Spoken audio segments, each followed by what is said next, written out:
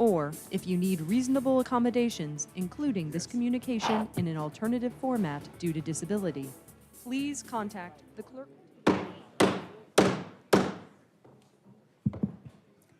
All right, good morning, everyone, and welcome to the regular meeting of the Fulton County Board of Commissioners. It is 10 o'clock a.m. Today is November 1st, 2023. Madam Clerk, please call the roll. Chairman Rob Pitts. Present. Commissioner Bridget Thorne. Present. Vice Chairman Bob Ellis. Present. Commissioner Dana Barrett. Commissioner Natalie Hall. Commissioner Marvin Arrington Jr. Present. Commissioner Khadijah Abdul Rahman. Present. Mr. Chairman, you have a quorum. Thank you, Madam Clerk. Please rise, everyone, for the invocation, followed by the Pledge of Allegiance. Let us pray. Almighty God, we give you thanks for this day, for your continued grace and mercy upon our lives. We pray now your peace and your power upon these, your people gathered. Bless now our Fulton County leadership, our state leadership, our national leadership. We ask now, God, that you help us be more human toward each other. It is in your name we humbly pray. Amen. Amen. I pledge allegiance to the flag of the United States of America, to the republic for which it stands, one nation, under God, indivisible, with liberty and justice for all. Thank you. Madam Clerk. On page 2, consent agenda. 230734, adoption of the consent agenda. All matters listed on the consent agenda are considered routine by the County Commission and will be enacted by one motion. No separate discussion will take place on these items. If discussion of any consent agenda item is desired, the item will be moved to the regular meeting agenda for separate consideration. All right, any items on the consent agenda? All right, Commissioners, none. All right, entertain a motion to approve. Motion to approve to adopt by Commissioner Thorne, seconded by Vice Chair Ellis. Please vote. And the vote is open.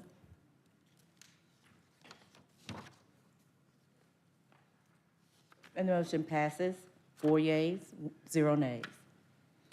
On page 7, regular meeting agenda, 230753, adoption of the regular meeting agenda. Mr. Chairman and members of the board, we have amendments to today's regular meeting agenda. On page 7, 230755, we have proclamations to be removed. Insights, Marketing and Production Promotions Day, Morris Diggs Appreciation Day, Jennifer Holiday Wait, Appreciation. slow down. So the first one is Insights Marketing. And Promotions Day, All right, sponsored by Commissioner Arrington. Morris Diggs Appreciation Day. that's on 7. Where is it? Page 8. And Jennifer Holiday Appreciation Day. That's on page 8. Those 3 proclamations will be removed today. Where's Diggs? I don't see. Oh, here we go. All right, anything else on the consent agenda? Not consent agenda, on the, Yes, I have items to be removed. On page 16, Commissioner Barrett's 2 items. 230787, request approval of a resolution to reduce the number of Fulton County Commission Board appointees to the North Fulton Community Improvement District Board. to be removed? To be removed. Okay, And Chairman, if I may, I'd like to make a note for the record. sure. For item number 23-0787, this was a resolution brought forward by Commissioner Barrett based on my initial legal advice that only one Fulton County seat was warranted on the CID under current conditions. Upon realizing there was a mistake in the analysis, I reached out to Commissioner Barrett to obtain her permission to remove the item, and that is why it is being removed. All right, thank you, Madam County Attorney. Yes, And I would like a point of personal privilege as well. We've all been given a letter from Senator Brandon Beach, who serves as the chairman to that board. And I'm not going to read the whole letter, but I'd like it admitted into record. Basically, it is a misunderstanding of the law. He acknowledges that. Second, he finds the effort to target a specific member of our board to be misguided and wrong-headed. Innocent until proven guilty is a bedrock, a principle of justice, and this applies no less to our board members. Finally, he wants to point that neither Commissioner Barrett nor anyone else from Fulton County bothered to reach out to me or our chairman to discuss this resolution before placing it on the agenda. It would seem only fair that we have the opportunity to address the composition of the board before the BOC attempts to alter it. Moreover, we had been contacted, we could have saved everyone the embarrassment of publicly misstating the law. It is unfortunate that this is all done in the dark rather than attempting to have a conversation. Just 2 weeks ago, we celebrated our 20th anniversary. I only wish that Commissioner Barrett had been able to attend our celebration and see the great work we have done. This work could have not been accomplished without our 2 Fulton County BOC appointees, and I look forward to continuing to work with them both, as well as the Board of Commissioners, to facilitate world-class infrastructure in North Fulton. All right, all of this is about 0787, so it's being removed. Correct. All right, you had another one? The last item to be removed is also Commissioner Barrett's 230788 on page 16. Request approval of resolution consenting to and ratifying the use of Fulton County ad valorem property tax increment for 2 projects located in West Side Tax Allocation Board District Number 1. Okay.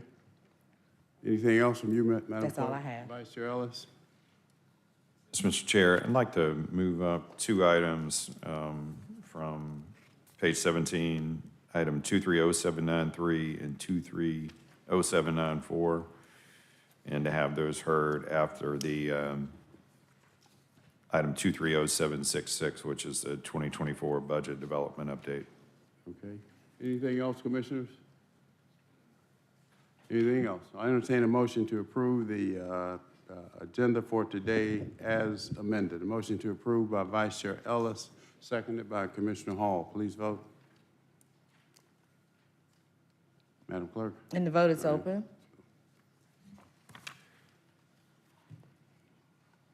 And the motion passes, 6 yeas, 0 nays.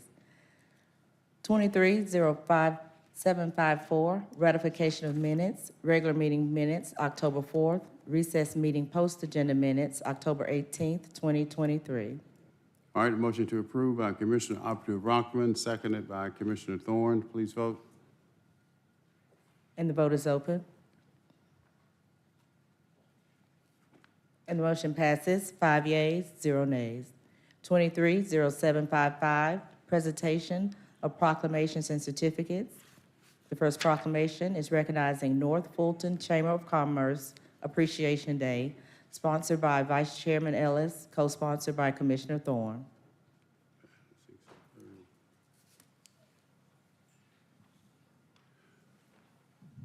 Okay, we have, what does that mean, 16 proclamations? Is that right? Two were removed? 3 were removed?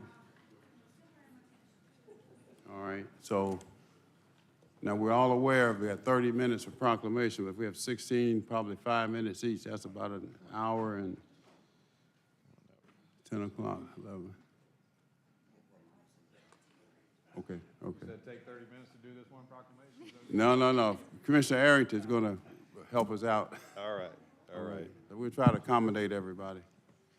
Well, we'll try to be efficient. But I do want to take a little bit of time to recognize this great organization and a milestone that they've hit, and to sort of highlight a little bit of the impact they've had on our communities in Fulton County. So it's my pleasure, and I think we've got the support of the full board on this, recognizing the Greater North Fulton Chamber. So without further ado, I will share the proclamation. Whereas the Greater North Fulton Chamber's mission is to be the recognized leader for business growth, talent development, and regional prosperity. And its vision is to be the premier business organization driving member and community success.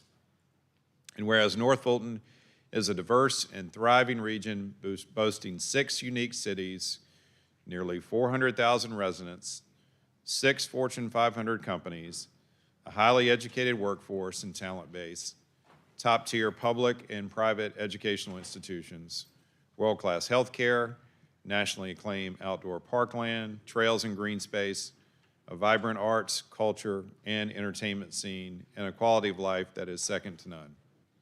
And whereas for the past 5 decades, the Greater North Fulton Chamber has served as a catalyst for the region's growth, connectivity, innovation, transformation, and economic vitality by serving as the voice and champion of business in North Fulton.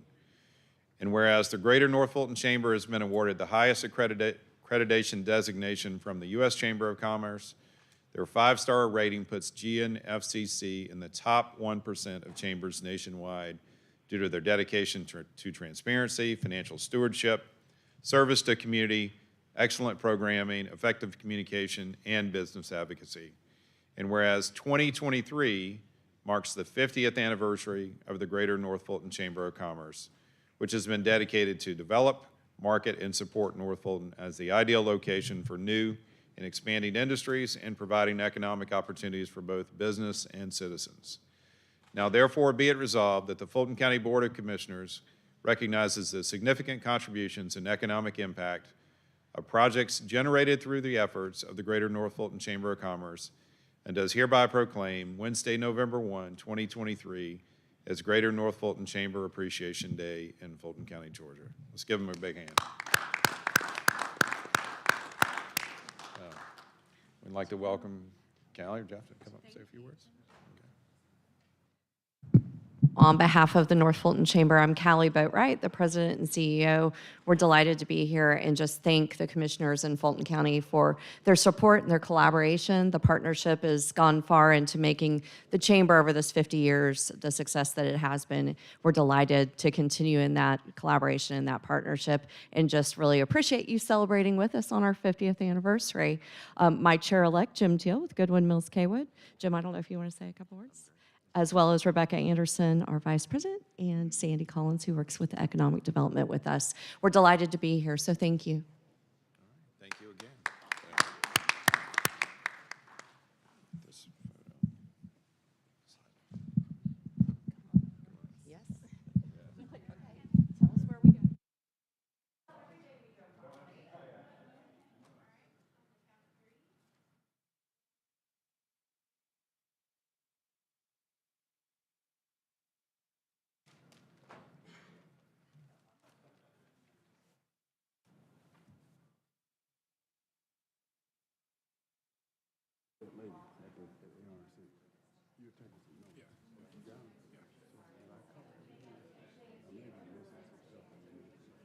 Yes. Tell us where we go. The next proclamation is recognizing the King's Exhibition Appreciation Day, sponsored by Commissioner Arrington. Actually, we're going to call these together, Madam Clerk. Okay. Also, the Book Bank Foundation Appreciation Day, Damian Crazy Legs Hall Appreciation Day, D. Anthony Johnson Appreciation Day, Estravius Gibson Appreciation Day, Darius Positive K. Gibson Appreciation Day, David Branch Appreciation Day, Paradise Gray Appreciation Day, Prime Minister Pete Nice Appreciation Day, Rick Mathis Appreciation Day, Greg G. Visual Williams Appreciation Day, Gregory Gregg Street Polk Appreciation Day, Runaway and Homeless Youth. Okay. We're stopping at Gregory Gregg Street Polk Appreciation Day. So as you all know, we've been celebrating 50 years of hip-hop this year, and King's Exhibition, the Book Bank Foundation, and all of these great individuals helped us celebrate the 50th year of hip-hop by hosting a film festival that highlighted not only the musical work of hip-hop, but the expression of it through film. And so we're so glad to gather and that this group came together and to expose the culture, right? And to let us know or to help continue exposing the culture as we all look back at what hip-hop has done for us and what it has brought us to get to this moment today.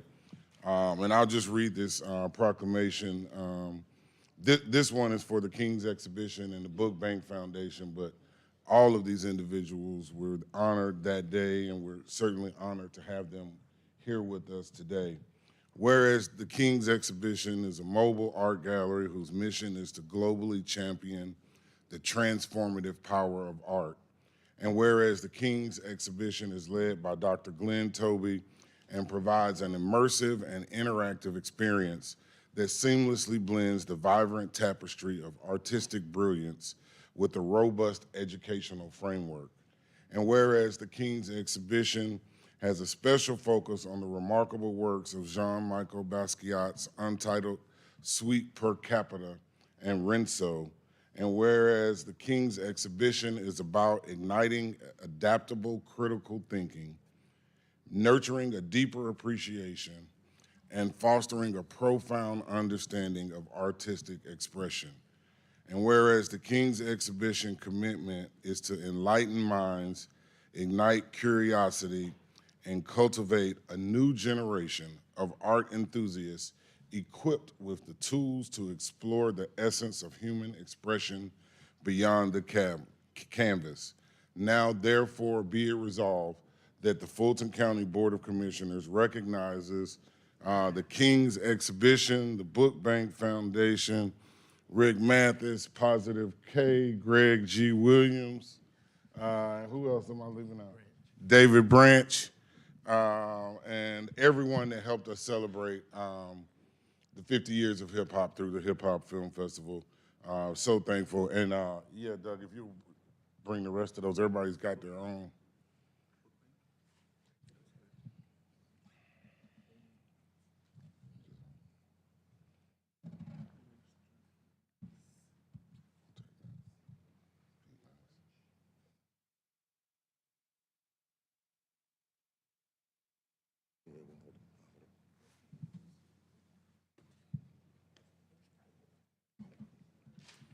What's your girl got to do with me?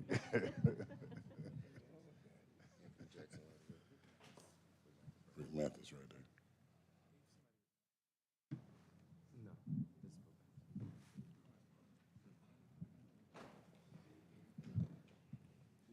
Anybody want to say something while we wait? It is rare when the cries of the people are not cries of tears, they're cries of joy. When the government comes together with people, generally reflected through the arts, artisans and people who are craft makers have generally spoken directly for the people that have no voice. Atlanta's not a voiceless city. Atlanta is resonating. This is a clarion call to everybody. Whatever you have to bring to this city, when it stays connected, we remain one of the most forward-moving cities in the country, if not the world. We want to thank the leaders who are leading us and the powers within each of us. Our broad strokes on the canvas of the world is what makes the picture pretty. Thank you, Atlanta. Thank you, Fulton County.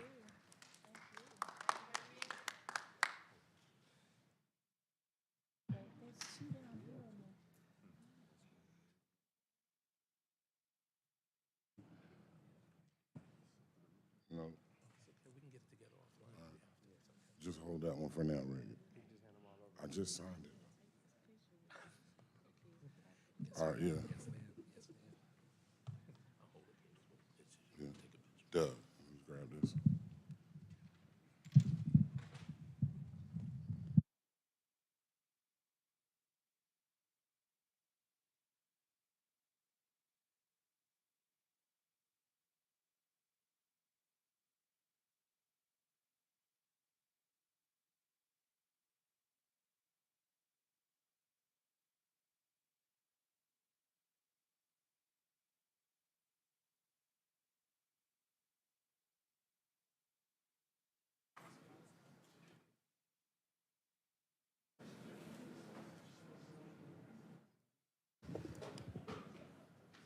The next proclamation is recognizing Runaway and Homeless Youth Prevention Month, sponsored by Commissioner Arrington.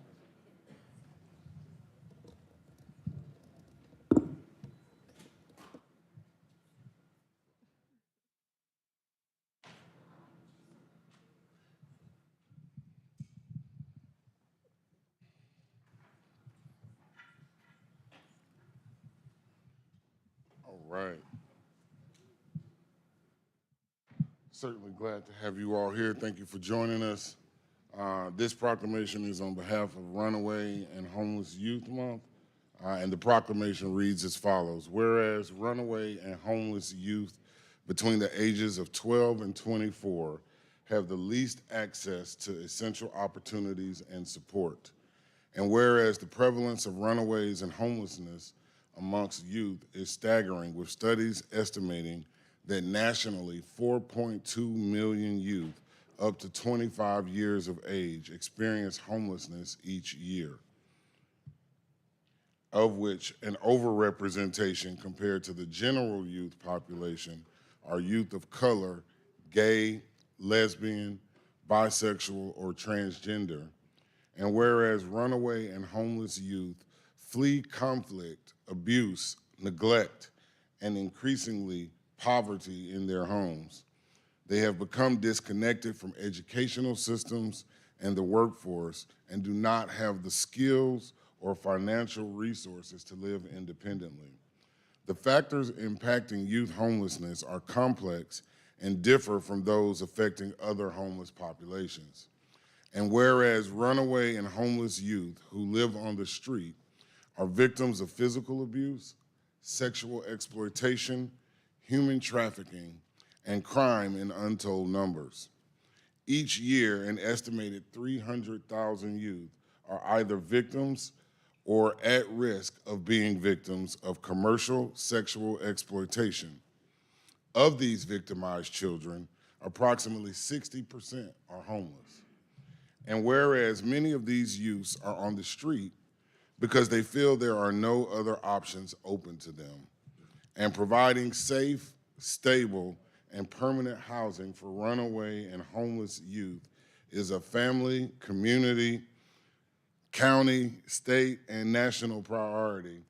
And whereas youth who age out of the foster care system at age 18 are at an increased risk of homelessness and represent an estimated 25% of the youth who are currently homeless.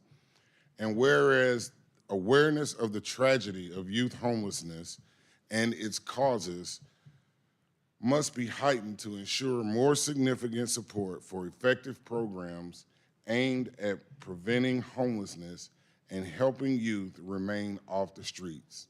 Now, therefore, be it resolved that the Fulton County Board of Commissioners supports efforts to raise awareness of runaway and homeless youth and encourages all to take action, and do hereby proclaim the month of November 2023 as Runaway and Homeless Youth Prevention Month in Fulton County, Georgia. Thank you. Good morning.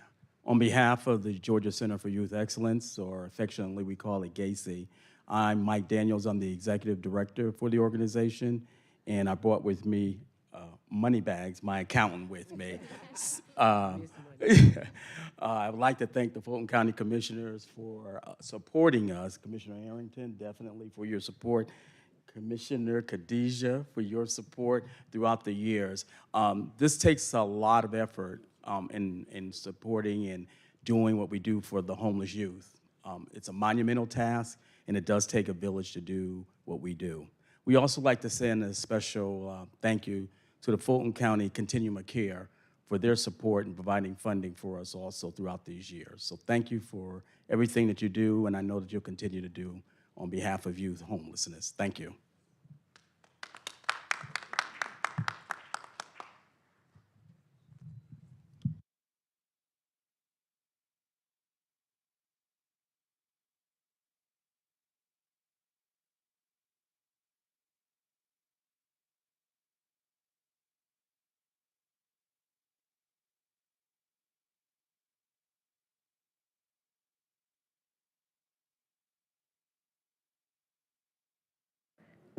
The next proclamation is recognizing Officer Jimmy Durden Appreciation Day, sponsored by Commissioner Abdul Rahman.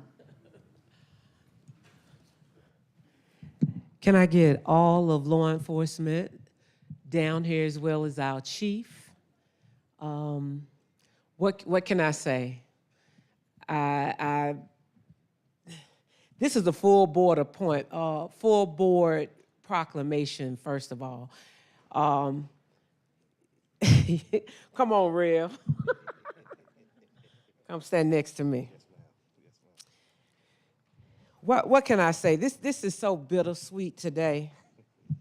You know, I want to hit this man, but I know I get in trouble with all this law enforcement down here. I know the chief of police will look out for me, though.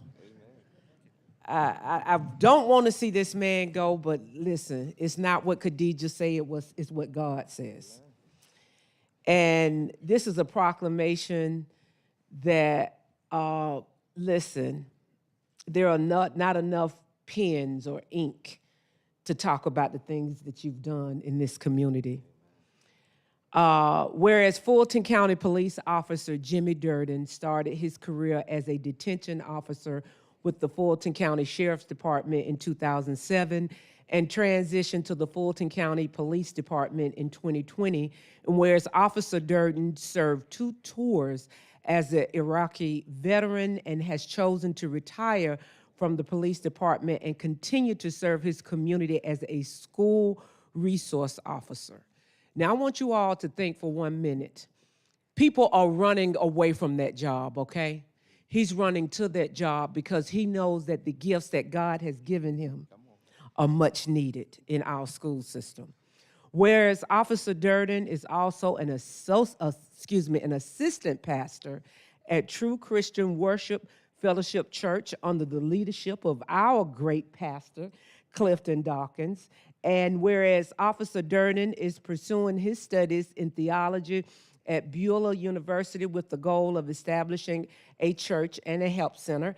And whereas Officer Durden's proudest achievement is his family, he and his wife of 16 years, Clarissa Durden, are the proud parents of 2 children, Jalen and Chase. Now, Chastity, I'm sorry. Now, therefore, be it resolved that the Fulton County Board of Commissioners recognizes Officer Jimmy Durden for his dedicated service to the citizens of Fulton County and does hereby proclaim Tuesday, October 24th, 2023 as Officer Jimmy Durden Appreciation Day in Fulton County, Georgia. I would ask, as a moment of personal privilege, if the Chief of Police could come up and give a few remarks, please. Unfortunately, Jimmy's only worked for us for about 3 years. He was with the sheriff's office prior, but in that 3 years, he has had an incredible impact. He has a smile on his face every single day, and I absolutely love it. I mean, he can't stop. He just brightens the room. I'm going to miss him dearly. I did not try to talk him out of this because this is something I did. that Still he talking holds. about it. Holds to his heart, and he's not going very far. The other reason I'm going to miss him so much is when he travels to see his family in South Georgia, he brings back the best bacon and sausage you have ever tasted, and I'm going to miss that too. We'll miss you a lot, Jimmy. Thank you. Thank you. All right. Bless you. Thank you. Thank you. Oh, yeah, my dog, Milo. That's my baby. No, I won't be long. I just want to say thank God. First, giving honor to God who's truly ahead of my life. To Ms. Abdul Rahman, thank you. To the commissioners, thank you. Fulton County Police. Listen, God bless Fulton County and its leaders. I am so grateful to be a part of it. Amen. Bless you all. Thank you. All right. Quick and to the point. Now pass the plate.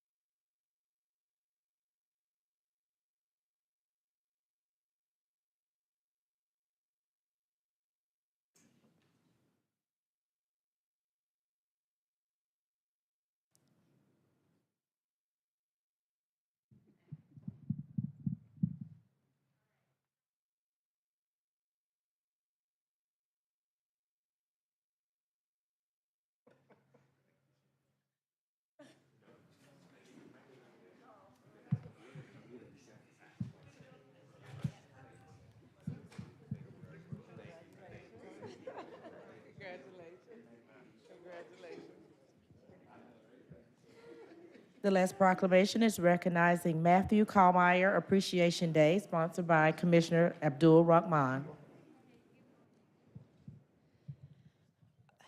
As Matt makes his way up here, can I get the county manager and anyone else from the executive staff, anyone from law enforcement, anyone from emergency management, anyone from all those departments that Matt has touched since he's been here?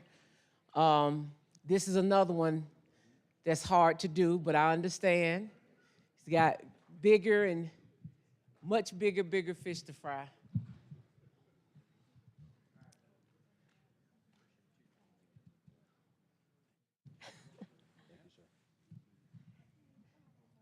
If you all can join us, you all can come in. Some of you all can come in on this side. Some of you all can come in on this side. Not too many. Y'all can stay on that side. Okay. Come on, come on. Come on,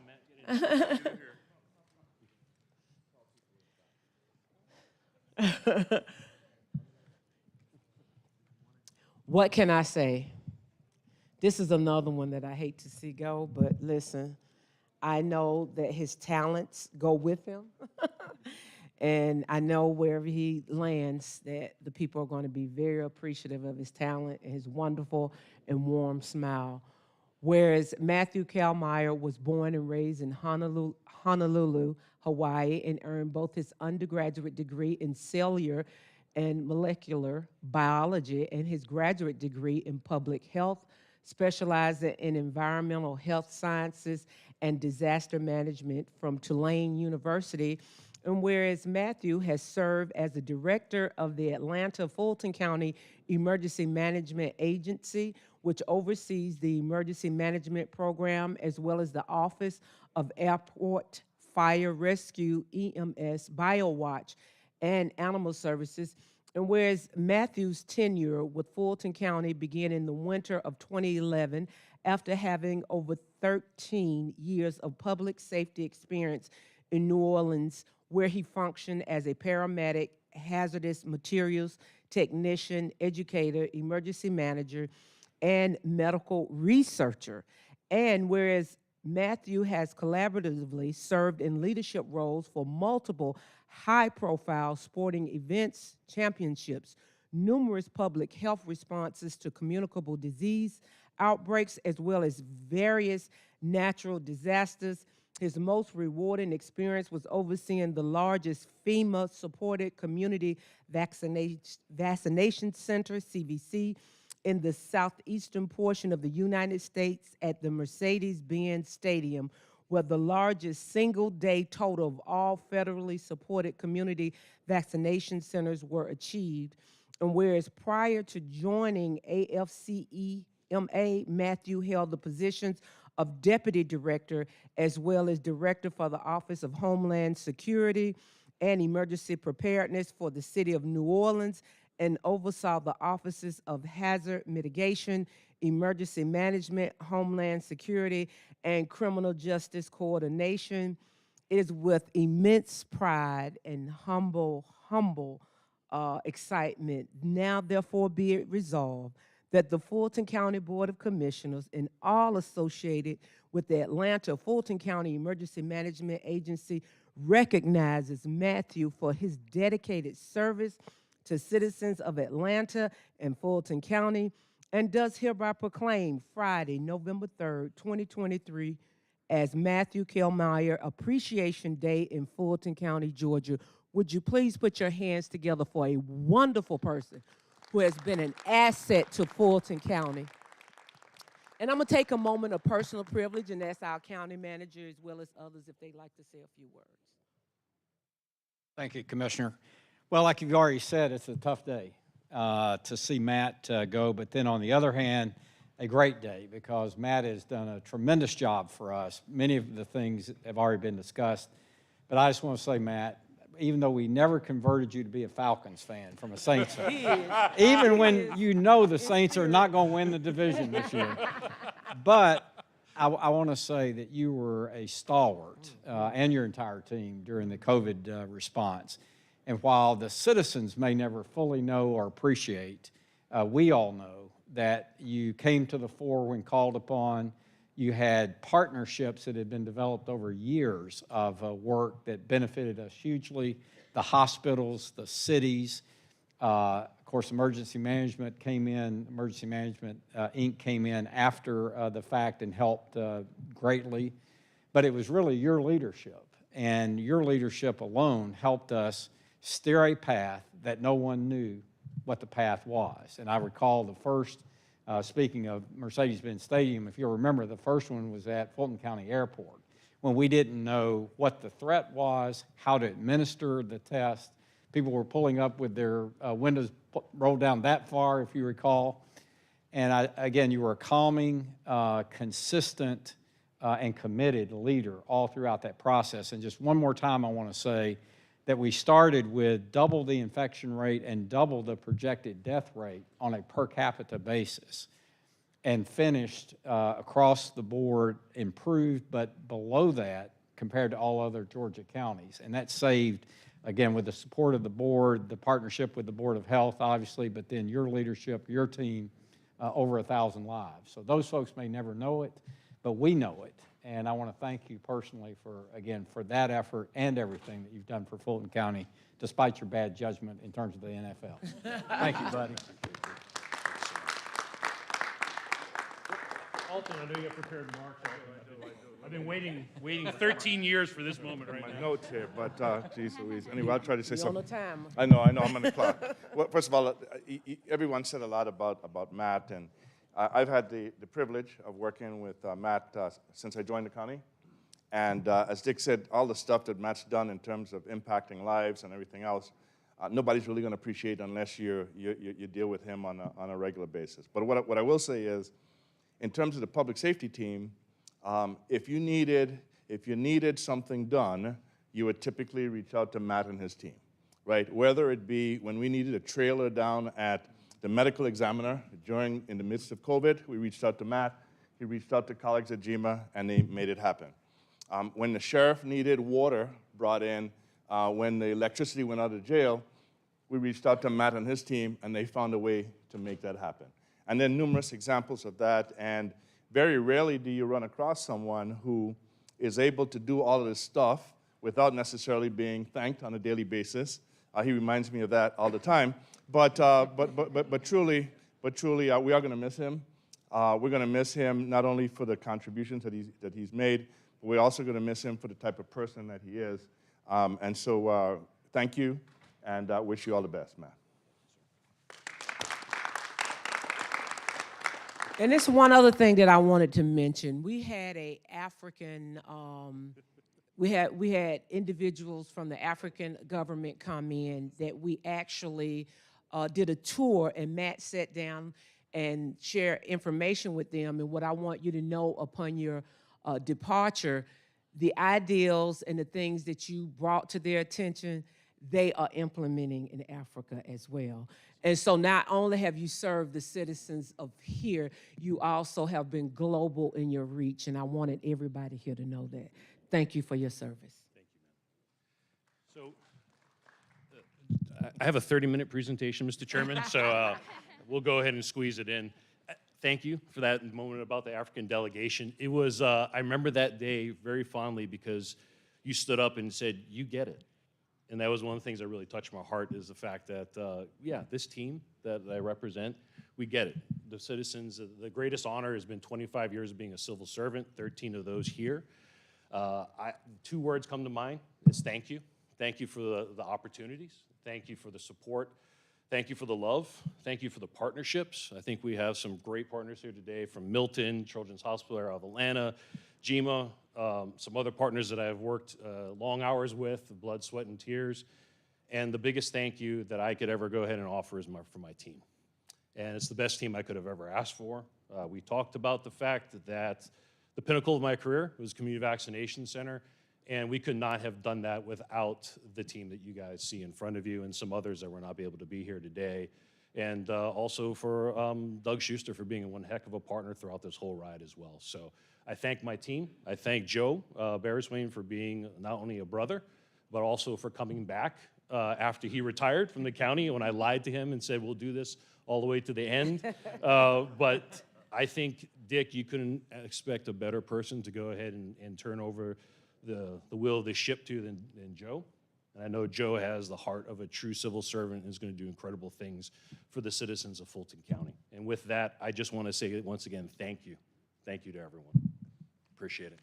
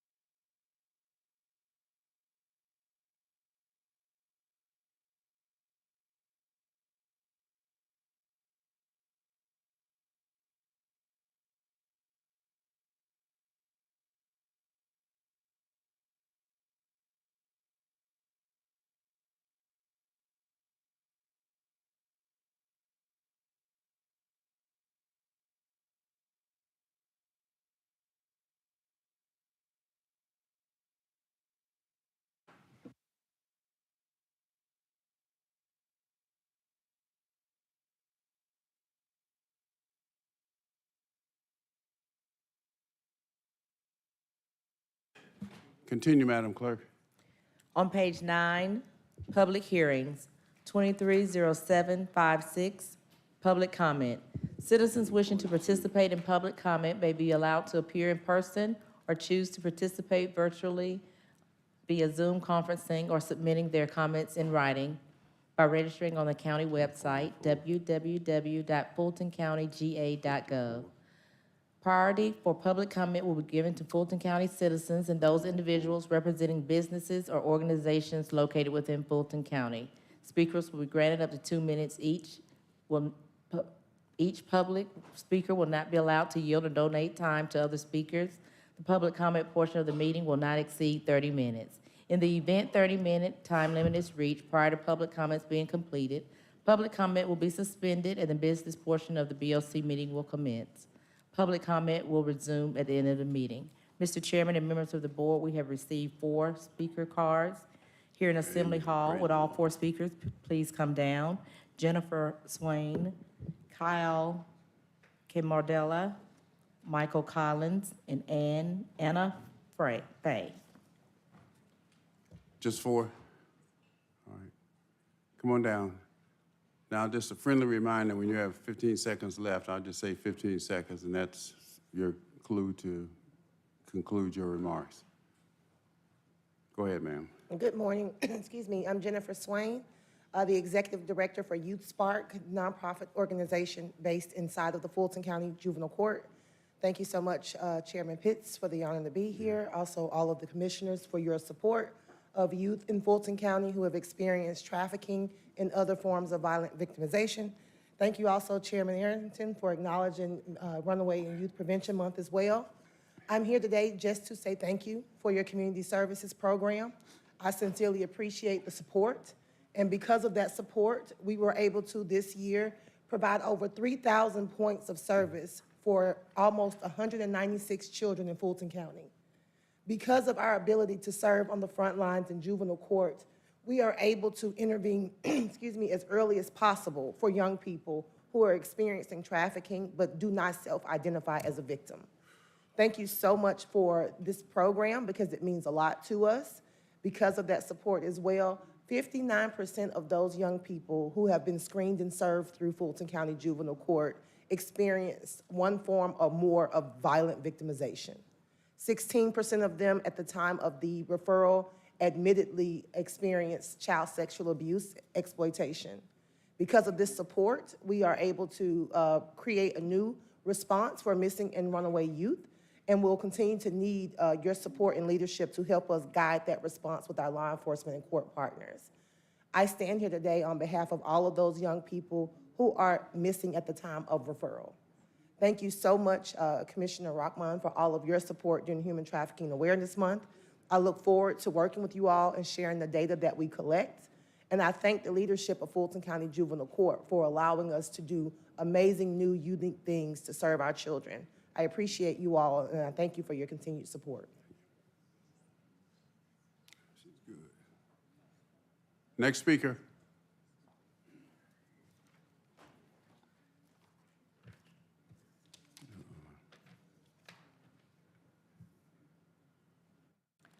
My name is Kyle Camardella. I was introduced to the genocide on Palestine by a schoolmate who showed me where he was shot at with non-lethal bullets while celebrating as a young teen after a soccer game. There's Doritos, Gatorade, Goldfish, a cheap tablecloth, exactly like I grew up going to. Each sheet represents 86 lives. When was the last time their mom brushed their hair? A boy, no face, legs, or urinary area, died without pain medicine. They ran out. A boy 8 to 10 in a red shirt pounds on the ground because his family is beneath his feet.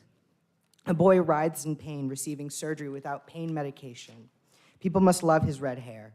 A rescuer pulls a martyred child out of the rubble and claims the boy as his own. A mom in Paisley screams her children died hungry. Another mom, still nursing, yells at Mohammed, 43, and her kids, Sahid, Hiba, and Momin, stop playing. It wasn't funny. Their names are listed. What was their favorite food, color, season, sports team, restaurant, song? Did they cut the tags off their clothes? Did they need help tying their shoes? What was that one funny thing they did?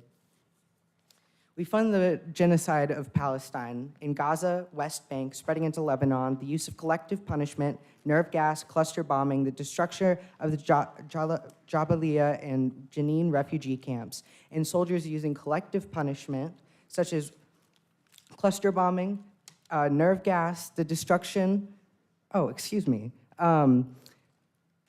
soldiers writing "May your village burn" on the white phosphorus missiles dropped on children's heads, martyred at the rate of one martyr every 10 minutes. I've yet to see any victory over Hamas and few hostages released back into Israel. As if Fulton County doesn't send any aid to Israel to support the billions asking for a ceasefire and to ask for medical aid, heavy machinery, and search and rescue release be sent to Gaza, and to encourage people's right to protest by withholding taxes. I'll conclude with the harrowing statistic. 1.5 Hiroshimas for a space 20.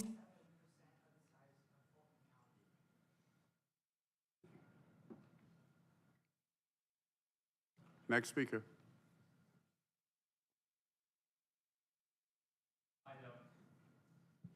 Hi there, my name is Michael Collins and I'm a Senior Director at Colour of Change. For around 2 years now, advocates have been coming to the Commission talking about the jail crisis and saying really two things. One is that decarceration, reducing the incarcerated population, is the way forward for tackling the jail crisis. And we've also consistently said that we have a sheriff who we cannot trust. And both things have been borne out in recent weeks. The good news is that the jail population is down by 7%, or almost 300 people, according to statistics from this commission in September. And we applaud the public defender and the DA for engaging in a process that reduces the number of people held on bond. We think that is a very fruitful process, and we want that to keep going, and we ask that DA Willis do more in that respect to bring more cases forward and indict more cases. But at the same time, we've seen from the sheriff someone who cannot be trusted. We had the links that he has with Talatrex. Last night, we learned that he is using an inmate welfare fund for face painting and DJs. And we also know this week that a judge ruled against his desire to transfer inmates out of state. So I'm asking the Commission again to support the process of decarceration, support reducing incarceration, support the Public Defender's Office and the DA as they engage in this process, and please do not give this sheriff another cent. He cannot be trusted in this process. Thank you.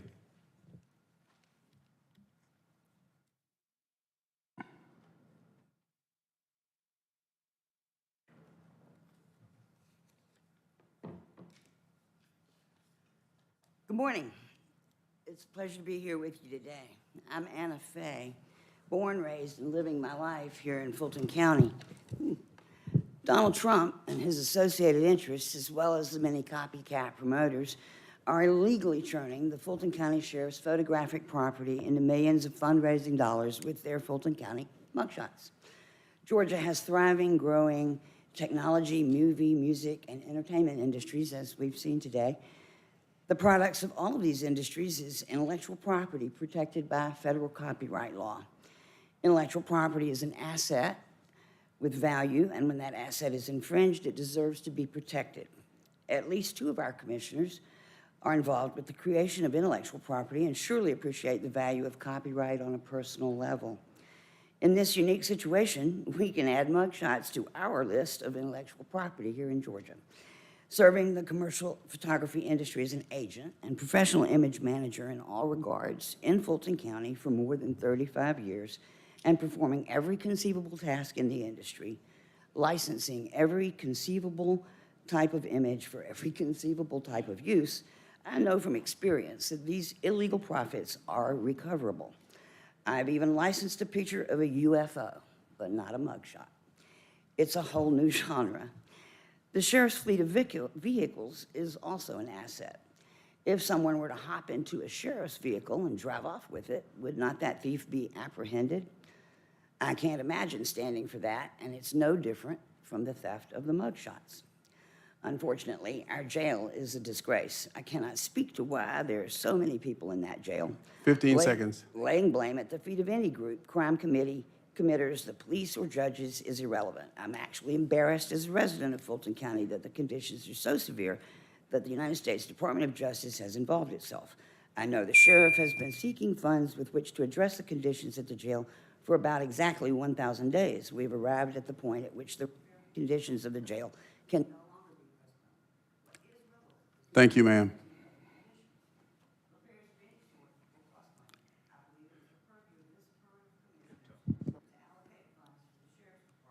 Thank you, ma'am.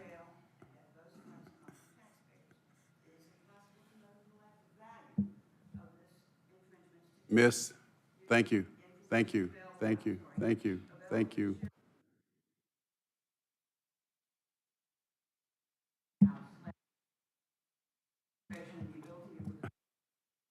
Miss.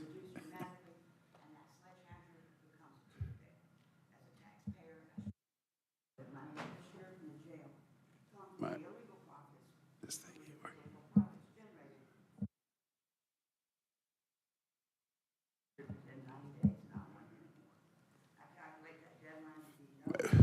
Can you cut that off? Huh? It is. All right. Miss, all right, thank you. Your time is up. Thank you. Thank you.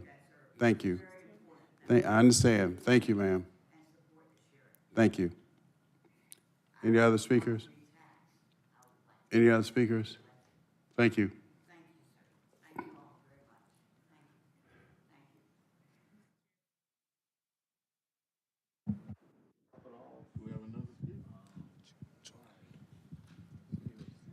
Mr. Chairman and members of the board, we have 1 speaker on emailed in comments. Good morning. There are 2 comments this morning. The first is from Dr. Sydney Jamet. As an internal medicine physician with a master's of public health specializing in reproductive health, I am submitting a public comment today as an advocate for reproductive justice. I encourage the Board of Commissioners to allocate $300,000 to Access Reproductive Care Southeast, ARC Southeast, Georgia's only abortion fund. We must alleviate the aggravation of the public health crisis caused by the Supreme Court overturning Roe versus Wade. With the implementation of Georgia's early abortion ban. Georgia Supreme Court upholding a ban on abortion care on October 24th. First, I fully support Fulton County's public health mandate. Healthcare is a human right, and abortion care is an essential component of reproductive health care. When people have access to a full range of healthcare services, including birth control, abortion care, and maternity care, they are healthier and their families thrive. Next, I am excited and proud that the City of Atlanta City Council has been a leader in the South and in the United States by allocating $300,000 of their budget to support people seeking access to abortion care through ARC Southeast. I look forward to Fulton County's board important part of ensuring equal economic opportunities. I look forward to Fulton County's Board of Commissioners doing their part. For these reasons and more, I once again encourage you all to allocate $300,000 to this initiative. The final comment is from Carissa Kale. Due to the anti-Asian harassment and complete lack of intelligence we have experienced in the city of South Fulton, my family wishes to leave ASAP. But it is not possible while my husband is waiting for a court date that should have been dismissed. I am grateful for the experience I had and wish to move on indefinitely away from this basic and godless city. Can anyone assist with this? There is no redeeming the detestable. No amount of income or education can teach these things to be humans, and the quicker we can be done with this, the faster. I never want this around my family. This concludes the email comments.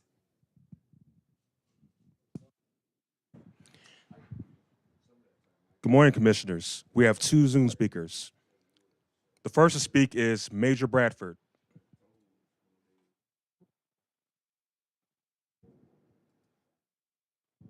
Major Bradford.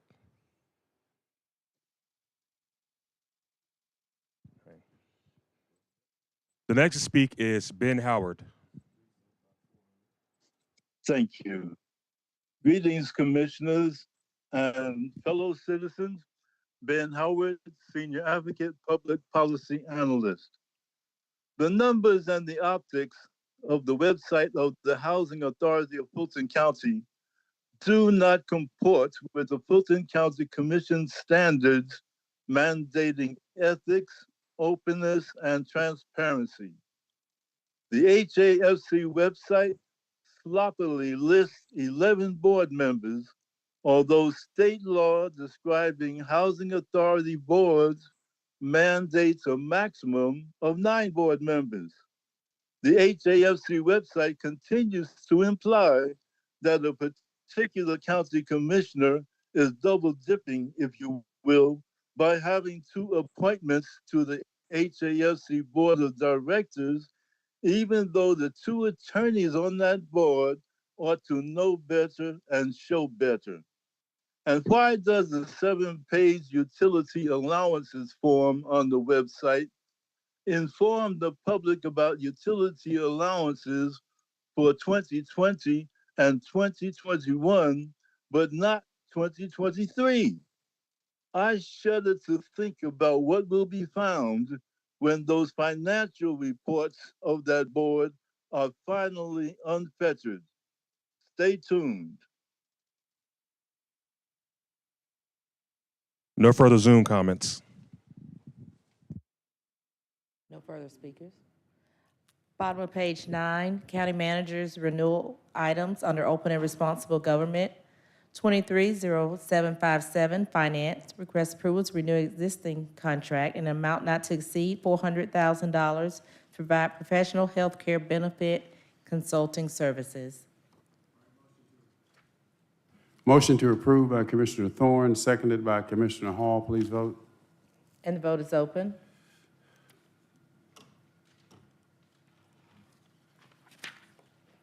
And the motion passes, 5 yeas, 0 nays. On page 10, 230758, Real Estate and Asset Management, request approval to renew existing contracts in a total amount not to exceed $2,251,772 to provide janitorial services. All right, a motion to approve by Commissioner Thorne, seconded by Commissioner Hall. Please vote. And the vote is open. And the motion passes, 6 yeas, 0 nays. Under All right, Health. hold it, Madam Clerk. Now, the Commissioners, the next 7 items, all for Health and Human Services, they're all to renew existing contracts. To take all of those together. unless there's a desire to pull any one of them out.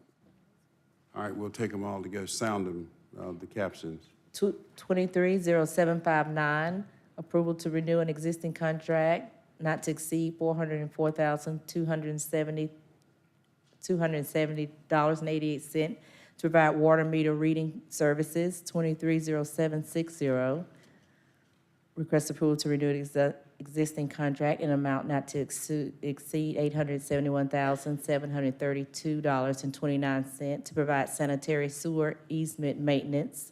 230761, request approval to renew an existing contract in amount not to exceed $550,000 to provide sewer system cleaning and manhole camera inspection services. 230762, request approval to renew an existing contract in the amount of $412,683.51 to provide corporation stops and brass fittings. Page 11, 230763, request approval to renew an existing contract in an amount not to exceed $360,742.45 to provide manholes, frames, grates, and accessories. 230764, request approval to renew an existing contract in an amount of $354,260 to provide water meter testing and repairs. 230765, Senior Services, request approval to renew an existing contract in an amount not to exceed $502,067 to provide professional burial services. All right, motion to approve all 7 to approve by Commissioner Hall, seconded by Commissioner Thorne. Please vote. And the vote is open.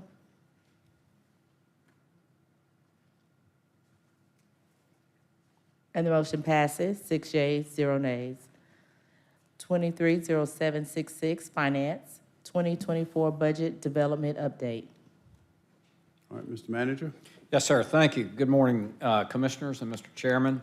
As we committed, and you know, we wanted to provide in advance of the budget being submitted on the 15th, an overview of the enhancement request. We have a short PowerPoint presentation, but I want to make a few comments before we give that. We take very seriously the preparation of a balanced budget proposal, which again, you'll see in the next 2 weeks. And for the last 9 years, I believe we've had a terrific record of modest revenue and expense growth, decrease in the millage rate, judicious use of debt to update our facilities, improve pay for employees, and most importantly, better service for citizens. And honestly, this old trope of Sharon will find the money not only diminishes this work, but doesn't hold true. Yes, we have 4 to 5% underruns on a consistent basis, and we will probably most likely Preparation of a balanced budget proposal, which again, you'll see over in the just next a 2 minute. weeks. And for the last 9 years, I believe we've had a terrific record Madam Clerk, what's of going on? modest revenue and expense growth, decrease in the millage rate, We get it. judicious use of debt to update our facilities, improve pay for employees, and most importantly, better service for citizens. And honestly, this old trope of Sharon will find the money not only diminishes this work, but doesn't hold true. Yes, we have 4 to 5% underruns on a consistent basis, and we will probably most likely preparation of a balanced budget proposal, which again, you'll see in the next 2 weeks. And for the last 9 years, I believe we've had a terrific record Madam Clerk, what's of going on? modest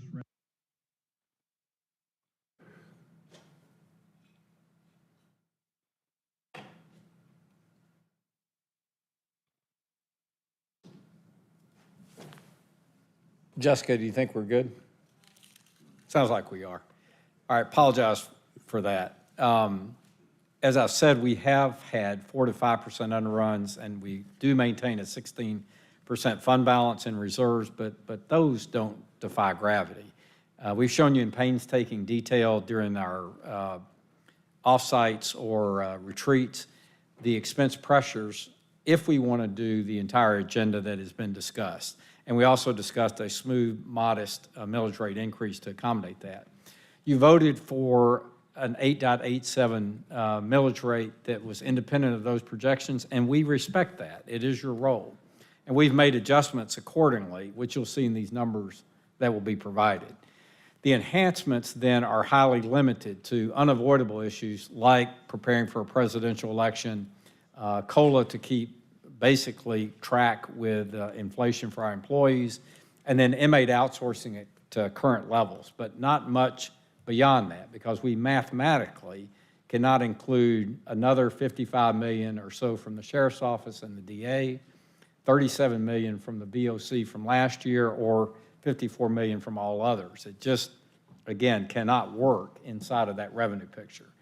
So to boil this down, we need some direction today if there's anticipated any change, or this will be highly consistent with what you'll see in a couple of weeks. I've lived in a world where revenues have to exceed expenditures for about 30 years. You know, we're getting close to delinking those two, so we want to make sure that you understand clearly what both the expense drivers are and what 887 as a millage rate generates. And then absent, again, any additional insight, we'll prepare a budget that's balanced and bring that back in 2 weeks.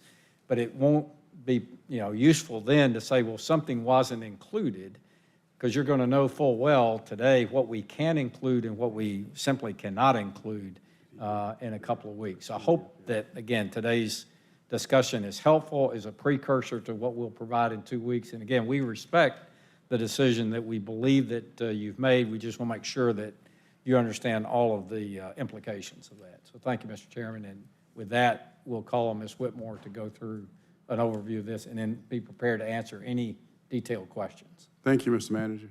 Madam CFO. Thank you, Mr. Chairman. If we could go to the next slide, please. As the manager indicated in his earlier comments, we've had very good financial performance in the last 8 or 9 years, and we've tried to depict that information here. This chart probably looks somewhat familiar because we've shared it in our offsites. But again, from a millage rate perspective, starting in 2015, we've lowered our millage rate from 10.5 down to 8.87, which is a 16% reduction over that period of time. From a fund balance perspective, our fund balance has increased roughly 50% from $127 million in 2015 to ending fund balance of $250 million in 2022. From a revenue perspective, our revenues have increased about 43%, $619 million in 2015, and actuals of $760 in 2022, projected $831 in 2023, and as you will see in our underlying assumptions for 2024, another increase that's tied to projected growth in the digest. From an expenditure perspective, we've increased our expenses for all the reasons that the manager has commented on in his opening remarks, again, from 591 on an actual basis to ending 2022 at $786 million, projected $865 this year, and a projected budget in the $922 million range for next year. Our fund balance position, given the outpacing, if you will, of our expenses over our revenue increases and reducing the millage rate over time, our fund balance, ending fund balance position from 2015 to 2024 will be slightly less than the 2015 level. So in 2015, we started with 156, and it, based on our plans for this year and our projections for the budget for next year, we're looking at around $152 million in 2024, which is slightly lower than where we were in 2015. From a bond rating perspective, our bond rating has remained strong over this period of time, AA at the beginning and AA plus currently. So we just sort of wanted to share this information with the board so you can see what we have done over the last 9 years in managing the county's financial position. And with the next slide, please, I'm going to lay out where we're at in our budget development process for 2024.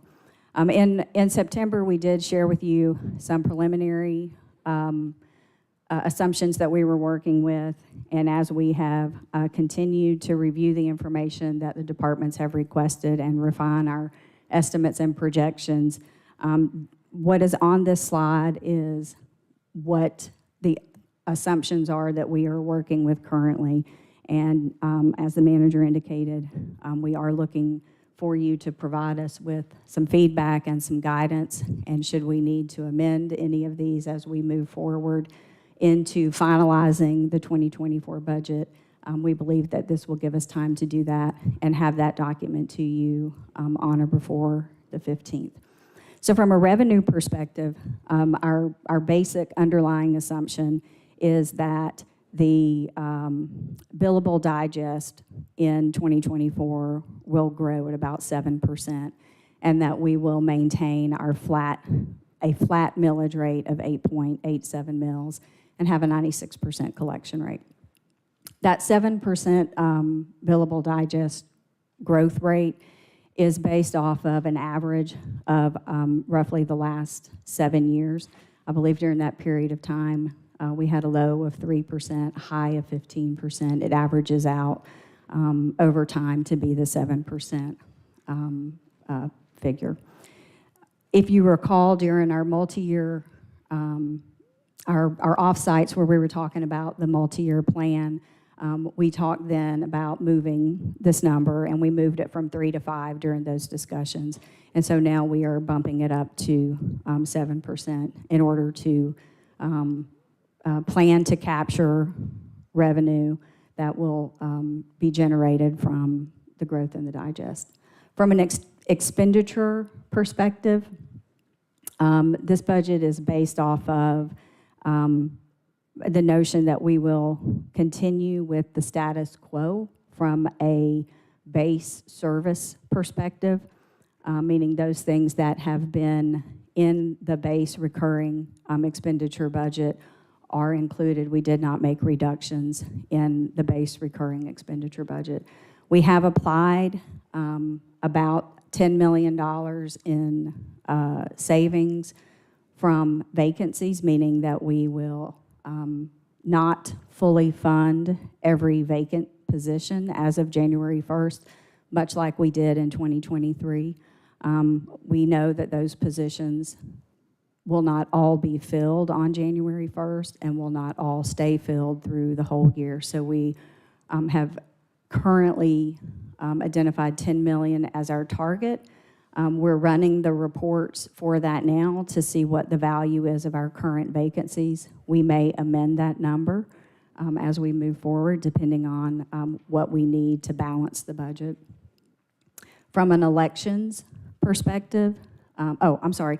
And the other big item here is that when we talked during the summer in our off-sites, we had a number of items that we had built into the multi-year view that were premised off of a higher millage rate. So we've had to pull some of those items back out, and they are not reflected in the numbers that you see. And we shared that information with you in our memo that came out at the end of September. From an elections perspective, 2024 is a presidential election. We will have 5 election cycles in 2024, or the potential for 5 election cycles in 2024. So we have funded elections at $35 million. We're funding 4 out of the 5 election cycles, and the 5th election cycle, if necessary, will have to be funded out of underruns generated through the year.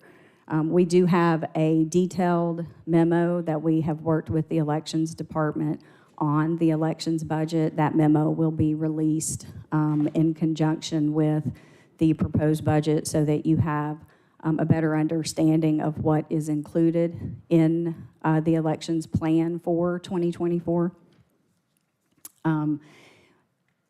We also have included a 5% COLA for all county employees. In our multi-year plan, if you remember, we had two items that were employee-related. One was the 5% COLA, and the other was moving forward with implementing the market-based salary ranges. And so we have removed the funding associated with moving forward with the market-based salary ranges and have left the 5% COLA in to ensure that the entire workforce receives some sort of compensation adjustment in 2024. We've also wanted to identify that currently what you will, the numbers that you'll see do not include any increases in premiums for the risk management fund. So we are proposing to continue to fund the same level of funding into the risk management fund as we have for the last several years based on those premiums. That is really an affordability issue for the general fund at the current 8.87 mils than anything else. We also have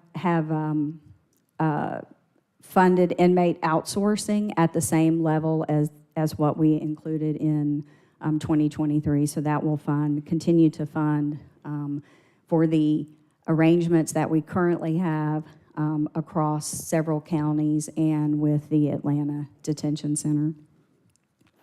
And then these last two bullet points, from an enhancement perspective, as the manager mentioned, we did share with you at the end of last week the full enhancement list, as well as an explanatory memo on our approach to reviewing that list and how we categorize the items that were included. And the next slide, well, 2 slides from now, we'll actually walk through how that sort of lays out.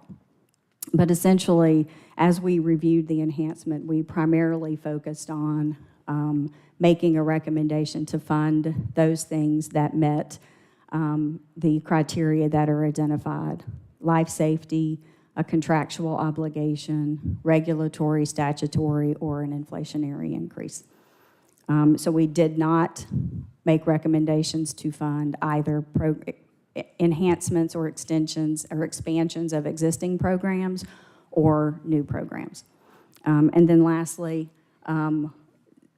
there was not room to fund the non-recurring items that were previously shared with the board at the September meeting, and then the details of which were communicated to you originally on September 28th, and then again in the memo last week. So those are the basic assumptions for the 24 budget. Next slide, please. Again, we're inviting you into the sausage making this year and sharing these numbers with you. The top of this schedule simply updates our current year projections, and we'll be updating these again for October results. We are, with the end of the month just happening, we will run those reports and start that review process today.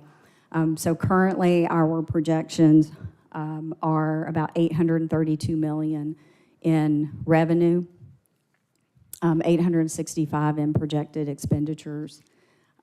That'll leave us with $191 million in fund balance. The calculated fund balance reserve would then be $144 million. So we will have $47 million more than what the reserve requirement calls for, at the end of 2023. Moving into 2024, we carry forward that $191 million fund balance. We have projected revenue now of $883 million on expenditures of roughly $922 million, and that will leave us with a fund balance of $152. When you calculate the fund balance reserve requirement on that $922 million, it equals $154 million. So we are currently about $2 million short of meeting our fund balance reserve requirement. So we have some more work to do in balancing out the 2024 budget. Again, we will be updating our projections based on October results. And you may see some of these numbers change when we come forward with the balanced proposed budget on November the 15th. Next slide, please.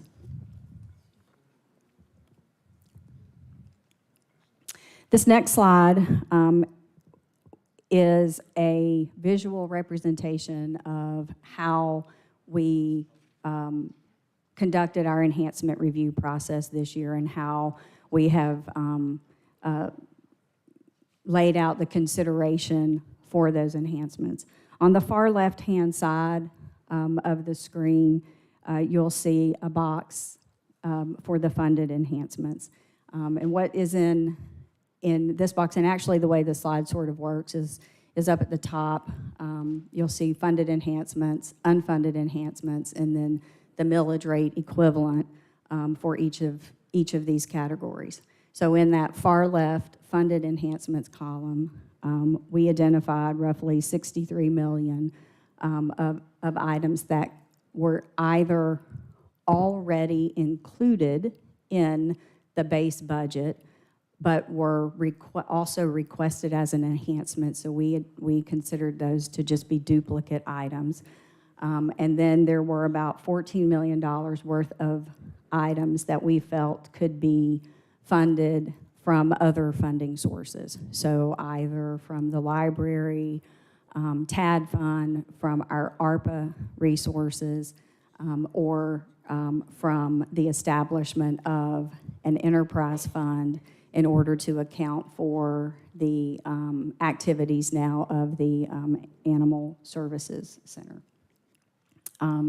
In the next column over, in the green, that would be our first priority of items of enhancement request to fund. These were the items that met the rules-based criteria that we use. We've shortened the description here to just contractual and statutory, but those were all of the things that we, as we completed our review, we felt met those criteria that were identified. They are not funded because we cannot currently fit them into the resources that we have available. But should we have additional underruns available to us when we get through to the end of the year, this would be the first group of items that we would look to fund rolling into 2024.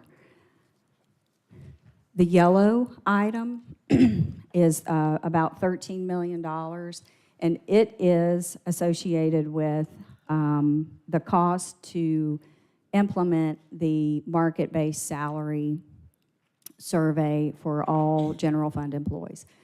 So we've identified that as an item that would be our second priority item to add back to the 2024 budget if resources were made available. The third bucket are items that we've identified as having community impact or interest to the community. These are the items that we have funded as non-recurring items in the past that we were not, again, able to fit into the resources that we had available. These are items like the additional resources for the arts, contracts for services, the veterans program, the youth, homeless youth initiative that was funded in 2023, Sadie G. Mays, some of the legacy entities in the arts arena. So there, we do have a list of that, and it totaled a little over $7.5 million, 7.7.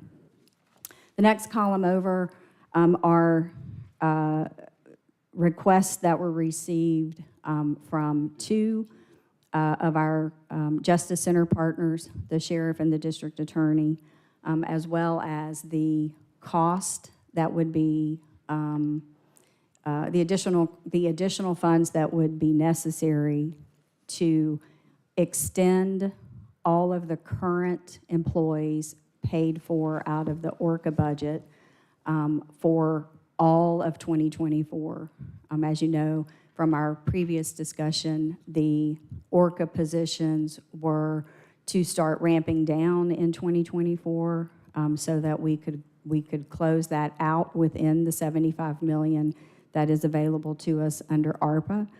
Based on our calculations, it would run about $9 million to simply carry the current employees for all of 2024 once the ARPA resources, the ORCA resources run out, and that's estimated to happen in July of 2024 if all of those positions are maintained for the whole of 2024 without the ramp down as planned.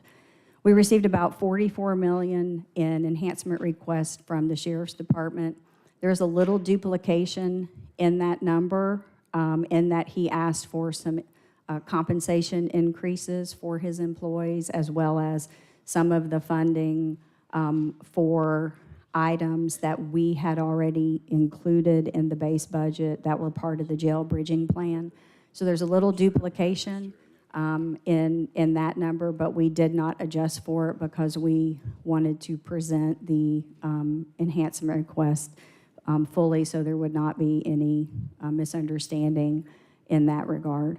The district attorney has also asked for about $10.8 million. That included extension of ORCA positions, some new positions, some new programs, and continuation of funding for travel, training, hospitality, and some other operational line items for her budget. She too asked for incremental compensation adjustments. She asked for a 7% COLA, so there is a little bit of duplication between what she asked for and what we had already programmed in the base. In total, between the sheriff and the district attorney, the amount that we believe is duplicated is somewhere between $10 and $11 million. And then lastly, in the gray, in the all other enhancements category, that is everything else that was requested from all of the agencies that did not meet the rules-based criteria, and we did not recommend funding for those items because they did not meet our criteria. All in, if you were to take the green, the yellow, the dark blue, the orange, 2 oranges, and the purple and gray, all of that together, that totals about a 1.82 mil increase to be able to fund everything that was requested within those categories. So we wanted to just sort of walk you through, again, where we're at in the budget development process and how we've approached the enhancement request this year, knowing that we really did not have much to work with in the form of available resources. So with that, unless the manager has anything that he wants to add, Mr. Chairman will take any questions or feedback from the board on the budget development. And I do want to say this, that the budget ordinance requires us to present the budget on or before the 15th. The next board meeting is the 15th. So we are trying to get that document finalized and pulled together. It probably will not make the agenda deadline. We hope to have it to you either late that Monday or Tuesday before the board meeting. I just wanted to let you all know that today so you would not be surprised, but we are going to meet the 15th deadline. We just may not have it to you in time for it to be included in the actual agenda that gets prepared for that next meeting. Okay, so, well, my reaction to this is that this is well done. It is, I mean, it puts us on notice as to where we are and the constraints that the board has placed upon you, and there's no wiggle room, quite frankly, as I see it. I do have one question on page 3, where you say that's a 2024 budget assumptions. 1, 2, 3, 4, 5. The 5th bullet point, no increase to risk management fund premiums beyond normal funding. Is that realistic? I mean, knowing what we know to be out there, what we may be faced with?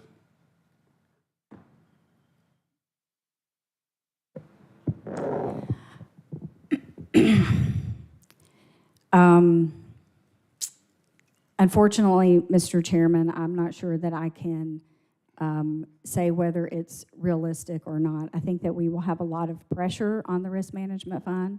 A lot of it will depend on whether or not any of the current cases settle for more than what they are currently evaluated at.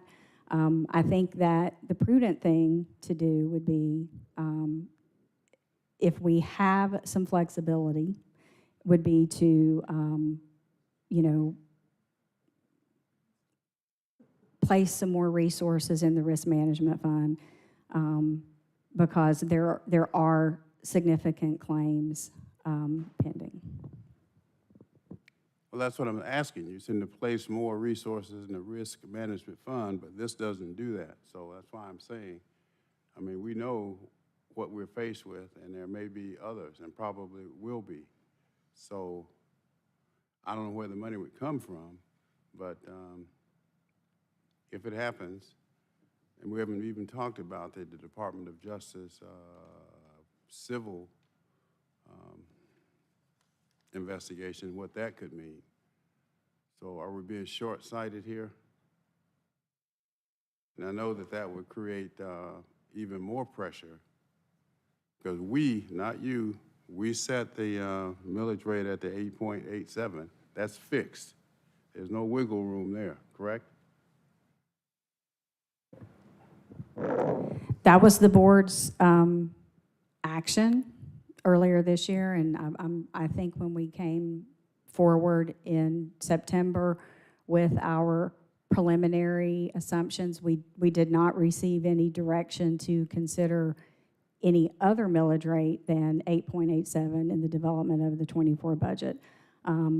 So unless there is a change to that, then yes, I feel like the revenue is going to be what 8.87 is going to produce, what it's going to produce from a revenue perspective. So the only wiggle room would come in whether or not growth changes.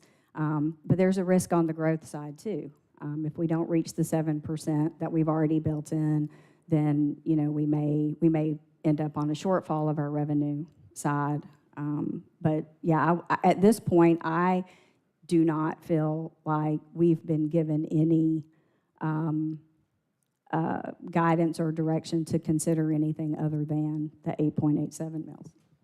Yeah, so all of that, what you're saying, you agree with me that it's fixed, correct? We've given you direction. 8.87 is fixed. That's the money that's going to be generated. So we're going to have to live within that. And Yes.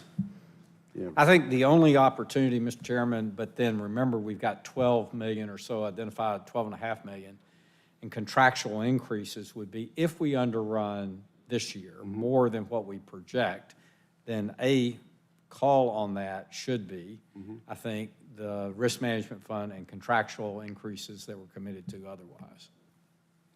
All right. Simply saying, though, that the revenue, the available revenue, that 8.87 is going to generate X number of dollars, and that's what we're going to have to live with. And so any decisions that we make, I think, we need to keep that in mind. Vice Chair Ellis, followed by Commissioner Thorne. No, I think the outline's good. I guess in just kind of frame up kind of where we are. One just sort of thought as we kind of go through this, and if you go back to that slide you had where you had sort of the prioritization buckets, if you will. Page 5. Yeah. Yeah, that one right there.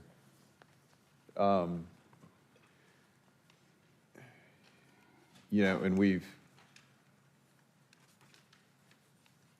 in some years, I would say we've created some of our own issues for future years by some of the stuff we've added on at the last minute in budgets in January. And one of the things I like about the way you frame part of this up right here is we put these in sort of prioritized areas. And, one thought as we get into December would be really do we want to just, generally formally approve a tentative budget? And then as we roll into the following year, the budget's adopted, but we set and we have a true mid-year review process, and what's brought forth for consideration flows through in this priority order that we agree upon.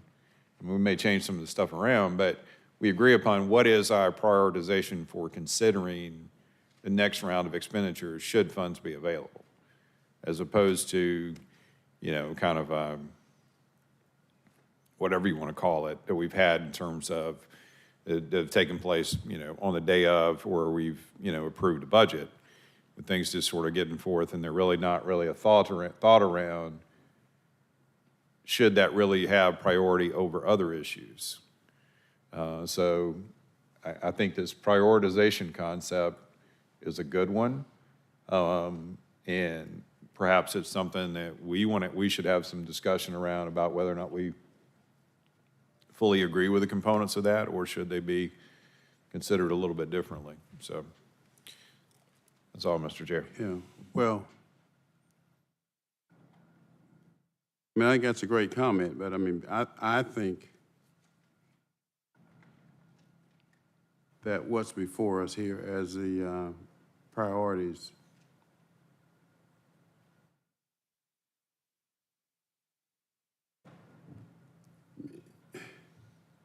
if I had my druthers, I'd probably put the yellow one. The second priority would be the first priority.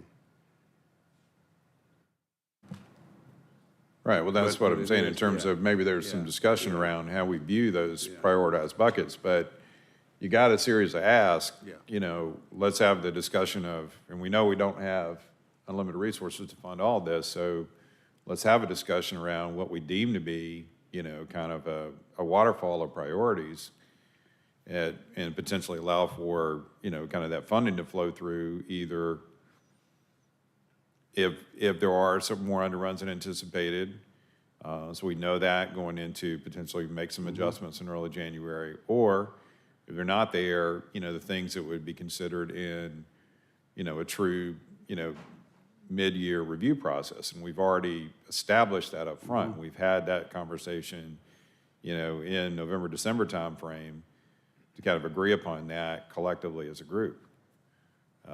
That's, so that's, to your point, we may not all necessarily agree about which should flow first, but why not have that conversation?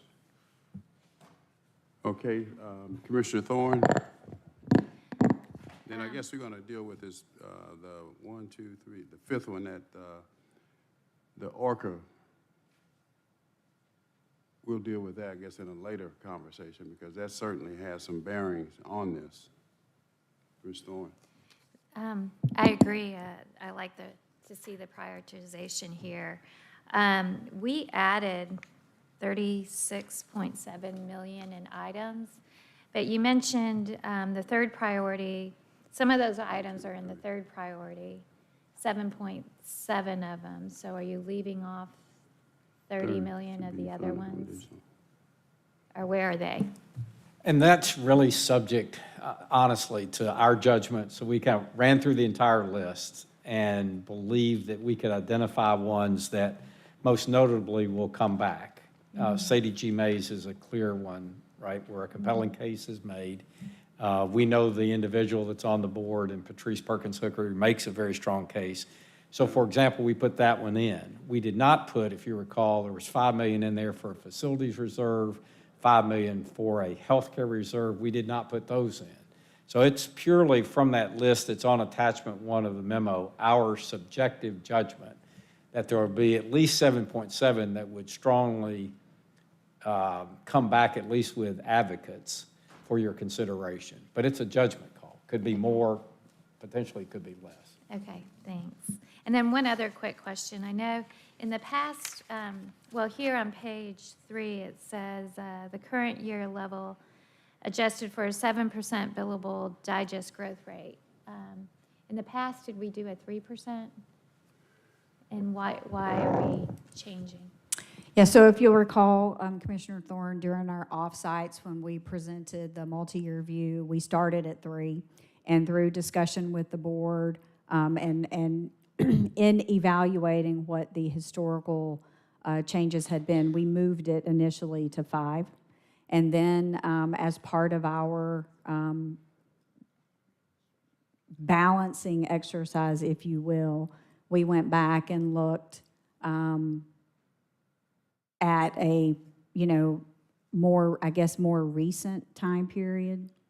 Rather than 10 years, we narrowed it down, and we came up with 7. And 7% was the average for that period of time. So last year, it was 11. So again, we're bumping it up, which is being a little more aggressive, less conservative, a little more aggressive. Conservative meaning you project on the lower end, and if you receive more, then that benefits you without you having to have built it in and have planned on it. So now at the 7% mark, we are planning on that growth being there, which means if the growth doesn't materialize, then we will be talking about how we're going to have to conserve expenses if we want to, maintain and have, a solid fund balance and good performance as we move through, 2024, if the digest does not materialize and present 7%.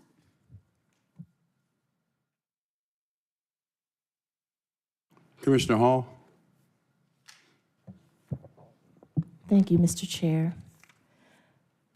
So the memo that I have is dated October 27th, 2023, subject FY 2024 Budget Enhancement Operating Request from Hakeem, the Director of Finance, and through Dick Anderson and Sharon Whitmore to the BOC.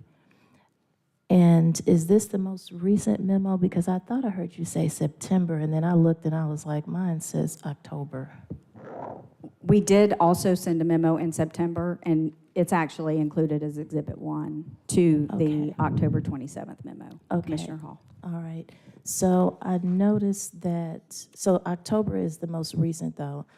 I noticed that in the September 28th, 2023 memo, subject FY 2024 Budget Preparation Overview, that attachment 1 lists multi-year budget reduction items. And these items, there are 2 additions. One is TAD resolution for $2 million and adjustment for inmate outsourcing for $2.7 million. They say addition instead of reduction, but are they also included as a reduction?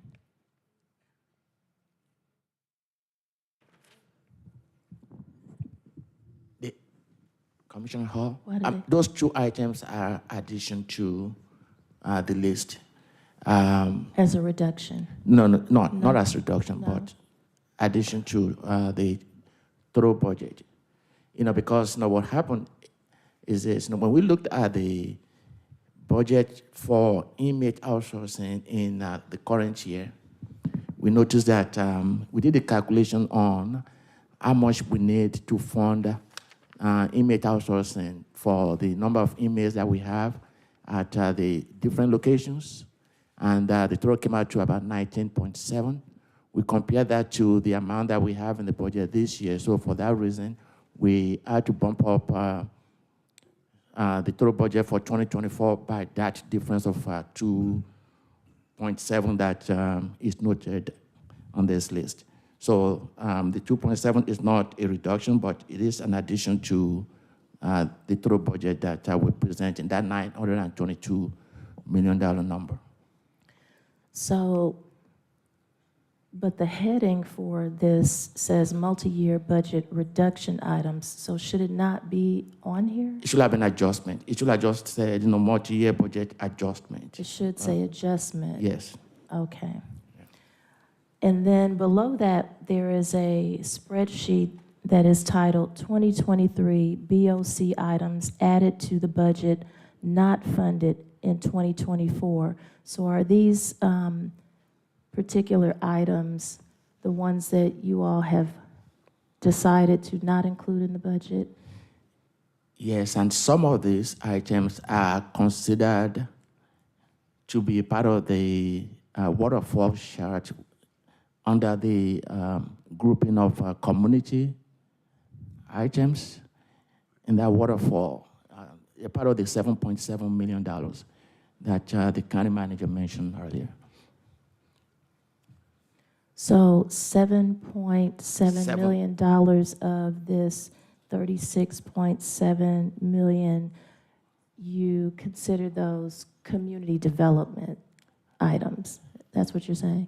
Community Community-oriented. Yeah, where there would be, they either benefit the community or there would be community interest in seeing these items funded, like contracts for services, the CSP program,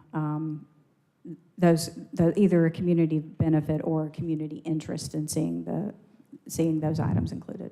And so who made the decision on which ones should be considered community-oriented items? Well, as we talked, I'll let the manager answer. No, I'd say a decision's kind of a loose term. So none of these are included right now in what we could see funded, none of them. We walked down through this list and we said, what will the board most likely get the most pressure? And that's why I mentioned CDG Mays as an example. Or, the expansion of CSP. You will have nonprofits show up that were funded in 2023 if they're not funded in 2024. Right. So we just simply walked through that. That's why I was probably inartfully trying to explain in our judgment. You may look at it and say, no, it's more than 7.7, it's 10.5, or you could say it's 20. So it's really, and zero is included today. We included it as one of these items on this prioritization chart to give recognition to the fact that I think you will get a lot of community feedback if none of these are funded. Hopefully that is a better explanation, but it's not a precise list to say this was included and that was excluded. Well, Just simply our judgment. yes, and I wouldn't say it would be me personally.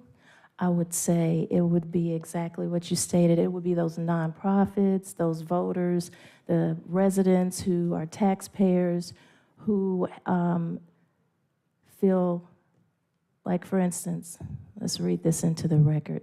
2023 BOC items added to the budget, but not funded in 2024.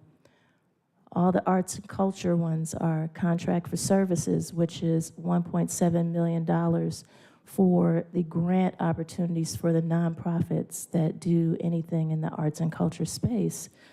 Music education group for $75,000, Fulton Films $250,000, arts programs funding. There are two of these. I'm a little confused because I don't know. They both say arts programs funding, but one says $217,000 and the other one says $350,000. Can you tell me what's the difference between the two, because they have the same description?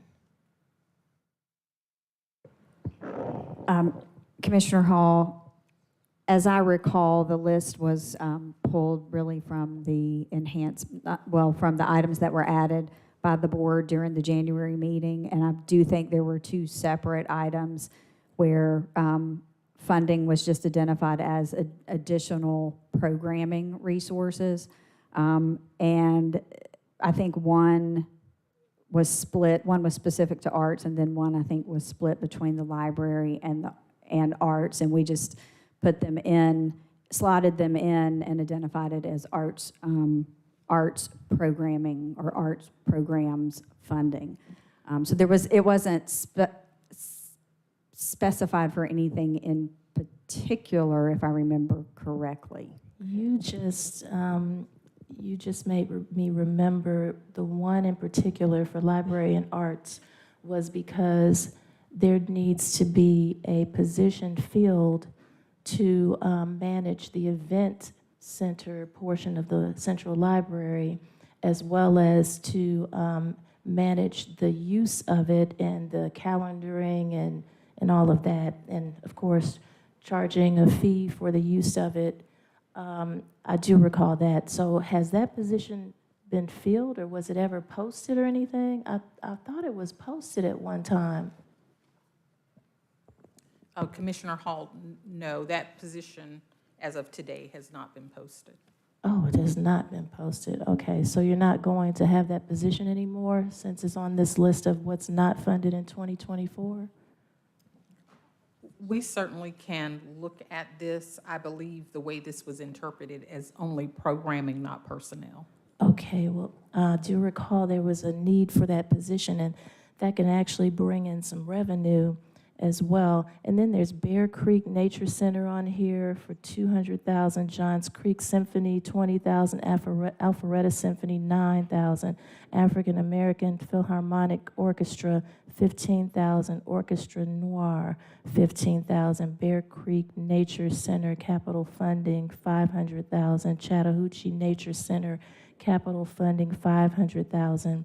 Then it goes to community development, and it says Atlanta Public School System, $250,000. And thank you so much, Dr. Rochelle, for the response to the question about that funding, because we've had, well, at least in District 4, we've had quite a few constituents ask about that funding because there's been so much public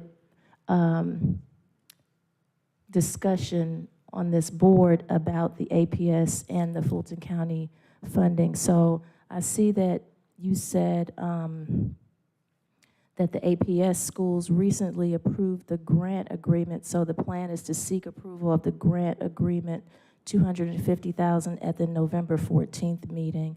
So that's good. However, the Fulton County School System grant for $250,000 has not made any headway. And then community service program, this must be the CSP grant funding, additional funding that was 1.5, is that correct? Okay.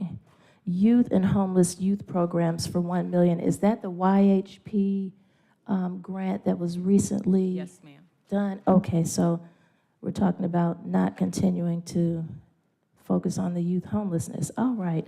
And then the two conferences that I've done annually for a number of years, CEOs of Tomorrow and Empowering Young Men to Excel, which total $150,000.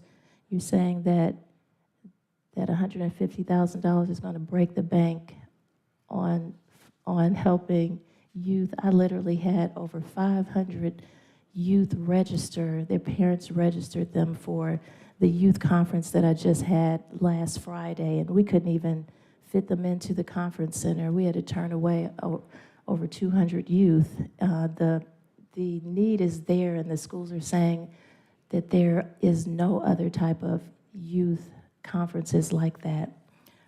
So those two, I would like you to reconsider finding $150,000. It's not $1.5 million, it's $150,000. And then I see Next Level Boys Academy on here for $75,000. Summer Youth what is the Summer Youth Program for $500,000? I can't recall. That is the program that we award funding to organizations to hire youth over the summer. Oh, that was a good one.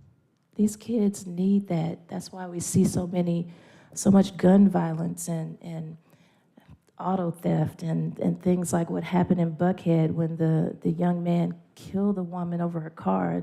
These programs like these keep the young people off the street and actively doing something other than the idle mind is the devil's playground.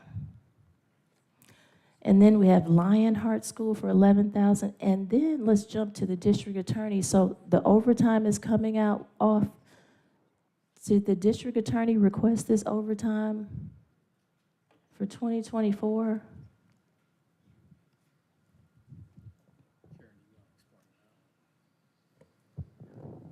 For 2024, the district attorney asked for new positions, interns. I don't recall an overtime request in 2024, Okay. Commissioner Hall. But I'll go back and verify. I just, off the top of my head, I don't recall an overtime request. Okay, because with I was watching the news for the past couple of days because there's so much news between the district attorney and the sheriff and Judge Glanville. They've all been on the news for the past 2-3 days, and there's videos of them being interviewed that are like 30 minutes long because of everything that we're trying to do to stop the jail overcrowding and the caseloads and all that. If you just Google their names, you'll see they have been interviewed about this, and it's not good. So if there is overtime needed, I think that needs to be reconsidered. District attorney vehicles, so are we taking the vehicles away from them? She purchased those vehicles last March, I believe. I mean, earlier this year in March. So that was funding for specifically to purchase vehicles, and they were acquired. And they were acquired. Yes, ma'am. Great to hear that. Good to hear that. And the district attorney's operating budget increase for $3.34 million. What was that for? Commissioner Hall, I don't believe we were actually ever provided with what she submitted to the board, but I think that a lot of that funding ended up going into her operating budget to cover a variety of different expense categories. Sabrina, do you recall the details? Yeah, I'd actually have to ask the budget analyst to pull the details to tell you where they spread all of the money. But I think it probably went into a number of different buckets. I know one thing that comes to mind is they had a request last year for the 23 budget for professional services for a couple of specific cases, one being the Tex McIver case that they expected to retry and incur some additional cost on. As well as the YSL case is the one that comes to mind, where they asked specifically for some resources for that. Okay, thank you. And then it goes on to Dream Metro Atlanta Land Bank Authority for $180,000. I don't recall that either. What was that for? Under Dream? Staffing? Staffing for the Land Bank Authority? That was just an increase. That was just an increase to the Land Bank Authority budget. They made a request to the board for this amount, and it was approved. So. You said for a special project? Well, not for special project, but as with all these items listed here, this was funded with a non-recurring funding source. So it wasn't like there was a specific millage rate increase approved for us to used to pay for this item. So we had the overrun in last year's budget. So the board said, the board decided to approve this $36 million of items for us to add to the budget in 2023. So all these items were added to 2023 budget.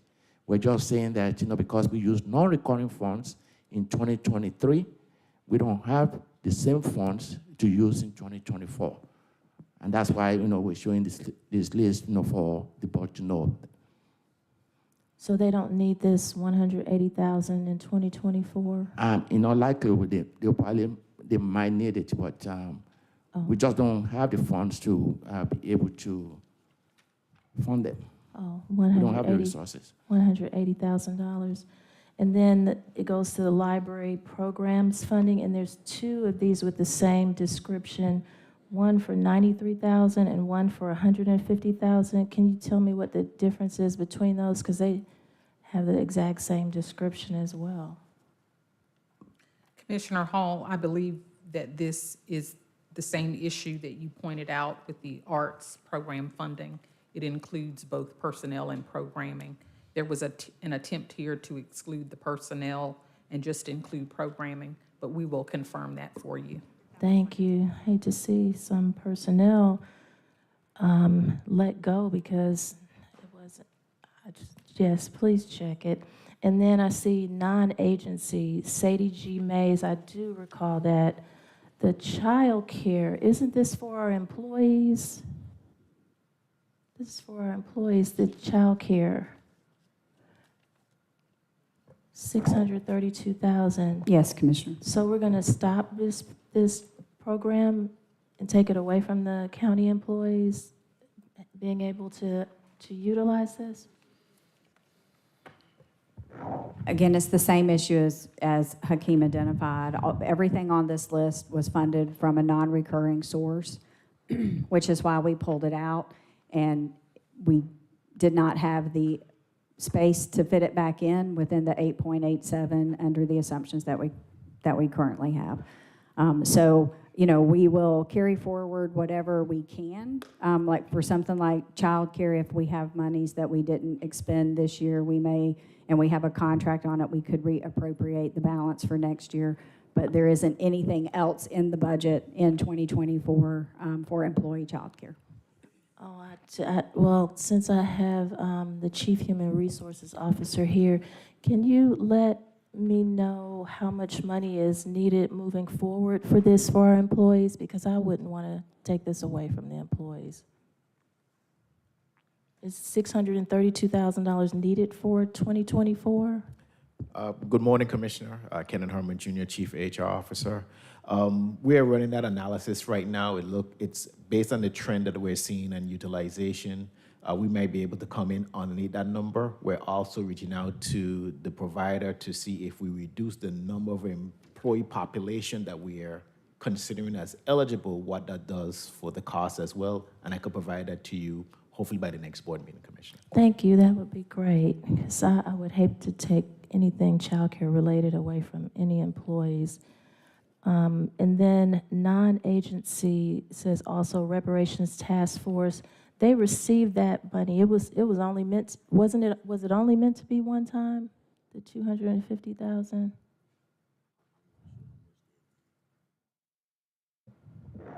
Commissioner Hall, as I recall, the request that they submitted was a total of 250 that spread across multiple years.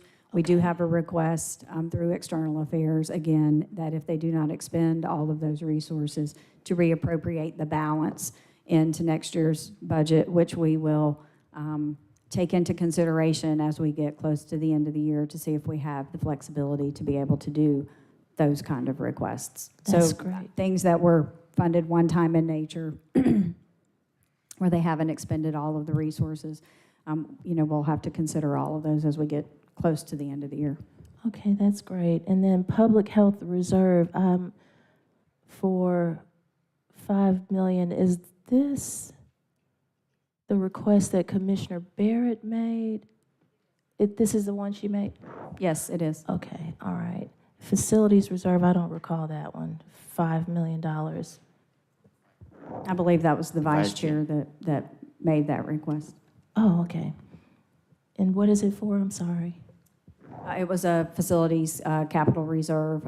We've allocated it this year, I believe, to acquire a parking space for additional parking at the Bowden Senior Center, as well as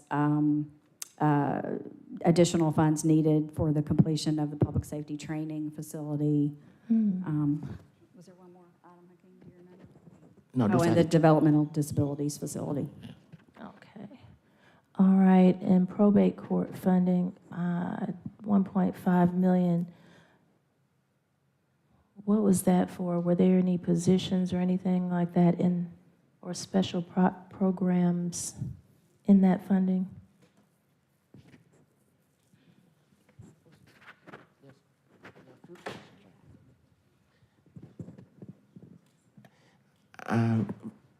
Commissioner, we have to look into that. I'm just talking to Ms. McChere here. We're going to look into that, and we can get back to you on that, on what she actually used the funds for. Okay, that would be great. Because I'm trying to ensure that we're not just hastily saying we're not funding something in 2024 when it's actually people sitting in positions across what we consider now the ORCA stakeholders, because it could be detrimental to our ability to really rectify the situation with the jail and the caseloads. And then senior services, it says quality living services, QLS, I remember that, 400,000, home delivered meals program. So are we, do we have enough funding to cover the home delivered meals program? Because I've had a lot of seniors showing up at my free food giveaways, and I mean, wrapped around down the street, and I can't even, we run out of food so fast, and they're asking about the home delivered meals program as an option. Yes, ma'am. This funding specifically was used to continue the COVID emergency meals that we started in 2020. And so this funding was earmarked specifically to continue that. We have provided notice to those seniors that that program has ended, and we've referred seniors in 2 ways. One, to the ARC to be added there to the wait list if they chose to do so. And then we included seniors in our program if they chose to do so. All right. And then the sheriff's overtime, I do recall us voting on the sheriff's overtime. So this overtime is no longer needed?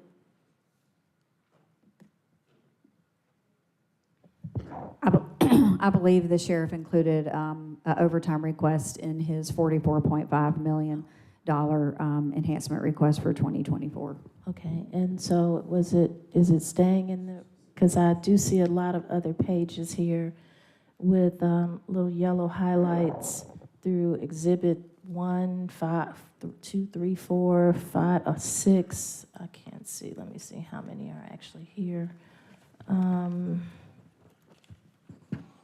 It's not. There are a lot of pages here, but is it staying in the budget, or is that something you guys decided to cut? It is not staying in the budget right now. It is part of the $44 million that the sheriff is requesting, and that is equivalent to about 0.54 mils. I can see it.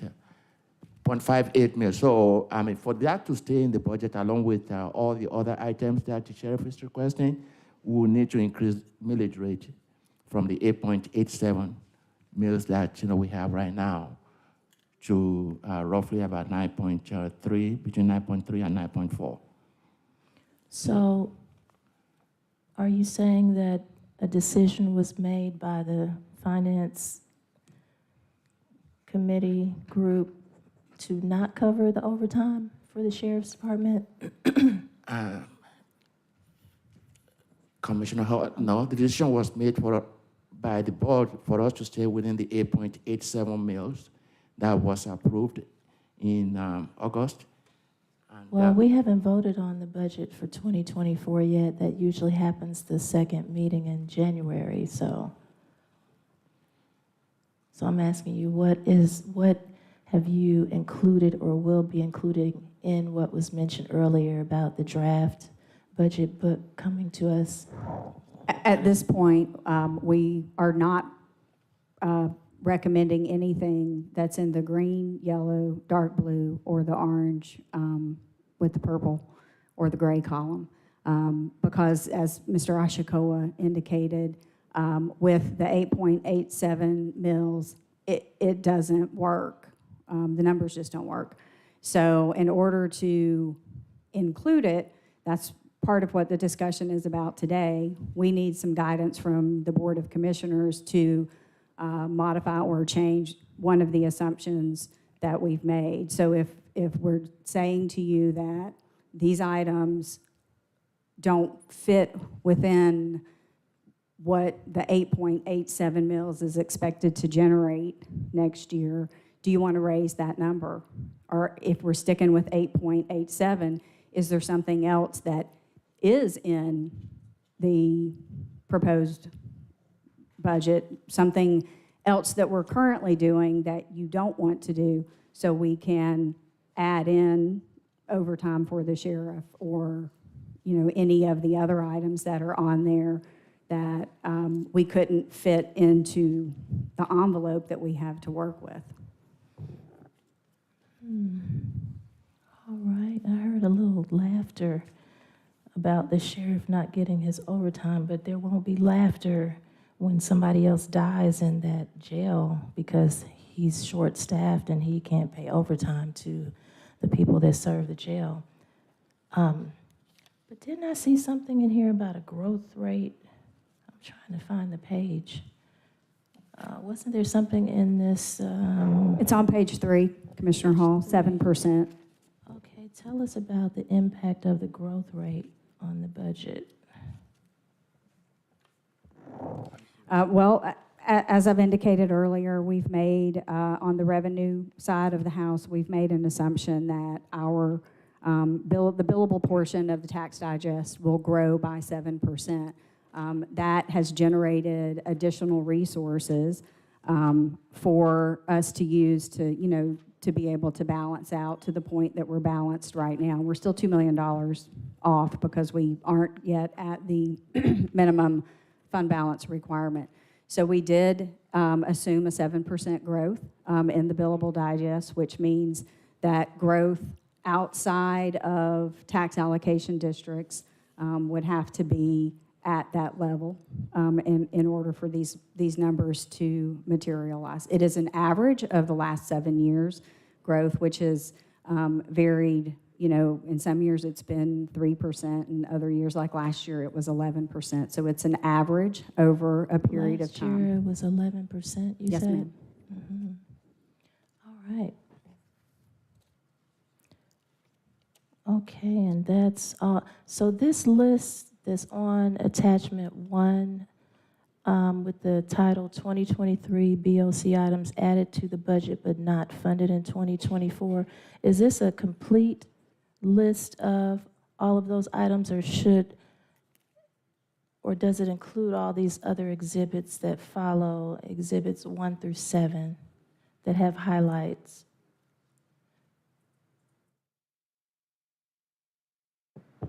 Well, the list that's shown at Exhibit 1, the 2023 BOC items added to the budget, not funded in 2024, that is a complete list of the 2023 items. The rest of the enhancements, the rest of the exhibits are the 2024 enhancement lists, and they are, excuse me, they are broken out into categories that sort of coincide with what we've presented on the slide in front of you. There is a list of the proposed to fund for the general fund. That list totals 12.5 million. And then that's Exhibit 3. Exhibit 4 is the proposed to fund from other funding sources. These are a list of enhancement requests that we've identified that could be funded from a source other than the general fund. And that list totaled, You said that's Exhibit 4? 13.9. Exhibit 4. Exhibit 4, okay. Mm-hmm. Exhibit 5 is the list of enhancements that were submitted by the district attorney and the sheriff. We have not at this point included those in the 2024 proposed budget. Exhibit 6 is, excuse me, a list of enhancements that were received by departments that are were actually already included in the base budget. And that list is the one, I think, that totals the 49.2 million. And then Exhibit 7 is the list of enhancement requests that correspond to what's in the gray column on the slide. And these were the items that in our review did not meet the rules-based criteria that we used. These were mostly requests for program expansions or new programs. Can you just go over what the rules-based criteria was and how it was used to make the determination? Because I know Hakeem provided it to me, but I cannot find it yes, ma'am. Before me right now. So when we were reviewing the enhancement requests, we looked at those. We had to come up with some way of evaluating them. So we thought about items that we really have no choice in, if you will, and we established the rules, which were it needed to be regulatory, statutory, an inflationary adjustment, or a contractually driven increase, or it had to have a like a code compliance or life safety connection, if you will. So those were as we evaluated the enhancement request, those were the rules that we applied. As I stated earlier, for the sheriff and the district attorney, we did not put them through the rules-based process. We have found historically that that does not work very well for them. So we identified their enhancements in full and listed them in that column. And as I stated, there are a couple of duplications between what they've asked for and some of what we've already recommended, primarily around compensation adjustments, where they asked for some specific compensation adjustments, and we have already built in like a 5% COLA. We just did not net those numbers out, but it's about $10 million worth of duplication. Is that different from what's mentioned in the October 27th memo as duplicate request, almost $49.3 million in requests that were identified as duplicate requests that were already included in the 2024 base budget? We didn't include the items from the sheriff and the DA in that number. Okay, all right. And then there is an attachment number 2 on here that appears to be a letter or a memo that has no heading. It has no memorandum heading, no letter heading. But it says, Board of Commissioners note to department directors and agency heads, dear Fulton County department directors and agency heads, you may have seen recent discussions in Board of Commissioners meetings regarding the 2024 budget. As a board, we have chosen to adopt to maintain a millage rate that considers the financial pressures faced by Fulton County taxpayers in challenging economic times. We recognize that the millage rate has a direct impact on the available financial resources to support Fulton County departments and agencies. As the county manager and team work to prepare the 2024 budget, we will face difficult choices and will be highly limited in our ability to fund enhancement requests. We encourage you to carefully examine your own department budgets and reprioritize existing funding to meet critical needs. Thank you for your understanding and continued hard work on behalf of Fulton County citizens. But it does not have a letterhead, it doesn't have a memo head. So who wrote this? Commissioner Hall, that was provided as an attachment to the September 28th meeting. To the September 28th memo. At the September, second meeting in September, I think when we presented the first update to the development of the 24 budget, there was discussion amongst the board members about providing a letter or a memo to all department heads, including elected officials and justice partners, around the pressures that we were facing. So in our effort to communicate to you what we would be doing in the budget process when we would provide you with the enhancement request. We also provided a outline, if you will, of what that communication could look like and shared that with the board, along with a recommendation for when it could be distributed. We did not receive any, at least I did not receive any feedback. I don't believe the manager received any feedback on this. And to the best of my knowledge, the memo was not actually transferred over to letterhead, Board of Commissioner letterhead, and was not shared with the target audience. Okay, so it was never provided to the Fulton County Department directors and agency heads? Not to my knowledge, no, All ma'am. right, thank you. Thank you. That's it. Commissioner Arrington. Thank you. I think this looks good, I guess, in general. I think establishing some type of priority for first priority, second priority, I think certainly that makes sense, at least as a guideline for you all as you're developing the budget to bring back to us.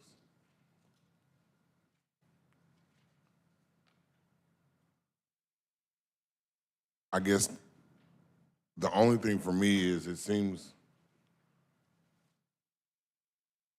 a little counterintuitive to specifically leave out items that were specifically added, right? Because then we just add them back again. So, like, it would appear to me that the items that were specifically added are the items that somehow need to be worked in, because those were the ones that were specifically added. They were left out in last year's budget, and they got added back in. So if you leave them out again this year, guess what? They're gonna get added back in again this year.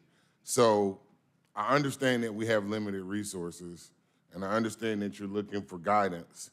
I would just offer that part of the guidance is look at what was specifically added for the last year, the year before that, and the year before that. Money for arts. Every year we add it. So we can do the dance, or y'all can just add it. I mean, the board has shown a propensity to add that money in every year since I've been here. The summer youth program, that money has been added in every year. So again, I mean, grab your partner, do-si-do. Either add it in or don't add it in, and I guess what you're saying is you're not adding it in, or it's not in currently, but if we've added it in for the last 8, 9 years, why wouldn't it already be in there? Why wouldn't that be an indication that we want it in there? I think it's a great start. I understand, right? And it's not your fault, it's our fault. It's our fault because you recommended a different rate and we didn't accept that rate. And had we accepted that rate, we probably wouldn't be having this conversation now. And I heard something about we can change that rate. I thought it was too late. But maybe not. Because there's no way that we cannot add money for our justice partners. Frankly, that's life safety. Our justice partners are life safety. So we might need to look at how we define some of these terms. Obviously, I don't think we have enough to fund all of their requests. But I hate that we have put you guys in this position because we could have made this a little easier had we accepted your recommendation on the millage rate. This could have been a lot easier. We know we've got increased expenses. We know we've got to build a replacement jail. We know we've got a lot of different things going on. We know Orca money is running out.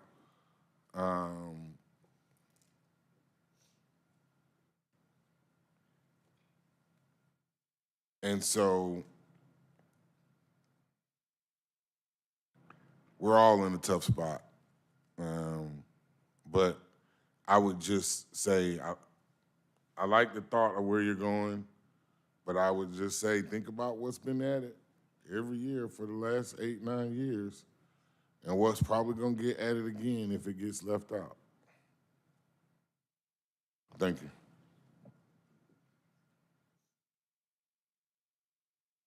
I will say, part of the length of this, part of this discussion feels like Groundhog Day in terms of some of these conversations we've kind of routinely had. You know, people up here, they vote to set a particular millage rate. It naturally puts certain constraints around stuff, and then they want to highlight things they want to have funded, which you can't fund because you don't have the money to do it. And there are a lot of things that were just sort of noted and went through that are things that they should be subject to. I mean, there are several arts items that were individual things. I mean, those should be removed and those should be subject to submission for a contract for services, just like everybody else, right? I mean, that's just good business. That's good budgetary practice. It's good contracting practice, et cetera, right? To have a competitive process. So there were things that did get added last year that had no business, quite frankly, being in there. You know, I agree with what you said.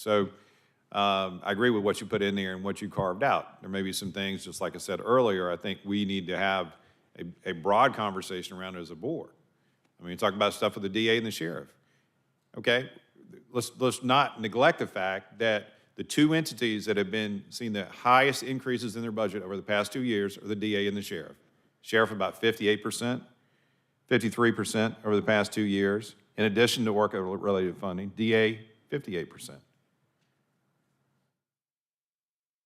Okay, so while we have other entities of government which have been starved somewhat, we have stuff in here that is in the stuff that's not considered that are public safety oriented.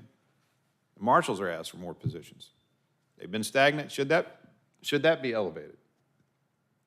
Chairman Pitts has raised the issue that the yellow block, that's, you said mostly the ICS portion? Market-based pay Right. plan. You know, he's raised the issue that he thinks that should be given more priority. Employee compensation than some of the stuff that's in the 12.5. So rather than have sort of this line item, you know, kind of individual discussion around things, I think we need to have a holistic discussion, give you clear direction, and vote on it. Before we get to January, put them in buckets. Maybe like 15 million apiece.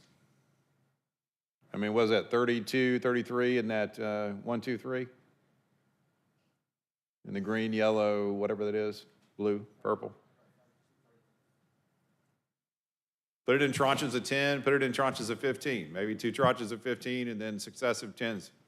And put them in there and let's vote and prioritize on it. And give you that so we're not dealing with this nonsense that in January of this 75,000 for this entity while we've totally not given any sort of thought to the prioritization around it. Let's do it now. Let's do it before we get to January. So I'm going to put a motion on the floor that we develop, ask you to develop a prioritization tranche for us to consider, and then we have a discussion around that, and then we approve that in December. And that can be used for, you know, the full development of the budget that's going to get approved in January. And then we commit ourselves to that. And we had a robust dialogue around it. That's my motion.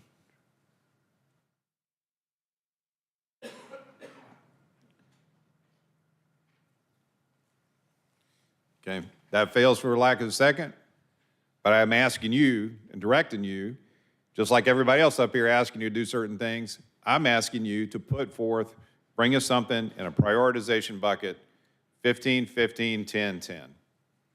And let us have a discussion about it, whether we want to have a work session around it, whether we want to bring it forth at the individual board level, but we do that in December.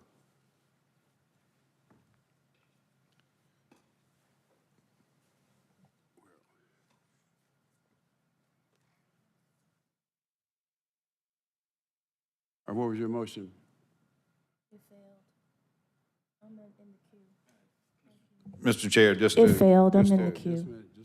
Mr. Chair, just to bring you up to speed, what I had recommended and actually put a motion on the floor for, it wasn't seconded, was that we have the management team bring to us prioritization buckets, 15, 15, and 10, 10. And that in the month of December, we vote on those prioritization buckets so that we've agreed upon and we've got a framework for the final budget that's going to be approved in January. I didn't get a second and I voted on, so I've asked them to do it anyway, just like I've got purview to do anyhow. Okay. But I hope that when we can get to December and actually vote and give them clear direction, as opposed to this nonsense we've had over the past few years of getting to December and it becomes a free-for-all in the second meeting. And prioritization is out the damn window. All right, Commissioner Hall? Thank you, Mr. Chair. I just want to go back to something that Sharon said, and I want to make sure that I wrote it down correctly. Madam CFO, I wrote that you said we've had very good financial performance over the past 8 to 9 years. Is that correct, or does it need to be modified? It is. That's the statement I made from the first slide. I mean, I guess the only caveat I would add to that would be the 1 year where we had to reset the tax digest, and you can see that blip in, I think it's 2018, but that was a timing issue.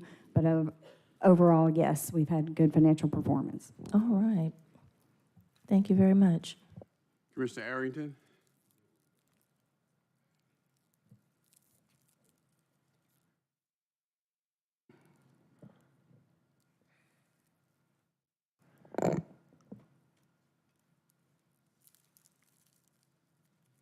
I like the idea of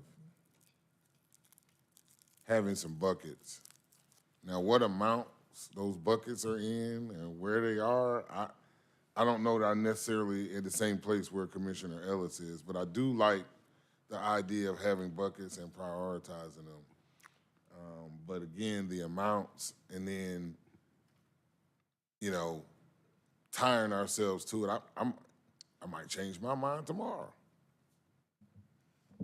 So I think it makes sense. I think we do need to provide you guys the guidance because, frankly, again, it's our fault. We're being inconsistent. We're asking for all this stuff, and then when you recommend the millage rate that we need in order to service all of these requests, we don't vote for that. And so that's frustrating.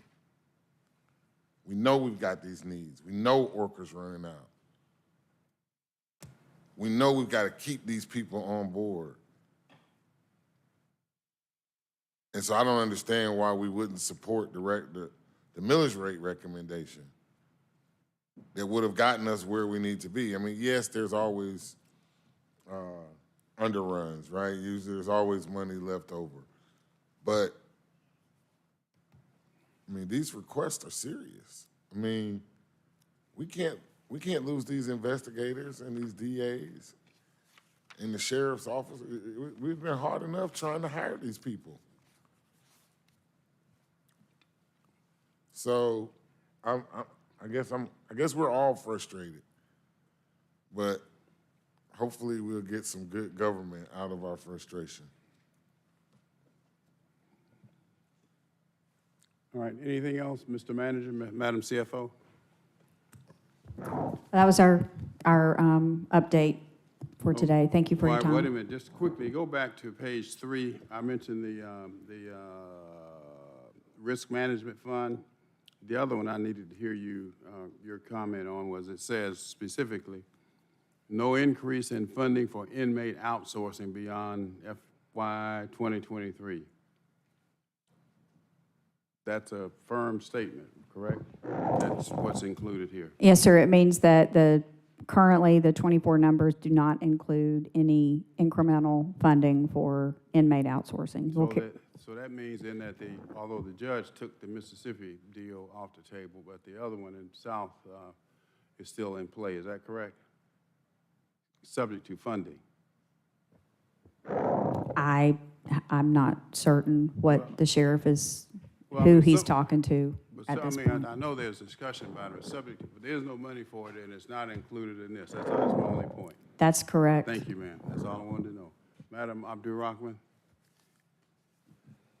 Okay, I'm confused. What directive are we giving the executive team over here? Because I'm confused. Are we telling them to look, come back with a recommendation, and then we said no? Hey, I get it. It's things that I had on my list that I've taken off. So I'm just trying to get an understanding here about the funding. I know the risk management funding is going to be an issue, Chairman, whether we want to say it or not. But and it could be me, okay? I'll take the blame. I'm confused as to what directive we have given the executive team. So maybe the executive team needs to tell me what directive y'all understand that y'all have, because I clearly don't understand, Chairman. I'm just being honest. Can I help you out? Thank you. All right. So it's pretty clear. When the manager and his team recommended a millage rate of 9 point something, right? That would have covered a lot of stuff. And I think Mr. Commissioner Arrington addressed some of that. This board and I voted against that. And I stand by my vote. What this board, 4 of us voted for, was a millage rate of 8.87. That generates X number of dollars. So all of this stuff that we've been talking about today is going to have to fit in what that 8.87 will generate. They've done a great job, first pass, at fitting programs into that 8.87. And the final analysis, though, it will depend upon what 4 of us want to have happen. I think they've done a great job, and we're going to have to make it every year tough decisions. We knew, and I'll say that, I'm going to have to say it probably 20 more times, we knew probably the worst thing that happened was when we got that $206 million, what was that money called? ARPA money. And we put that's probably the worst thing that happened because we just spent it like it was water. But we knew, and that $75 million that we allocated for, I hate that term, justice partners, that group, we knew, and it was said over and over and over again that all of those positions were temporary positions, that there was a sunset provision, period. Now to come back now and say, well, I didn't know, I didn't hear, what I'm going to recommend, Mr. Manager, that you and your team, and I'm sorry that Commissioner Barrett is not here today. I tried to get with her yesterday to sit with you all, so to go over everything that's been talked about, so no one can say that they do not understand what y'all have presented today.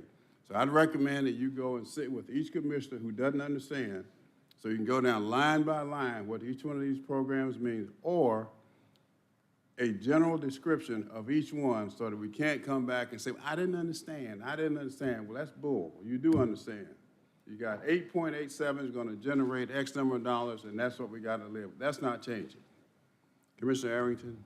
Chairman, I'm sorry, you still I still have the floor. Excuse me, Commissioner Arrington. I understand that part. What I don't understand is how do we justify, or is there going to be a justification and buckets come back? Because I think the Marshal's Department has been starved. And so I know that's a concern of mine. So are we going to earnestly ask the executive team to go back, look at what the priorities are, or are they going to look at priority 1, 2, and 3? What's the directive? That's what I'm not clear on, Chairman, the directive that they're being given today. Well, they've done their job, from my perspective, based upon that 8.87. We may not like it, but they've done their job.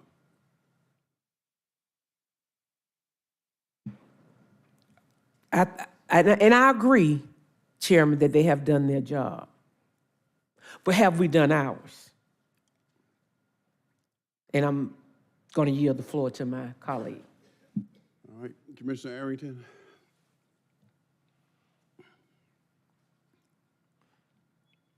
I'll be brief. I don't think that we've attempted to give direction. I don't think that we've done a good job of giving direction. In fact, we've been inconsistent. We asked for these enhancements. We asked for several enhancements, and then we vote against the recommended millage rate. We know that ORCA funding is running out.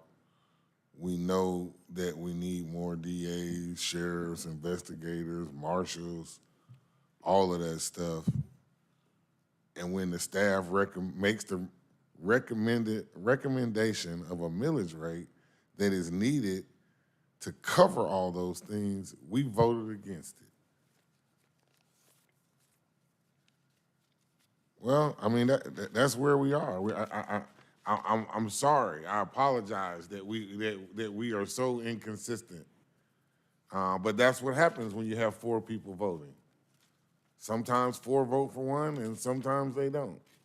And so I guess it shows the diversity of our board, and that's what makes us great as a county, that at least we have great quality staff that can help us sort through this stuff. So thank you guys for what you have done. Maybe you might want to revisit, as part of this budget, maybe you might want to revisit a millage rate recommendation. Commissioner Hall, you want the floor? Thank you, Mr. Chair. I want to thank all of you, county manager, county executives, because you're doing exactly what you're supposed to be doing. But as an elected official, no matter what you bring to me, I'm going to always vote the people, what the people tell me they want. So I don't know about anybody else on this board, but I received a lot of emails and phone calls and people stopping me on the street about that millage rate. And we heard a lot of people come down here and speak during public comment about that millage rate. And I'm always going to vote the way that the people who voted me into office want me to vote, period. And I'm sorry for that if that goes against your recommendation, but they are my voters, and they overwhelmingly let me know exactly what they wanted. This is their taxpayers' dollars. I only contribute my portion into it because I live in the city of Atlanta, as well as anyone else who lives in the city of Atlanta or in Fulton County. But they spoke about what they wanted, and overwhelmingly. But you guys always do a great job, and you should already know that without us even telling you. You do a great job. Nobody's here to dispute that. Thank you. Commissioner Thorne, you want to be heard? I'll be quick. If we did everything our constituents wanted, all the spending they wanted, you can't have it both ways. You can't throw in all the spending and then not raise taxes. Of course they don't want us to raise taxes either, but you can't do that. That's just physically, we're asking an impossible miracle job of our county team to do something that's virtually impossible to do. So I appreciate the work you guys have put in. I appreciate your due diligence and presenting this to us, and I just want to thank you. All right. Madam Clerk, continue. There were some items that were moved up, I believe. Yes, on page 17, the first item moved up, 230793, discussion, inmate welfare fund, sponsored by Vice Chair Ellis.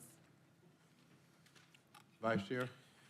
Thanks, Mr. Chair. I think it's good. This is good to have this discussion coming off the heels of this budget discussion. And I just want to remind us that the sheriff's office accounts for about $188.7 million of our 2023 general fund budget, which is 22%.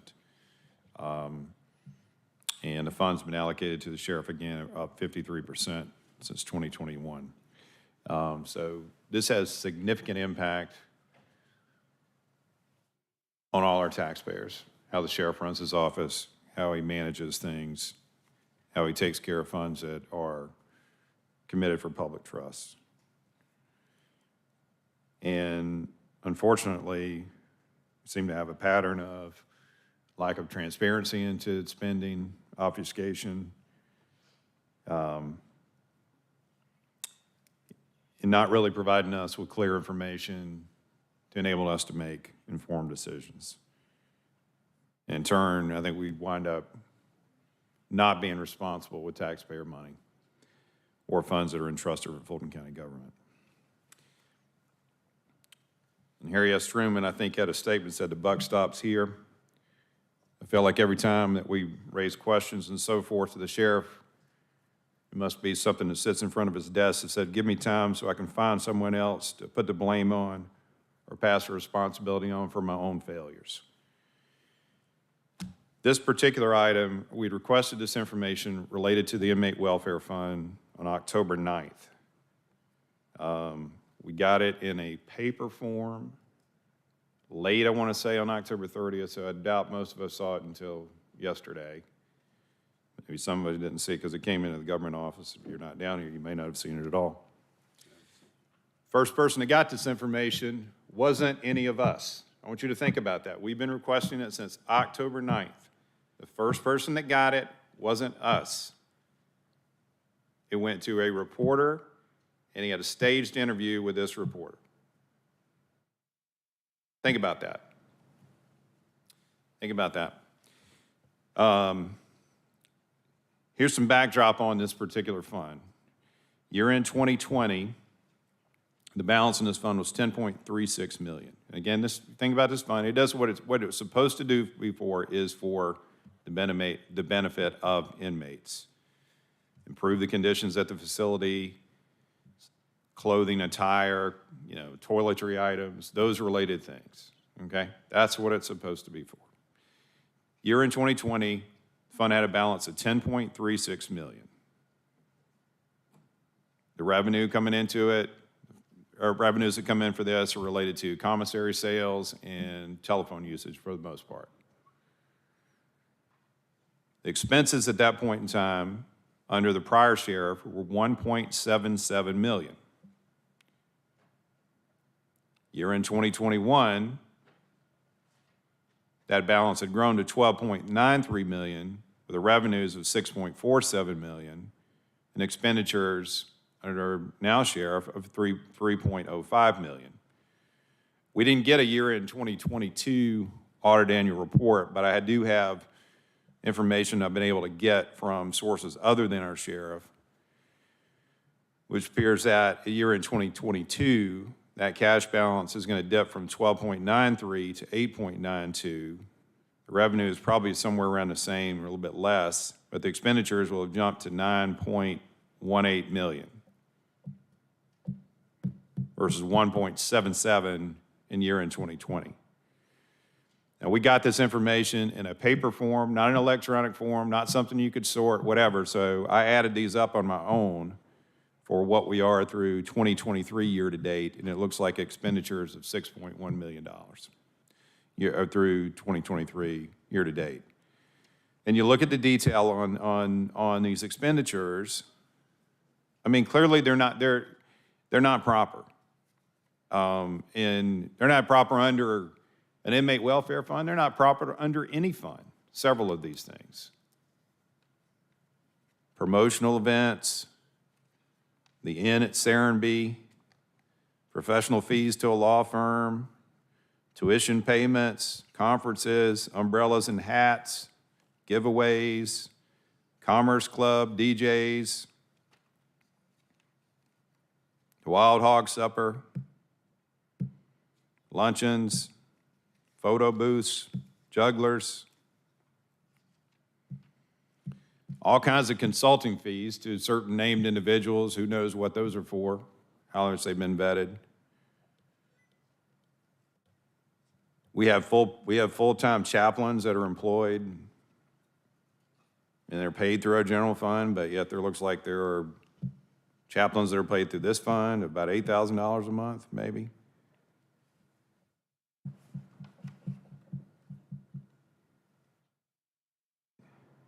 There's vehicle purchases of at least, looks like about, I don't know, I wasn't able maybe to add them all up, but well in excess of $1 million. I'm told one of those is an $84,000 Tahoe that the sheriff drives around in. So I guess these would be in addition to the 169 vehicles that have been purchased since the sheriff has taken office.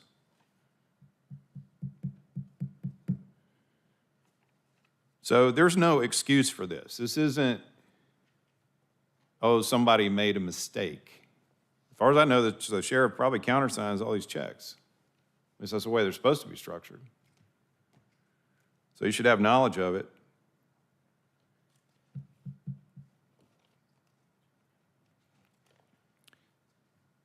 And this is a pattern of this, as I said at the beginning, this is a pattern of no transparency and obfuscation and blaming others.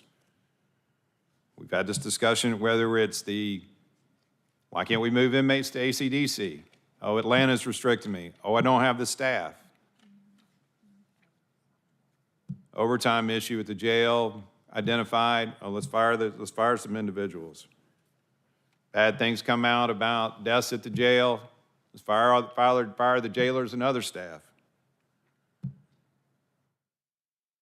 Oh, I could have done this if y'all gave me all the money. Board of Commissioners. Let's blame the Board of Commissioners. It's just a pattern.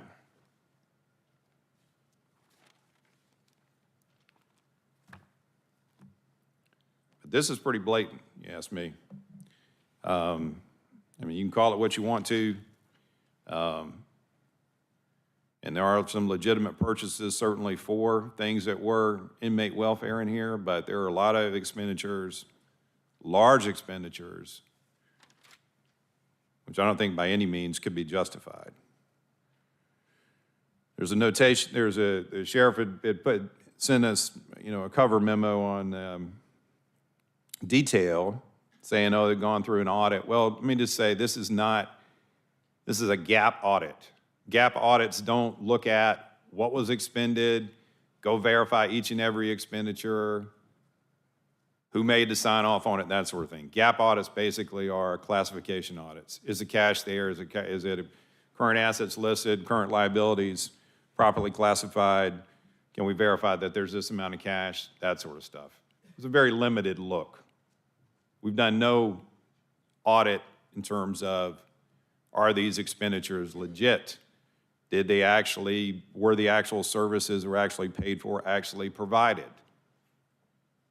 So I am going to ask for and call for a full audit by our internal audit staff of this fund, of all the expenditures in this fund, and that he engage a forensic auditor if he needs to do it.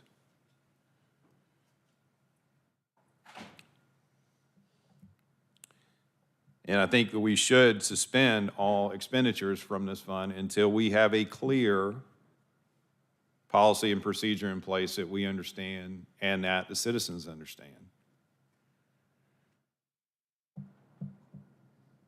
And then we have something that is restricted to the purposes of this. They're capital improvements, items for inmates, recreational stuff. I mean, other counties have these funds, they put them in there, and they generally reserve them for capital improvements and that sort of stuff at the jail.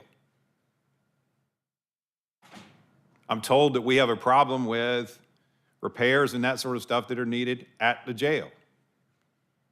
As I understand that, we've had a persistent problem with that. And lo and behold, it turns out we had a fund that's got $6 million a year coming into it. And a lot of the money associated with that is going to stuff that don't have anything to do with it.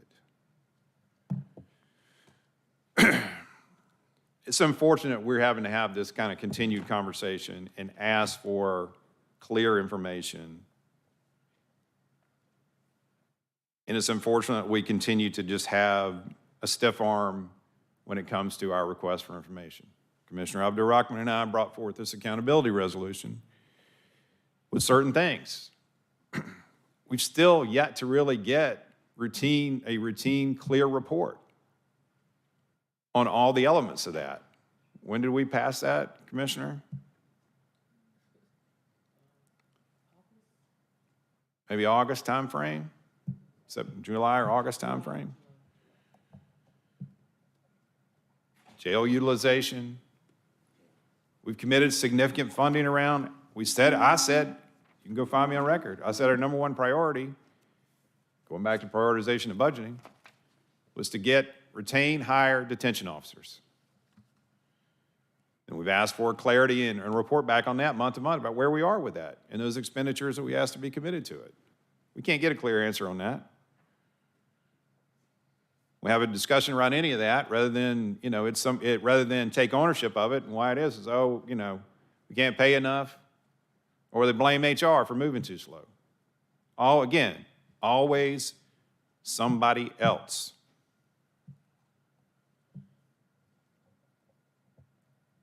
This isn't somebody else.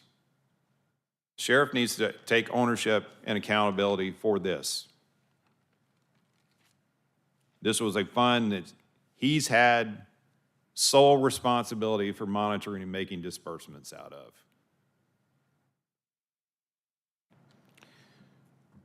And we need to get to the bottom of what we're seeing right here and why it looks like this. And it needs to start, I believe, with a deep dive by our internal auditors and then setting forth clear policies and procedures around any future expenditures of this fund. Thank you, Vice Chair. Commissioner Arrington.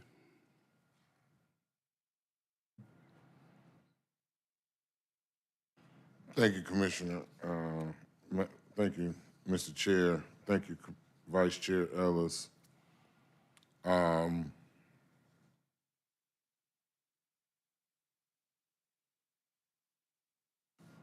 I think there's no question that some of these expenditures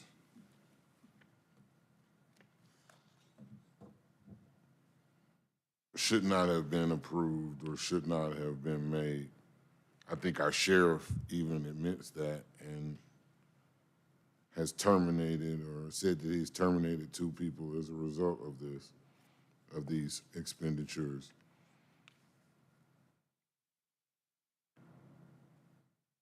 I think we need to be careful as we talk about other elected officials and how they perform their job and their duties. I certainly don't want anyone trying to tell me how to run my office and how I should perform my duties. Certainly, I think we do have to be financial stewards, good financial stewards, and we need to make sure that money is being spent appropriately.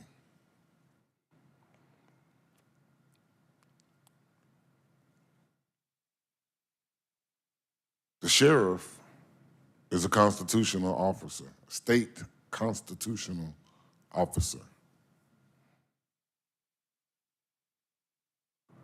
I don't know how much control we have over monies controlled by a state constitutional officer.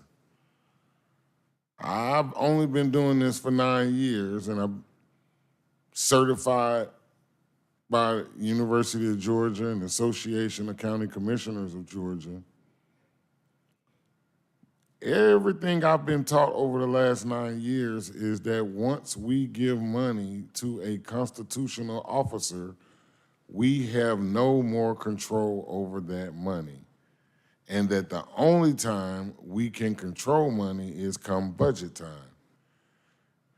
In this case, we're talking about a fund that is managed by the sheriff, and my understanding, Commissioner Ellis, Vice Chair Ellis, is that there is in fact a policy regarding this money, and that there is supposed to be a committee comprised of the sheriff, the chief jailer, and the chair of the commission. Apparently, neither the sheriff nor the chair knew that they should have been on this commission and should have been approving these expenditures.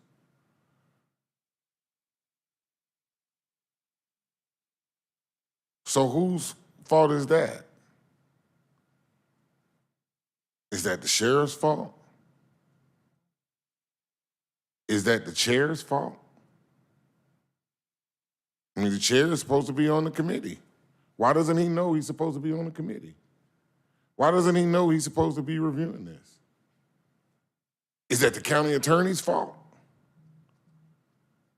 Is it the county manager's fault? Is it my fault? Should I have known? Should I have told the sheriff and the chair that they should have had this committee? Whose fault is it? Let me ask a more relevant question. Who cares whose fault it is? How do we move forward? I don't give a shit whose fault it is. How do we go forward from here? What does the rules say? There's a committee. We'll have plenty of time to point fingers and assess blame later. But how do we move forward right now? See, my job as a commissioner is not to talk about someone else and how they conduct their job, particularly not another elected official, particularly not a state constitutional officer. My job is to figure how do we go forward? How do we limit our liability from here? I have time, we'll have plenty of time to point fingers. Guess what? It's an election in May. There is an election in May. We don't have to point any fingers at anybody. The voter's gonna decide what's gonna happen. What we need to do is to look at how we move forward. And it makes no sense to me that rather than talking about how we move forward, we're more worried about who we're gonna blame. Well, guess what? There's enough blame to go around for everybody. Everybody gets to, let's blame everybody. It's everybody's fault. Now, how do we go forward? How do we move forward? There's already a committee, but no one knew there was a committee. Okay, well, when is the committee gonna meet? What authority do we have as the Board of Commissioners to do anything with a fund that is controlled by the sheriff, state constitutional officer? Can we do anything with the money that the clerk of Superior Court gets for passport fees? Do we have the authority to do that too? Do we have the authority to audit that account? Do we need to make some policies around that? Do we need to make policies to say that those passport fees should go to the general fund? Maybe we do, but I don't think we have the authority to. Because the clerk of Superior Court is a state constitutional officer.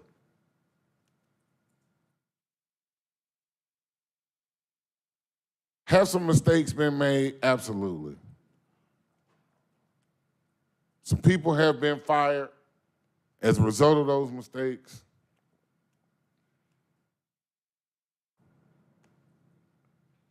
But the voters,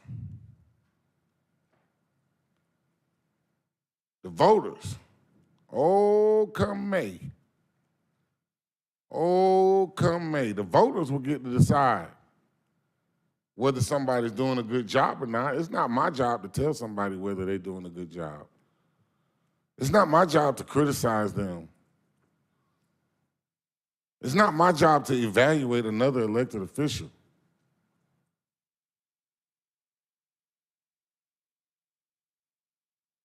Commissioner Ellis, I would never go to your district and tell you, you're doing the wrong thing. You running your district wrong. You don't know how to run your district. I would look foolish if I did that. I can't tell you how to run your district.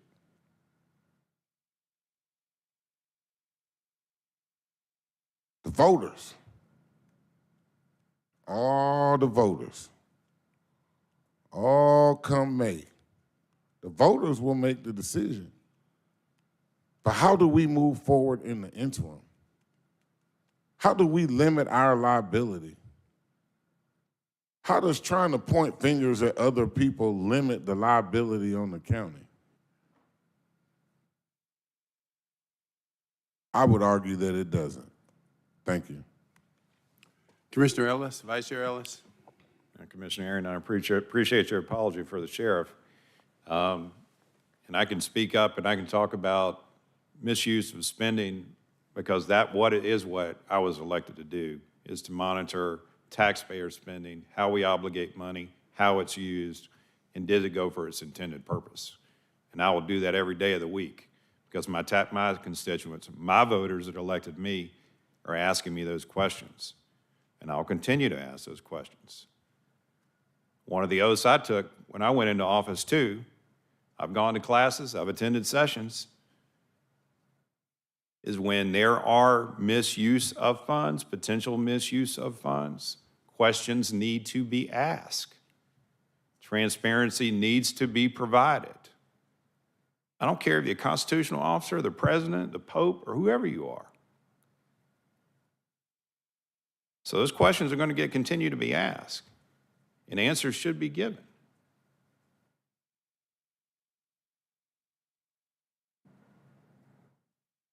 And when we have someone, whether they're a constitutional officer or other elected official, and that the way or that they are using the funds in which we obligated to them, and they create potential more liabilities for us because things haven't played out like we intentionally funded for, i.e., more detention officers, getting beds at ACDC and our other facilities filled, and decreasing utilization of the main jail. When we don't get answers to that, we don't get action on that, we're obligated to do it. And when strange things happen, like we're getting pressured by the sheriff to give him more contractual authority versus run things through our standard procurement procedures. And then on the back end, we see some of the stuff that we have seen here recently. It's a red flag. I'm not looking the other way on this stuff. I mean, people can vote in May. I ain't waiting until May. Because we got a lot of taxpayer money that's flowing through right now. This particular fund, he should not have sole control over, and I do believe that we have the ability to have clear procedures around it. And even in the absence of this apparent procedure that was there, or when it was originally created, it probably hadn't been followed in quite some time, that's no excuse for the person that is in charge of it to have inappropriate expenditures going through it. I mean, in the absence of nobody bringing it to the chair in this committee for consideration, he certainly has ownership of it and should be thinking about what's being expended through it. And the buck should stop with him on that. Again, since he's the constitutional officer, should stop with him. But I believe we have, and I'll ask the county attorney on that if we need some further development or information on it. This particular fund and the way that the revenues are produced They're coming from, not because we have a sheriff, but because it's a county asset, correct? Yes, the revenue generating funds for telephone and commissary that fund, the inmate welfare fund, are generated because of the county facility and because of the inmates who are housed within the county facility. Okay, so it can be treated separately than way we would treat the general fund in terms of approval of expenditures, et cetera. Meaning, can it be controlled by the committee as provided for in the ordinance? Or any sort of ordinance. We could set forth whatever procedure we wanted around it, and this board or some subset of this board, or, you know, put our own procurement procedures around things that are contracted, et cetera. We can spell that out. We have the ability to do that. I would have to do additional research, Okay. but my initial research indicates that there is precedent for considering that to be county property. And the entire fund is established through an ordinance that was passed by this body. So it would stand to reason that the way that it is managed or handled could be modified by this body. Okay. Okay, all right. Well, if you could get us some additional detail to the extent necessary on that, I think that would be good. I will do that. Okay, so my position has been mentioned in this. First of all, I've not seen this report, Commissioner Ellis. Michael, I like to get that report. I want to go through it with a fine-tooth comb, but if there's one iota of truth to what you said today, this does not look good. And if I'm supposed to be on it, you can rest assured, from this day on, we will know where every penny is going. It's point number one. Point number two, I totally support an audit of this fund. I've been asking for some time now, how much money is in it? I got an answer to that today, if your numbers are accurate, Vice Chair. But I would say, rather than having our auditor do it, I'd like to have a forensic audit done. And we can talk about that. You and both of us are on our own audit committee, so we'll get to the bottom of this. I would also like to know who has signed the checks. That should be easy to determine. And lastly, Vice Chair, you mentioned suspending any, as of today, any further expenditures from this fund. And Madam County Attorney, I hear you saying that since that fund was set up by this board, that we then have the right to make whatever adjustments, changes that we feel are appropriate. And I'll get with you, and since I'm on this committee, and I don't know whether it's 3 people on the committee, whether it's a majority vote or what, but my vote will be not to spend one more penny from this fund until such time as that forensic audit is done. Now, this opens up a whole nother can of worms about what's been happening there. So I'll get with you the minute this is over.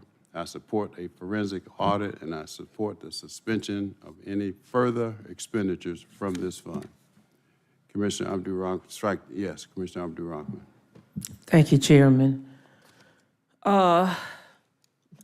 At times like this, I always feel like I got to do an apology first, because I know my comments, depending on who you talk to, will not be received well.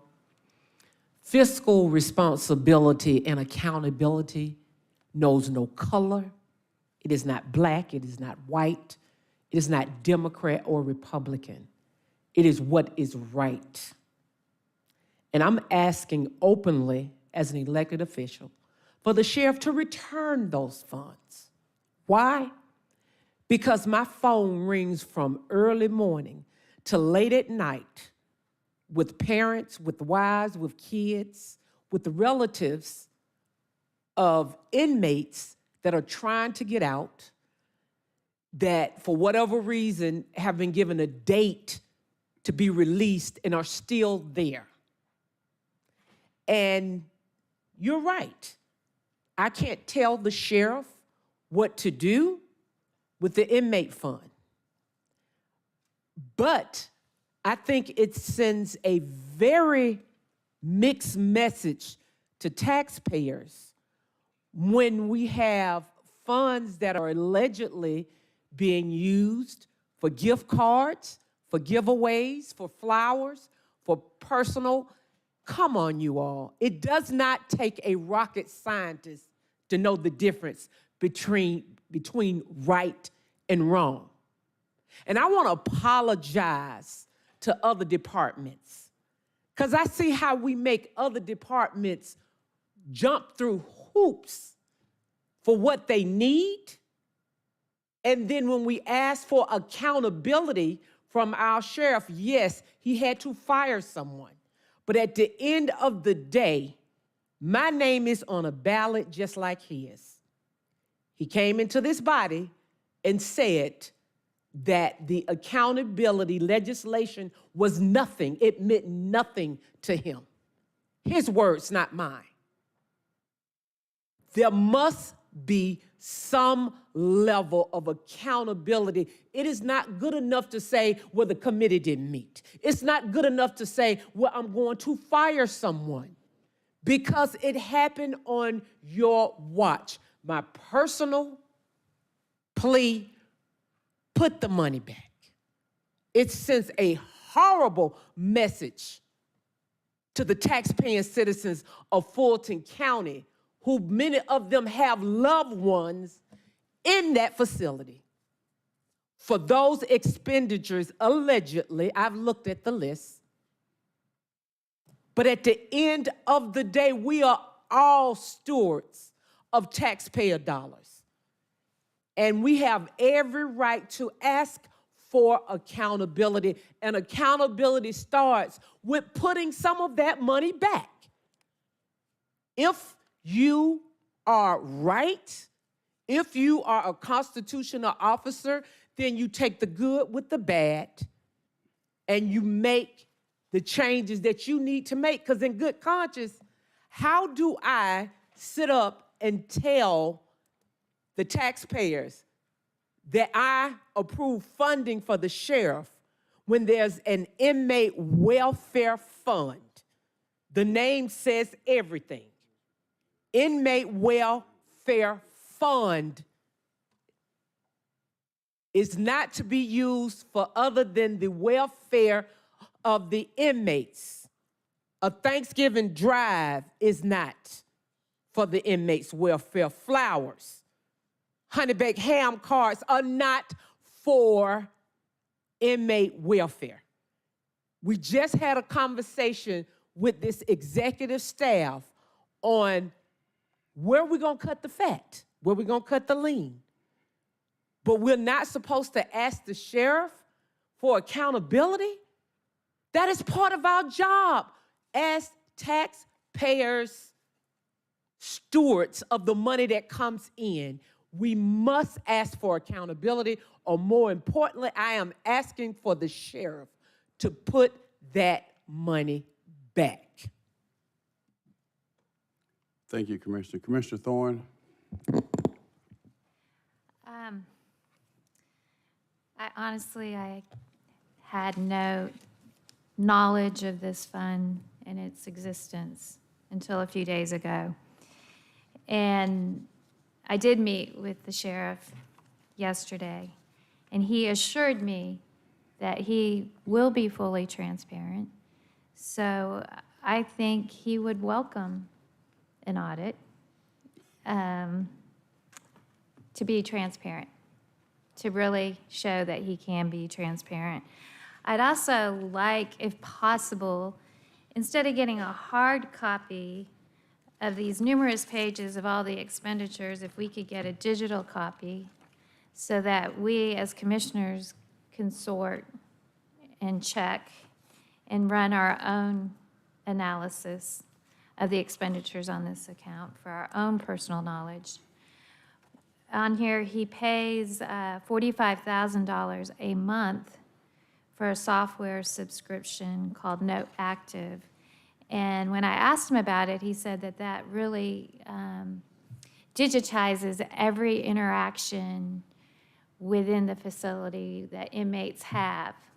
So they should be able to pull up for the audit interactions. How often is this part-time chaplain who has a full-time job as a church pastor that gets $6,000 a month, how much is he interacting in the system?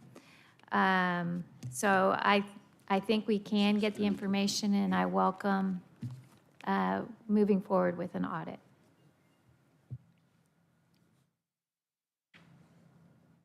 Commissioner Arrington?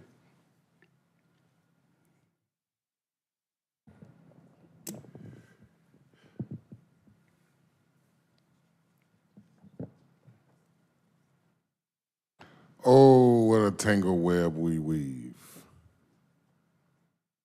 Oh, what a tangle web we weave. I have no problem with the audit of this fund and all the other funds where monies have been misappropriated. Let's start with Al Nash and the Development Authority and Bob Shaw. Let's ask them to put the money back. Al Nash, Bob Shaw, put the money back. Let's start there. Tina Robinson, put the money back. Put all the passport fee money back. How long y'all want this list to be? How many people we gonna ask to put some money back? Who else y'all wanna go back to? Who was before that? Juanita Hicks, put the money back. Let's go back and because we can't be stewards and ask for money to be put back from one place and not ask for it to be put back from somewhere else. How much money did Al Nash and Bob Shaw get at the Development Authority? Why we didn't ask for that money back? Why we didn't audit them? Crickets. Crickets. Oh, what a tangle web we weave. We could do an audit. I don't have a problem with doing an audit. Guess what? My name not nowhere on none of that stuff. I don't care about doing an audit, but I don't know why we would pay more money. To me, it only makes sense for us to do that internally with the auditor we're already paying. We're gonna spend some more money to do that? All right, let's do a forensic audit on Bob Shaw and Al Nash. Let's do a forensic audit on Tina Robinson, on Juanita Hicks. Who else y'all want to get? Who else got mismanaged? Let's go to Paul Howard.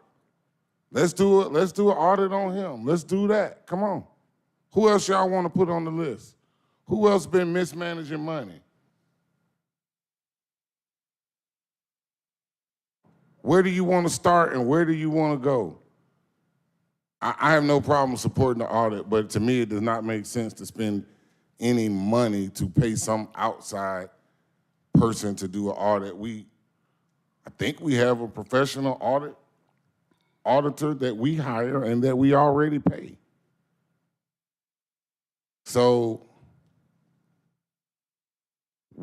somebody misspent some money, so we're gonna go spend some more money to see how much money they misspent. Whew. That's craziness.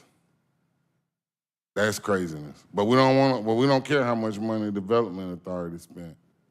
We don't care what Al Nash and Bob Shaw got. They okay. I wonder why. I wonder why. We don't care how much Tina Robinson as a constitutional officer got as a clerk of Superior Court, $650,000 a year for about 18 years.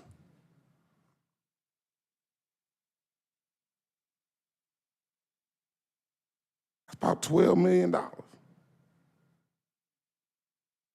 Passport fees. It's allowed. She's a constitutional officer. You can audit it all you want. It's allowed under the law.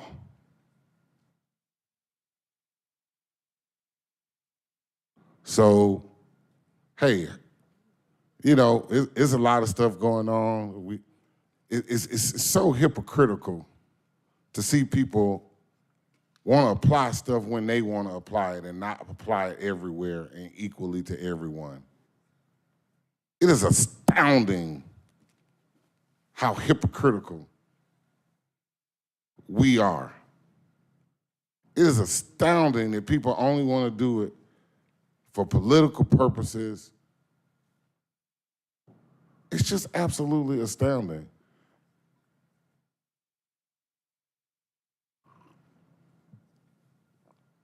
Commissioner Hall.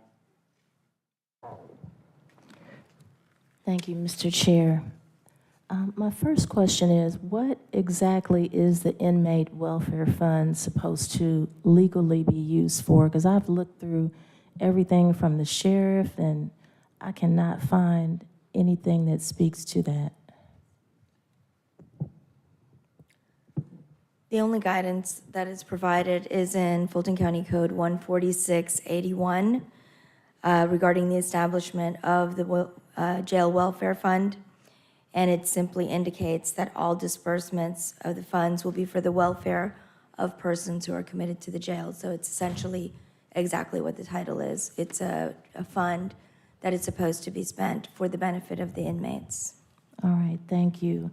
And then I have sat here and listened to these comments and requests, and it appears that perhaps a memo has been missed by some of those on this board, dated October 30th, and subject line Inmate Welfare Fund Remediation Efforts. In this memo, it specifically states that it was discovered that 2 staff members assigned purchases to the wrong fund, the IWF form, which stands for Inmate Welfare Fund, which should have come from operating or other budgets. And this was found out because the county finance director sent an email with 2022 IWF expenditures requesting information. And in researching his inquiry, there was a preliminary review of the information provided, and this is how this was found out. Upon immediate notification, it says, decisive steps were taken to rectify the situation internally.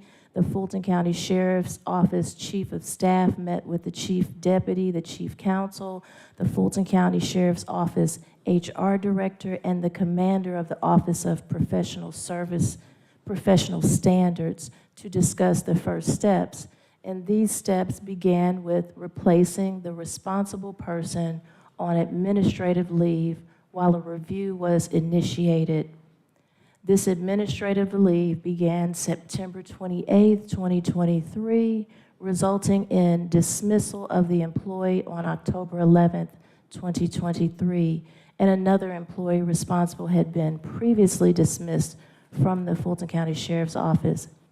And it goes on to say that additionally, staff contacted the county purchasing and finance departments to begin the process of utilizing an auditor for further review. So they already requested an audit. The PJC Group, an external auditing firm, was already in the process of an annual general audit. In a meeting with county finance leadership, and I want to be clear on who the county finance leadership is. Can Mr. County Manager or Madam CFO, can you tell me who that would be? I haven't seen the memo, but Michael Schultz did come over and meet with me and Hakeem and Ray Turner, the Director of Finance and the Deputy Director of Finance, about his request for an audit, and we did have the external auditor come in and join that conversation. All right, so then this is accurate. It says, in a meeting with county finance leadership, the Fulton County Sheriff's Office Chief of Staff, who is Michael Schultz, requested the PJC Group, which on here it explains is an external auditing firm, to provide a more detailed review of practices and expenditures for evaluation. The audit is ongoing while a parallel internal review has been initiated. So there's audits going on all over the place. The internal review has included the Fulton County Sheriff's Office internal auditor, chief counsel, chief of staff, chief jailer, chief deputy, financial systems manager, and a new Fulton County Sheriff's Finance Director that began October 14th, 2023. Immediate actions stemming from the review included termination of the financial administrator, in parentheses, the fund administrator, immediate termination of contracts not compliant with the use of funds, immediate change in approval and signature authority, immediate compliance with best practices for procurement of goods and services, and implementation of Fulton County Sheriff's Office and county procedures where appropriate, including requiring vendor registration, quotes and bids are as appropriate, sign off and approval, ongoing internal review by the internal auditor, proper use of requisition forms. And it states, as the audit and reviews are conducted, we are instituting changes necessary for the use of the IWF, which stands for the Inmate Welfare Fund. Strict directions, approval chains, and reviews are ongoing. Upon conclusion of the audit, follow-up information will be provided. So we see that there are audits going on. There have been meetings with not only the Fulton County Executive, county finance leadership, but also those in authority in the Fulton County Sheriff's Office, and there are a lot of remediation going on and ongoing audits. Thank you. Commissioner Arrington.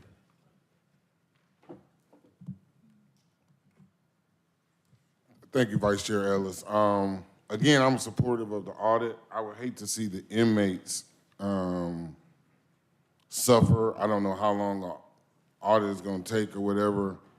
I think it would be a huge mistake for us to freeze the inmate welfare fund until the audit is done. If we have the authority and if we want to adopt different procedures for disbursement of that money, then to me that would make sense. But to just freeze up the fund and not allow for any inmate welfare to occur for 3, 6, 9 months or more, to me would be a huge mistake. So I just offer that to my colleagues. So, you know, we certainly don't need to punish the inmates for this. They've been punished enough. Anything further? Okay. Again, lack of transparency, obfuscation, delay of providing us with information, and a scramble around and to present us with spin. This thing doesn't need internal review within the Sheriff's Department, it needs external review. Outside parties looking at it, deep dive, and that needs to be the source of our information. I can't rely upon what's coming from folks that report to the sheriff. And you think about, when you do internal audit and principles related to that, external sources, whether that's our internal auditor or a forensic auditor. PJC Group is auditing gap stuff. We're not going to get anything from that. That's sort of material and relevant. So, a lot more information that we need to garner from this. And I think a lot of changes need to be made, and we need to start getting some level of accountability. Thanks. Thank you, Vice Chair. Colleagues, it's 1:33. I'll entertain a motion for lunch, executive session on items of real estate, litigation, and personnel. Motion by Commissioner Hall, seconded by Commissioner Thorne. Please vote. And the vote is open. And the motion passes, 5 yeas, 0 nays.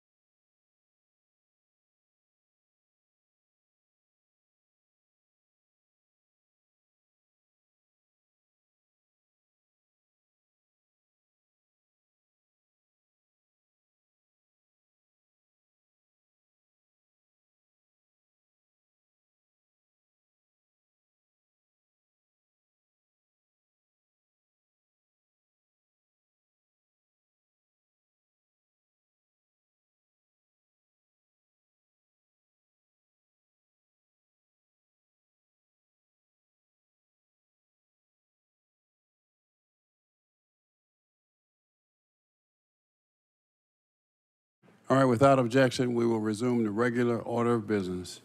Items from executive session. Yep, Ellis, right here. Vice Chair.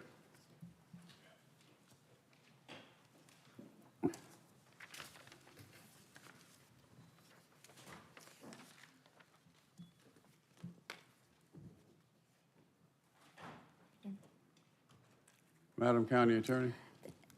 Thank you, Mr. Chair. 3 items from executive session for action.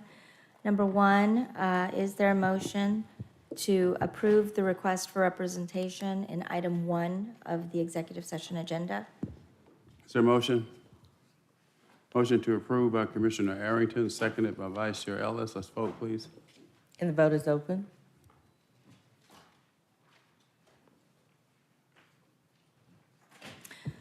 And the motion passes, 5 yeas, 0 nays. Is there a motion to approve the request for representation in item 3 of the executive session agenda with the reservation of right not to pay judgment? All right, motion to approve by Commissioner Abdul Rahman, seconded by Vice Chair Ellis. Please vote. And the vote is open.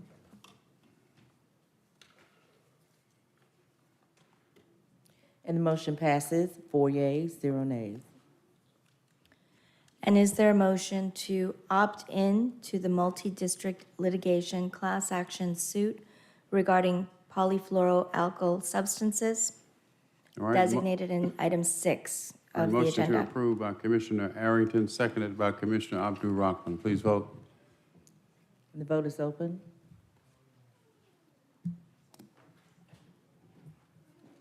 And the motion passes, 5 yeas, 0 nays. No further action items from executive session. Thank you, Madam County Attorney. Madam Clerk, continue, please.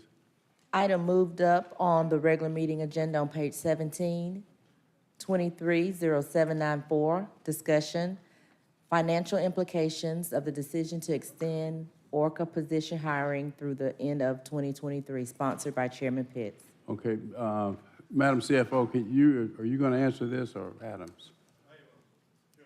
So at the last meeting, it's my understanding that a decision was made to allow for the continued hiring of employees using, what's it called? ORCA funding. And there were some financial implications associated with that I want to make sure that we all are aware of what that decision means. So that's why this is on the agenda, particularly in light of the earlier conversation we had, given the 8.87. Mr. Adams or Madam CFO? I'll talk to, I sent the clerk a chart that I think will be helpful, Chairman Pitts, in answering your question. All right. Can you pull that up for me? Okay.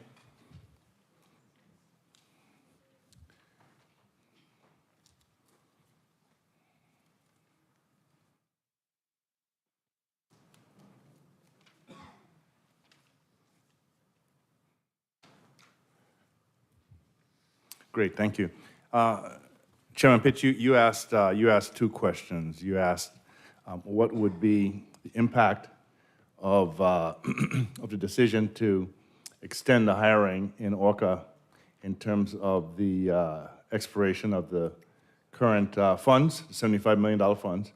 And then secondly, what would it cost, both in 2024 and beyond, to fund at 2 levels. One, the level that we currently have, plus a few more since we extended the hiring through December of this year, and then potentially if we filled all the positions, even though we never really had them all filled, but if you wanted to budget that for 2024. And so I'd like to take you through this very, very briefly. The initial plan, the initial ORCA plan, which was based on a ramp down, would expire in 2024. Moving across, there'd be no additional funding required for 2024 in that scenario. And in terms of comments, just wanted to remind you that with this note, that we initially had this program ending in December of 2023. We extended it to October 2024 with the understanding that we were going to need to ramp down over that period of time to meet the $75 million budget. if we decide, or actually we've already decided, but given that we have decided to fill the positions through the rest of this year and keep them going, it would require an incremental $9 million in 2024 to be able to continue those positions for the rest of the year.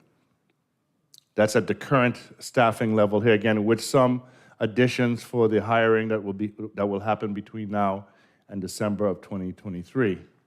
If we decided to budget for 294 positions, which was the original budget, and we know that between attrition and other things, we've never really been at that number, then that number would be $13 million in 2024, $28 million on an annual basis. The most likely scenario, based on the run rate and what we've experienced, is probably the middle one. It's really $9 million. That's what I would expect we would need, given the current rate of hiring and the number of positions that we currently have. So happy to answer any questions, but that, I believe, answers the question you had posed to us. So do we identify where the source of the $9 million? Not at this time. Is it accounted for in the presentation that you made earlier, Madam CFO? Yes. It was in the box with the sheriff and the DA. Okay, and so does this allow for the sheriff and the DA to, and I guess others, to continue hiring until what, December? Is there Through December of 2023, and then to continue those positions through the entire calendar year of 2024. all right, Mr. Arrington?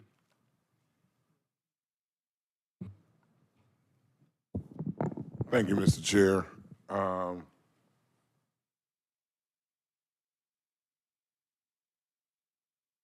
I think this is good. I guess what I'm looking for is there any update on the money from the state that I inquired about? Because that money wouldn't have to come from our budget. I mean, this is assuming that we have to pull the money from our budget, but if the state has $200 million and we can get 10% of that, that's $20 million. I believe David Summerlin was going to reach out to the state. He has not heard back, and I do believe the county manager reached out as well, and he can comment on the reaction that he got. And I did not get an answer as of yet. So, Commissioner Arrington, we will continue to follow up on that, but at this point in time, the state hasn't gotten back to us and said that this is a path, or that they have the money available or advise us what to do at this point. Okay, thank you. So what that means is, in the absence of state assistance, that we, the BOC, will have to fund. $9 million would be probably the best estimate at this point in time for 2024. Okay. So we had a misunderstanding about that, so we're all hearing it. So that $9 million you're saying that's $9 million outside of the ORCA funding that we would have to provide? That's correct. Okay. Okay. Commissioner Thorne? So essentially, at our last meeting, then, did we approve $9 million when we approved the spending? No. So the funding was not approved? No, sir. So where is it coming from? I mean, the action has been taken. Well, if we don't find the funding, the program would expire in July of 2024. The funds would run out earlier. Yeah, I made the motion. The motion was to allow them to continue spending ORCA without the ramp down. And so basically it would continue to fund. How long would we be funded through ORCA if we didn't add the $9 million? That's probably a better. Through July. Through July. So basically, we've got enough money to fund all the ORCA positions through July of 2024. And so funding them after, I guess, starting August, if you're saying through July, I'm gonna hold you to that. I believe July. It is, yeah, I believe it is through July. Sorry, but our analyst said July, but I'm gonna, we'll assume it's through July. We'll find a way to make sure it gets through July. Through July. But starting August, we would then, August through December, I guess is what they're saying, it would cost another $9 million to continue to keep those people in positions. And I think they've been making some great headway on the cases that have been disposed of. And, you know, I would imagine that we would regress if we didn't do that. And all the progress that we made would be lost. Commissioner Thorne? Okay. All right, thank you. Madam Clerk? Back on bottom of page 11, under open and responsible government, 230767, real estate and asset management, request approval of the lowest responsible bidder in the amount of $100,000 to provide standby on-site boiler inspection and preventive maintenance services. Motion to approve by Commissioner Hall, seconded by Commissioner Thorne. Please vote. And the vote is open.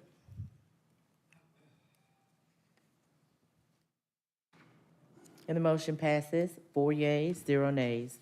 230768, request approval of the lowest responsible bidder in the amount of $200,000 to provide standby fencing installation and repair. Motion to approve by Commissioner Abdul Rahman, seconded by Commissioner Thorne. Please vote. The vote is open.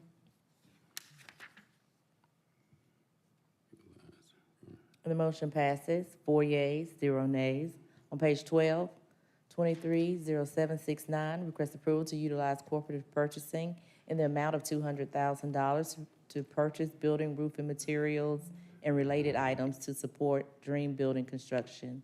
And All right, this motion is to made. approve by Commissioner Abdul Rahman, seconded by Commissioner Thorne. Cast your vote, please. And the vote is open.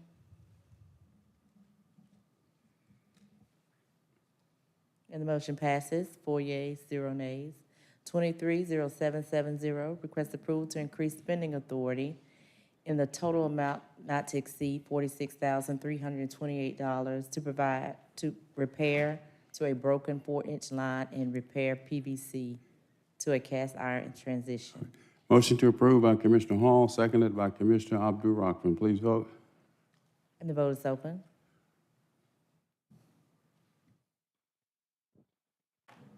And the motion passes, 4 yeas, 0 nays. 230771, request approval to utilize cooperative purchasing in an amount not to exceed $242,347.83 for removal of carrier RTUs. All right, motion to approve by Commissioner Thorne, seconded by Commissioner Abdul Rahman. Please vote. And the vote is open. And the motion passes, 6 yeas, 0 nays. 230772, request approval to increase spending authority in the total amount of $22,500 to provide plumbing supplies and related items. All right, you have a favorable motion by Commissioner Thorne, seconded by Commissioner Abdul Rahman. Vote, please. And the vote is open. 57. And the motion passes, 5 yeas, 0 nays.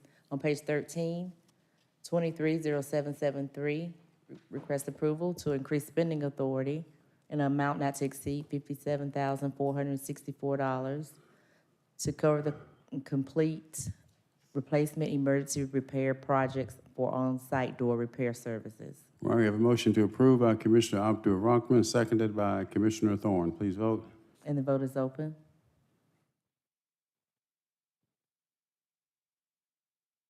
And the motion passes, 4 yeas, 0 nays.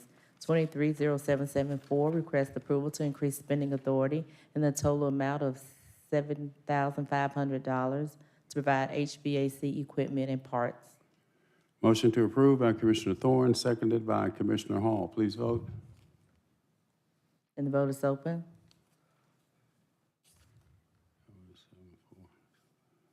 And the motion passes, 5 yeas, 0 nays. 230775, request approval to increase spending authority in an amount not to exceed $7,500 to provide lamps, lens, lighting supplies, and related items. All right, a favorable motion by Commissioner Thorne, seconded by Commissioner Hall. Please vote. And the vote is open.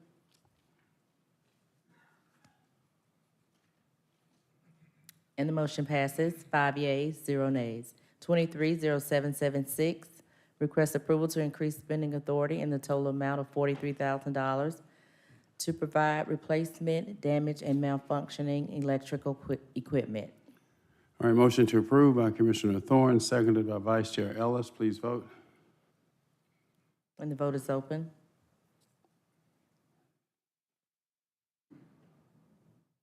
And the motion passes, 5 yeas, 0 nays. 230777, Finance, request approval of a recommended proposal in an amount not to exceed $395,600 to provide printing and mailing for Fulton County water and sewer bills. We have a favorable motion by Commissioner Abdul-Rahman, seconded by Commissioner Thorne. Please vote.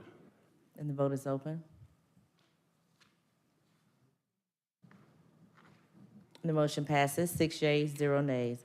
On page 14, 230778, Real Estate and Asset Management, request approval to amend an existing contract in an amount not to exceed $18,259.33 to add the new Fulton County Animal Services Facility to the janitorial services. All right, motion to approve by Commissioner Thorne, seconded by Commissioner Abdul-Rahman. And the vote is open. And the motion passes, 5 yeas, 0 nays. 230779, Purchasing and Contract Compliance. Request approval to increase spending authority in an amount not to exceed $1,646,735 to provide electronic monitoring and services. Is there a motion? Is there a motion? Motion to approve by Commissioner Hall. Is there a second? Seconded by Commissioner Arrington. Commissioner Ellis, Vice Chair Ellis. Thanks, Mr. Chair.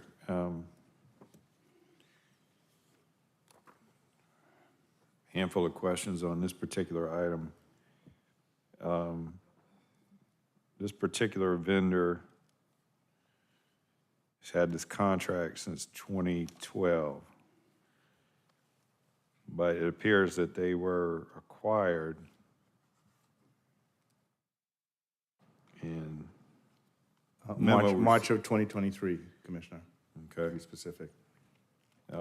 When did aren't we required to receive notice when contracts or companies have been acquired that we have contracts with?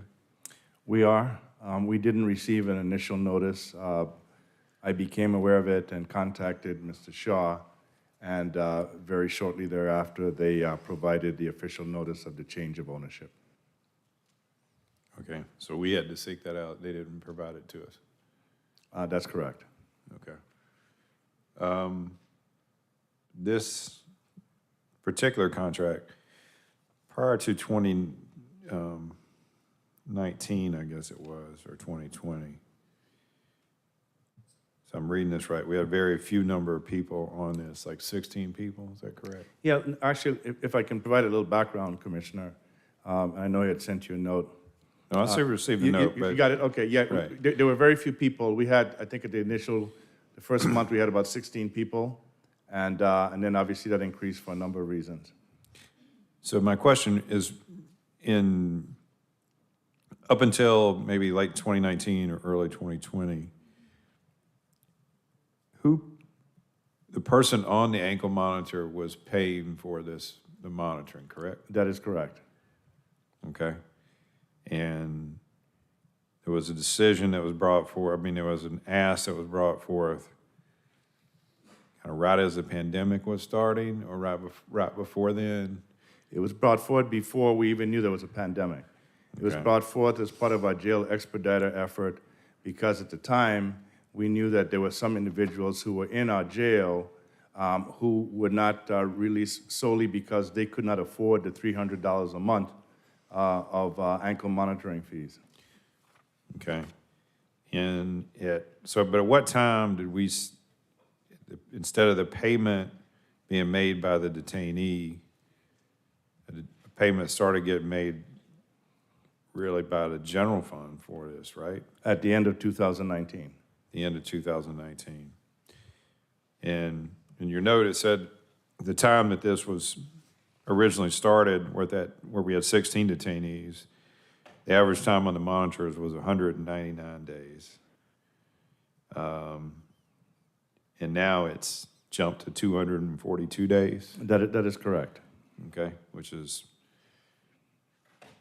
further evidence of our delayed court processes.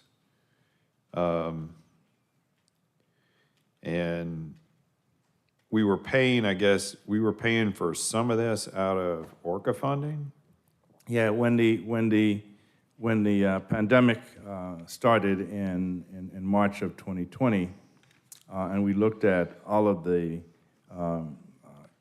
court-related cases that were impacted by COVID, and as you mentioned, the actual average number of days was 199 days. What we found was that period of time, because the jury trials were suspended, that the paying for these monitors as part of that COVID expenditure was actually allowed under the COVID guidelines. Once the pandemic was declared as not being a pandemic anymore, which is in May of this year, then we started having individuals who were being put on monitors who were not, in fact, impacted by COVID, and therefore we needed to then use the general fund to pay for those individuals. It did not qualify for ARPA funding at that point. So now we have 1,400 detainees on ankle monitors. We went from 16 in 2019 to 1,400 right now. We have 1,400 and for right us now. not paying for it to now we're paying for it. That is that is correct. At some point in time, we'll be paying for all of them at an annual rate of about $3 million a year. And 1,145 of these are post-ORCA. That is correct. Okay, I want to get, so this is concept of us paying for it.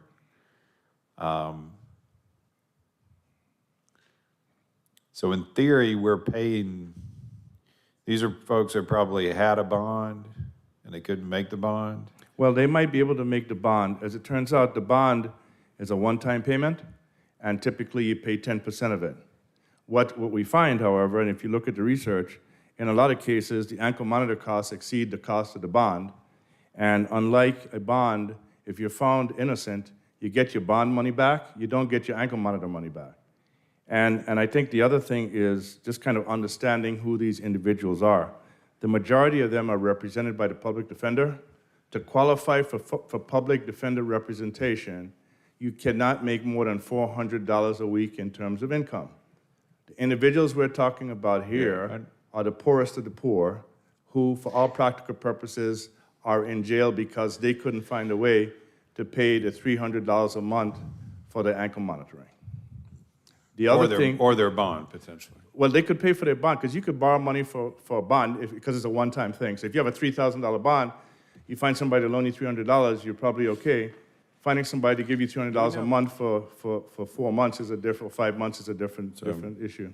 As a standard practice in general in the metro area, is anybody else doing this? There are some places around the country that are starting to realize that...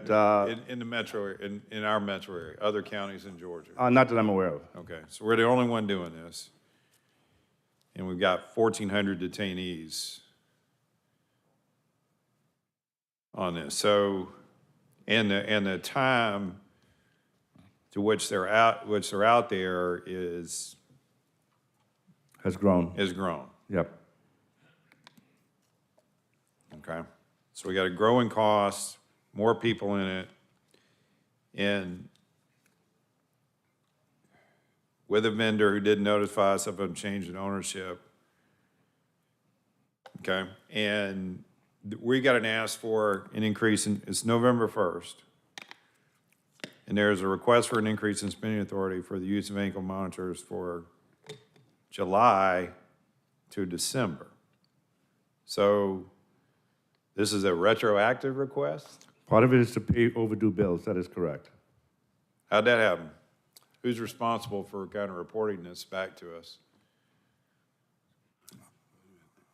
I don't, part of this is our accounts payable process. I don't want to point fingers, because I'm not sure that would be helpful at this point, but our processes whose don't... responsibility is it? Our processes don't move as fast as they should or could. We identified this as an issue in the summer, and unfortunately, it took us a while to get to this point.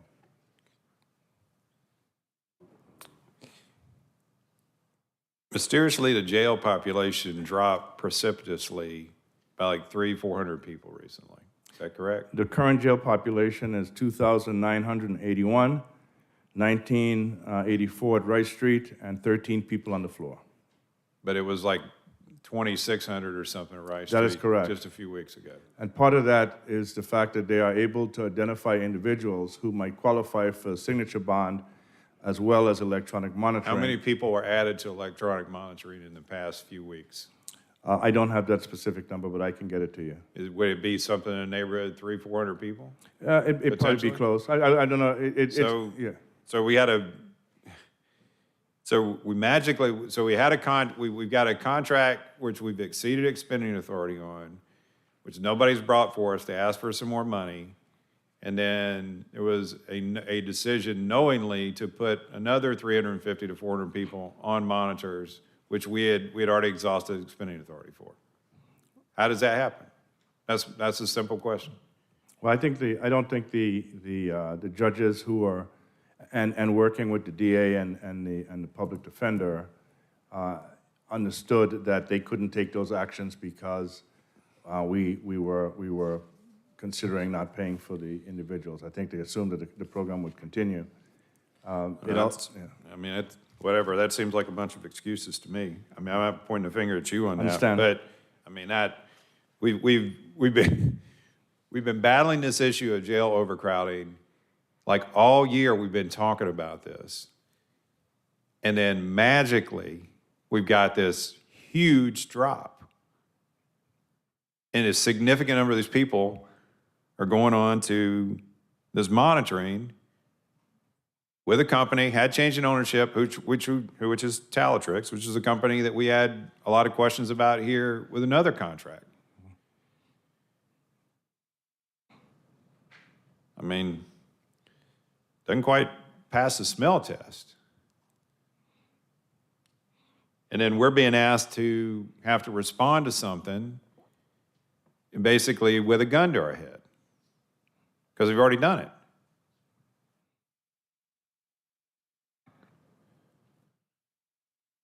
I mean, it don't work that way. Shouldn't work that way.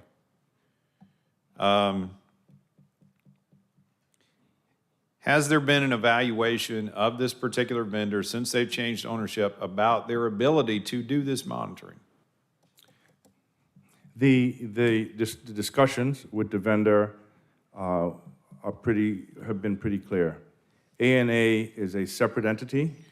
The only electronic monitoring device that can be used are the traditional ankle monitors, and that's the only thing that's covered as part of this program. So they're expected to maintain a very clear line of delineation between Talatrix that provides the...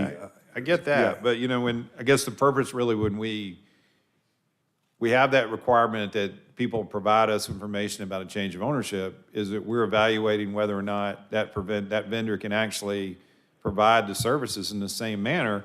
And this thing's ballooned to 1,400 people. I mean, this has got to be the biggest monitoring contract in probably the Southeast for a singular county. And I mean, I understand the concept of monitoring and that sort of stuff, but this is a huge number. And it's a big public safety issue if the monitoring is not potentially being done effectively or they don't have the resources to be able to do it. And the fact that we just sort of magically had, you know, our jail population just dropped precipitously. When we were told, oh, we can't do that, you know, we got all these people over here, they're violent offenders, all that kind of sort of stuff. We vetted through this stuff, and then boom, magically it's dropped. Just one or two other questions, and I'll let other people get into the queue. This is a request through the end of 2023, and this is a question maybe for purchasing. Where are we at in putting together a rebidding of this contract in ahead of 2024? Commissioner, this contract was not procured through purchasing. There is a state law that allows the sheriff to do the electronic pretrial release and monitoring program. And he There's an application to provide the electronic monitoring services application that is authorized by the sheriff and by the chief judge. So it is nothing that purchasing does procure or Okay, can so procure. you're telling me this is the responsibility of the sheriff? Yes. So this delayed payment, not notification of it and all this is again the sheriff? No, I'm not saying that part of it. What I'm Well, saying why not? is I mean, you're telling me he's the one that contracted this?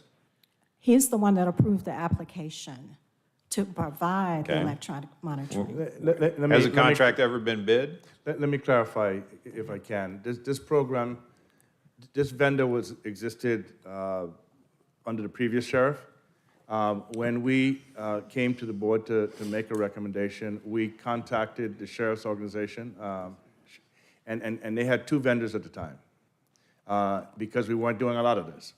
One of them was A&A, which provided traditional monitors, and the second company was actually moving towards a phone-based system. Those are the two companies that the sheriff's organization had approved to actually come into the jail and do this type of thing. And so A&A was really the only firm at the time that could do this. Secondly, to your point about scale, they scaled up, and you're correct, Commissioner, this is probably the largest program in the state, but we also have the largest jail population in the state. And so yes, but it was not a sheriff, quote unquote, contract with A&A. This contract was signed between the county. The sheriff had to approve the vendor because he's allowed to approve who comes into the jail. Okay, so now that we're paying this out of the general fund, why can't we bid this on our own? Why shouldn't it be subject to standard procurement? And then if so, have we started a procurement process? We haven't started a procurement process. Why not? Because we are looking for, quite frankly, there's a bit of, we're looking for some clear guidance from legal and procurement about who actually bids this and who pays for it. And this particular, and look, there are a lot of issues in terms of what we do moving forward. This particular request was designed to pay the bills that we have and to keep the individuals that we have on the monitors so that we don't have to bring them back into a jail that we've just reduced the population. And just as a reminder, it costs us $100 a day to pay for somebody in our jail versus $675 to have them on a monitor. I'm well aware of what the costs are that are involved with that, with all that stuff, right? But the chronology of this stuff and the fact that we just saw this precipitous sort of just magical drop and a bunch of people being placed on monitors with a company that's changed ownership, that there are questions about, that there are close ties with the sheriff that we've already discussed, and the scale of this. I mean, 16 to 1,400, 19 to 23, and this is a big expenditure.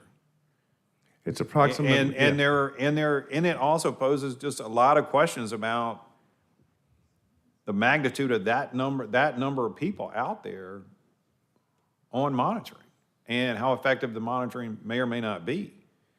I saw some story recently, some guy that had to be released because he wasn't indicted until after 120 days, and then, his monitor didn't work or something, and now he's on the lam. And this was not somebody who was accused of murder or attempted murder or something like that. I guess I'm not comfortable. I'm not comfortable approving this today until I understand what our future plan is for procuring and doing a full-blown RFP for 2024 going forward. I'll offer a substitute motion to hold. All right. Vice Chair Ellis has put a motion on the floor, substitute motion to hold. It was seconded by Commissioner Abdul-Rahman. All right, you want to dispose of that motion one way or the other before? Yeah. Yeah, I still want to participate in the discussion. Okay, you want to dispose of the motion and hold first, or you want to be heard now? It's up to you. I would like to be heard, but I think there was someone ahead of me. All right, Commissioner Abdul Rahman. Motion on the floor is to hold. Was part of the monitoring, putting individuals on monitors, was that part of trying to get a decrease in the jail population? Yes, it was. That was the initial focus of this as part of the discussion with our expediter at the time. So is there anybody here that can answer as to where that would have been covered, maybe chairman or the county manager? Is that something that could have been covered by the inmate welfare fund? You asking me? Yes. I don't know anything You're about supposed to that. be on that committee. I know That's nothing about that. Let me be real clear for those who are listening. I know nothing about that. Okay, can anybody else answer that? Is anybody else here? Because I would need an answer to that before I know there's a motion for it to be on hold, but I would be curious if, in fact, this was a tool designed to help decrease the population there. I would think, and I could be wrong, let me be very, very crystal clear, I could be wrong, but I would think that that could have been something that could have been, in part, paid by the inmate welfare fund. So I'm going to yield the rest of my time. If nobody has an answer, and it sounds like nobody has an answer to that, Chairman, I would like to try to get an answer to that by the next board meeting. However, I will yield my time. All right, Commissioner Arrington, you want to be heard? Yes.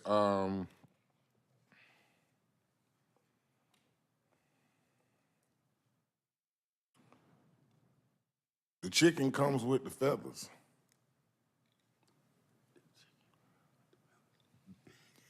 We can't say that we want to reduce our jail population and not provide ankle monitors. I think there are a lot of reasons for the reduction in the jail population over the last 2 or 3 weeks specifically. One, I think the sheriff has given the public defender space in the jail as well as the solicitor. So they both now have offices in the jail, which allows them to respond and to react. So we've gone from roughly 3,600 people in the jail to about 3,000 or apparently 2,900 in the jail. As a result of our sheriff and our solicitors and our judges and our district attorney all working together to reduce the population. So that's about a 1/6 reduction. If you go from 3,600 to 3,000, that's about a 1/6 reduction in population.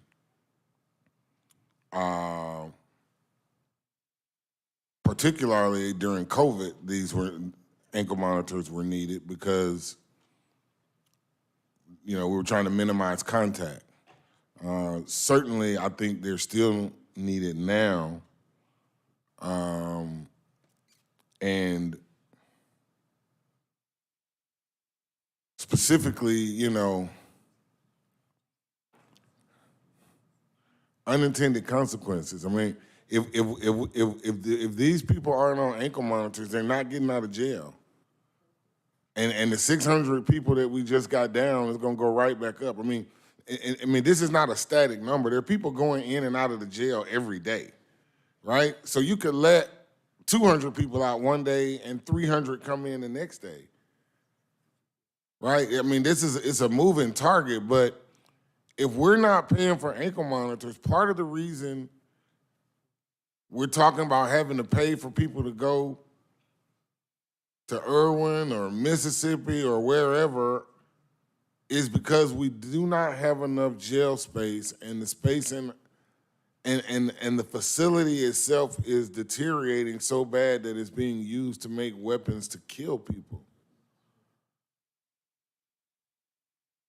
So whatever we're spending on this is a lot less than The 4 million, this is for a whole bunch of people. We spent 4 million on one person, one man that died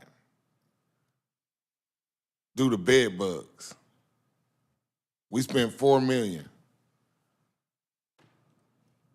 If we don't pay this and those 600 plus people or more go back into the jail, how many more $4 million verdicts are we gonna have to pay? Settlements are we gonna have to pay?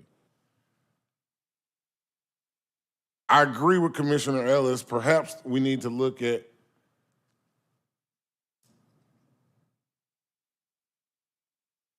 moving forward, putting this through purchasing.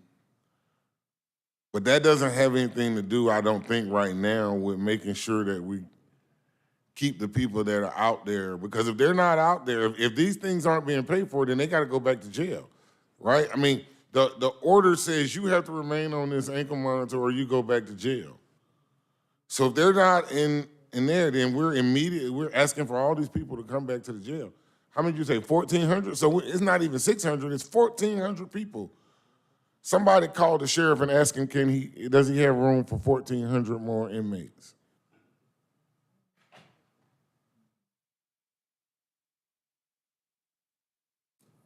Nobody even laughed at that.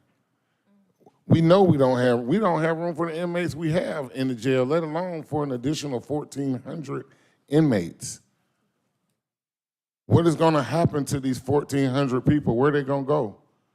Can they go to your house, Mr. Chair? Can we send 1,400 inmates to your house? Well, 2 of them my cousins.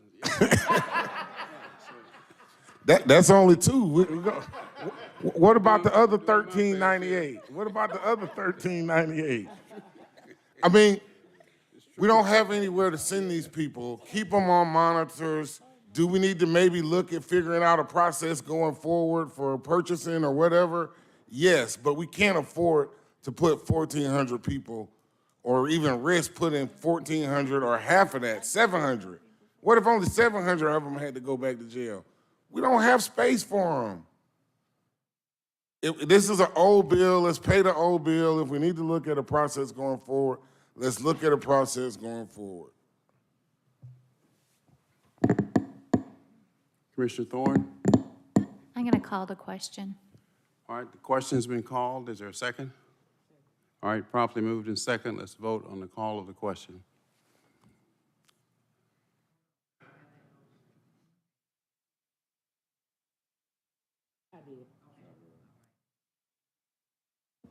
Ready? Yes.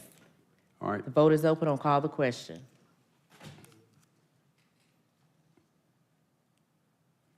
And the motion passes, 4 yeas, 1 nay. All right, the motion on the floor is to hold. Let's vote. Mr. Chairman? No, sir. Okay. And the vote is open on the motion to hold. And the motion to hold passes, 4 yeas, 1 nay. 2 nays with Commissioner Hall. All right, Mr. Adams, you have the floor. I just want to let you know that the vendor has notified us that because we haven't paid in 4 months, they will have to look at stopping the service. So I didn't know whether that was germane or not to your vote. Okay. Just wanted that to It's be on the record. absolutely germane. Next item. Continuing on page 14, 230780, Real Estate and Asset Management. Request approval to extend an existing contract in an amount not to exceed $756,937.67 to provide project management services for the Urban Redevelopment Bonds Capital Improvement Programs.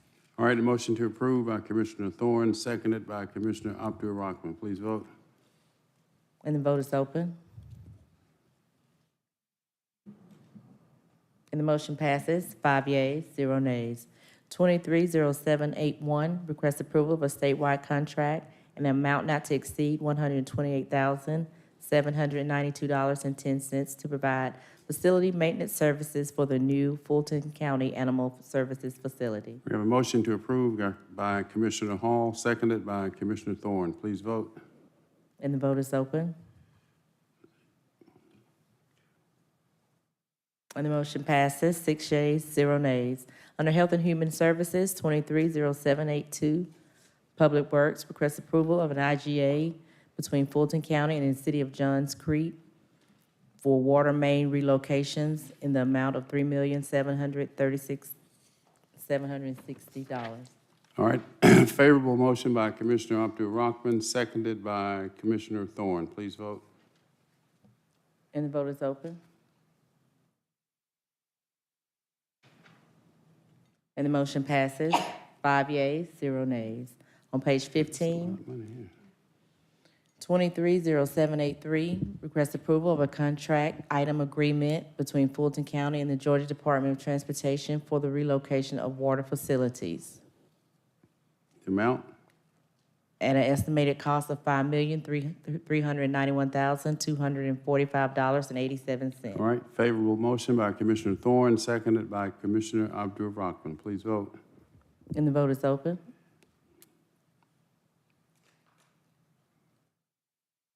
And the motion passes, 5 yeas, 0 nays. 230784, request approval of a recommended proposal in the amount not to exceed $118,000 for program management services in the execution of the Transportation Special Purpose Local Option Sales Tax. All right, favorable motion by Commissioner Thorne, seconded by Commissioner Abdul-Rahman. Please vote. And the vote is open. And the motion passes, 5 yeas, 0 nays. Under Justice and Safety, 230785, Emergency Management, request approval of a recommended proposal in an amount not to exceed $9,080,000 to provide animal control services. Motion to approve by Commissioner Abdul-Rahman, seconded by Commissioner Hall. Please vote. I'm sorry, Commissioner Thorne, you have the floor. Can you tell me what the contract was prior to this? The amount? And was there an increase in spending? It was about 3.6 million. It's driven largely by the size of the facility, and the fact that that Lifeline was providing subsidies. It's I think we covered it in our briefing with you, Commissioner, but that's about the order of magnitude. Okay, and we amended it up to 4 million? Okay, great, thank you. All right, the motion on the floor is to approve. Commissioner Arrington wants to be heard.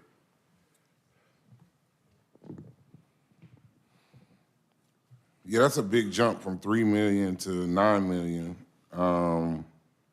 because of the size of the facility. It's the same number of animals being held. I mean, let's go back to the jail. We got 3,600 people in the jail. I don't care how big it is, it's still 3,600 people in there that have to be supervised. I don't care how big the facility is. The number of animals didn't change magically overnight because they're in a new facility. That doesn't make any sense. Well, it wasn't, it was driven by, I'll let Mr. Carmine talk to it.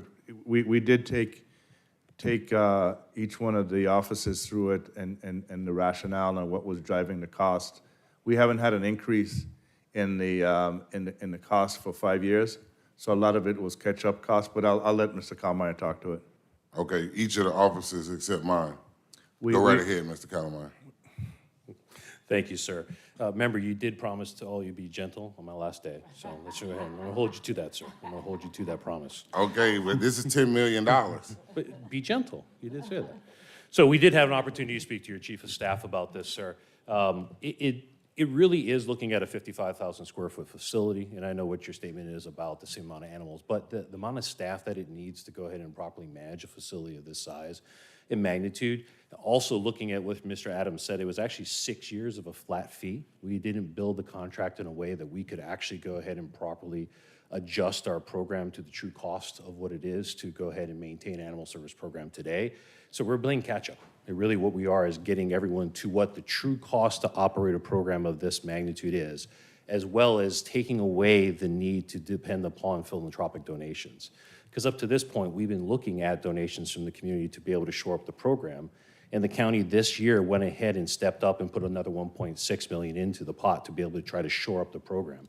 So really what you're seeing here is what the cost would look like to provide that level of service, but at the same time to go a little bit extra And one of the reasons why we picked this location is because it's a desert. It's a desert when it comes to veterinary care. It's a desert when it comes to other services for the community. And we're going to be offering things like no cost to low cost veterinary care in our veterinary clinic at the site to be able to offer that to the community and people of Fulton County. So it's a little extras that we're going to get because of this partnership, and that's really going to be helping the citizens of Fulton County with those extras. All right, thank you, Mr. Callamire. And I mean, I don't know that justifies a $6 million increase.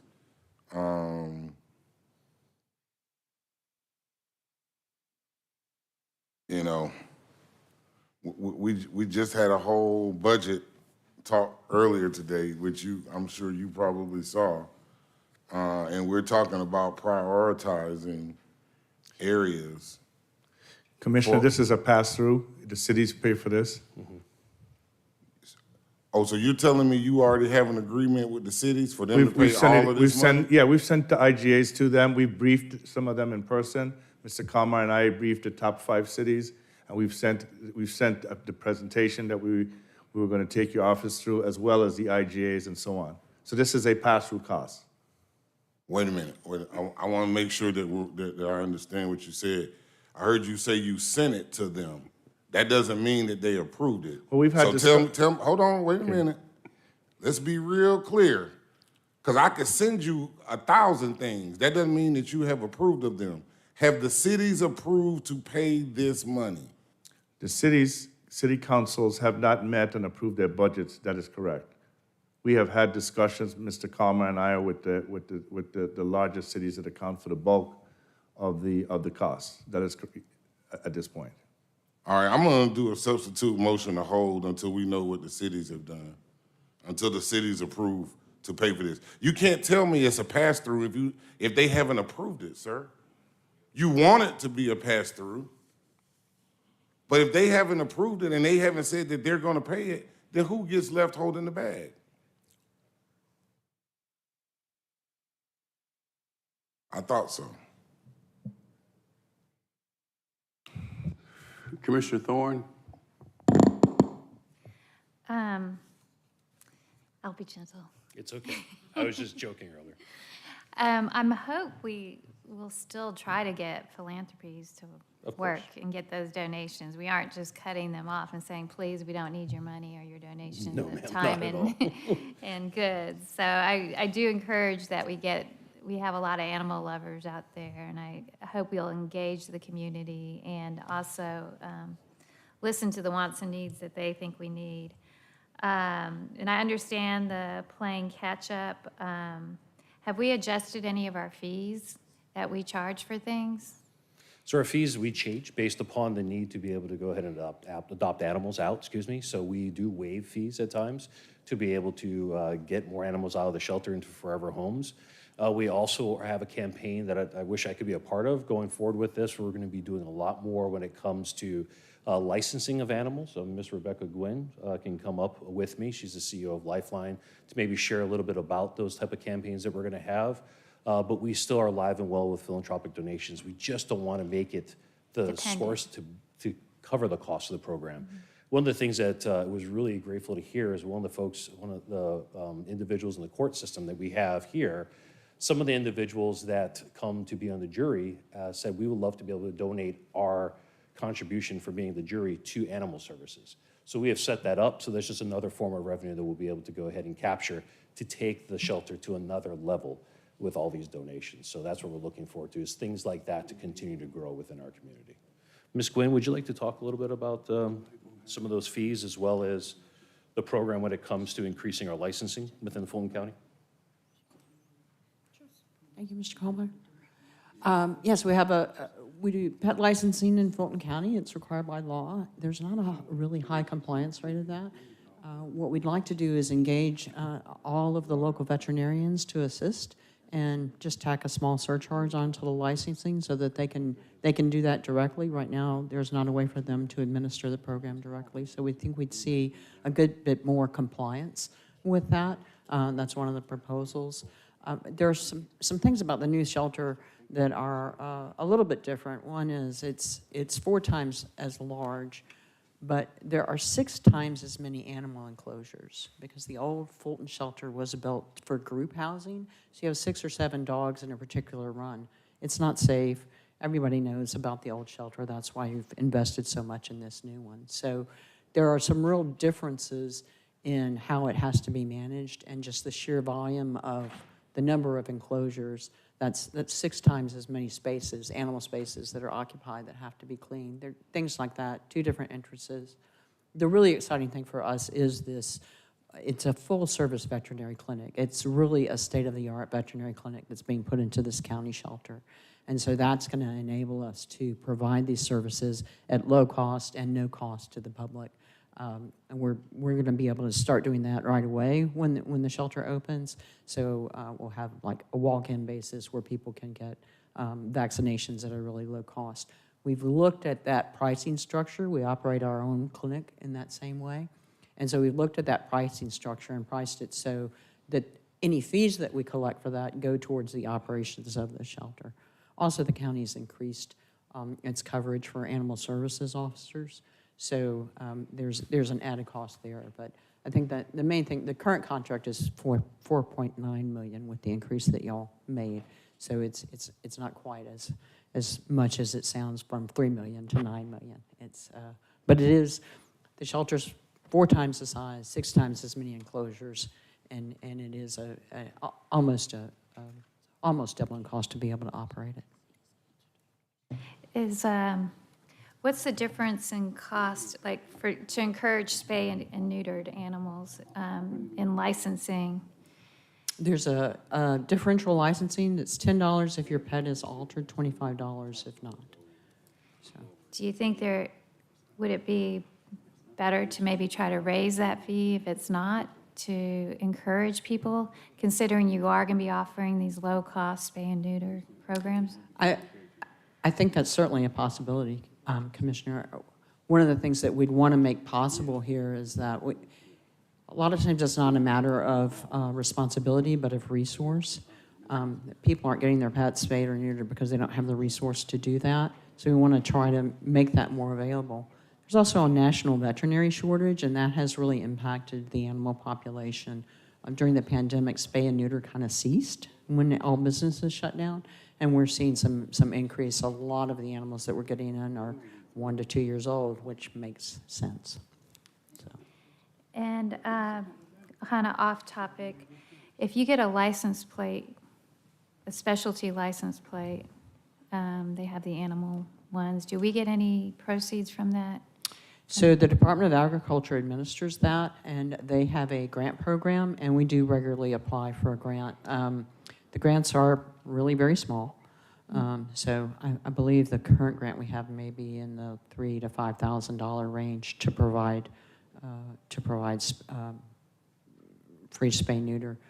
The way they used to administer the program, and I think they still do, they take half of the funding and they allocate it to grants, and then they take the other half of the funding and it's allocated to local veterinarians so that they can get reimbursed for performing spay neuter, but there's not a cap. So the regular private practice veterinarian can charge $500 for the spay neuter and still get reimbursed another $50 on top of it. So it's not that effective.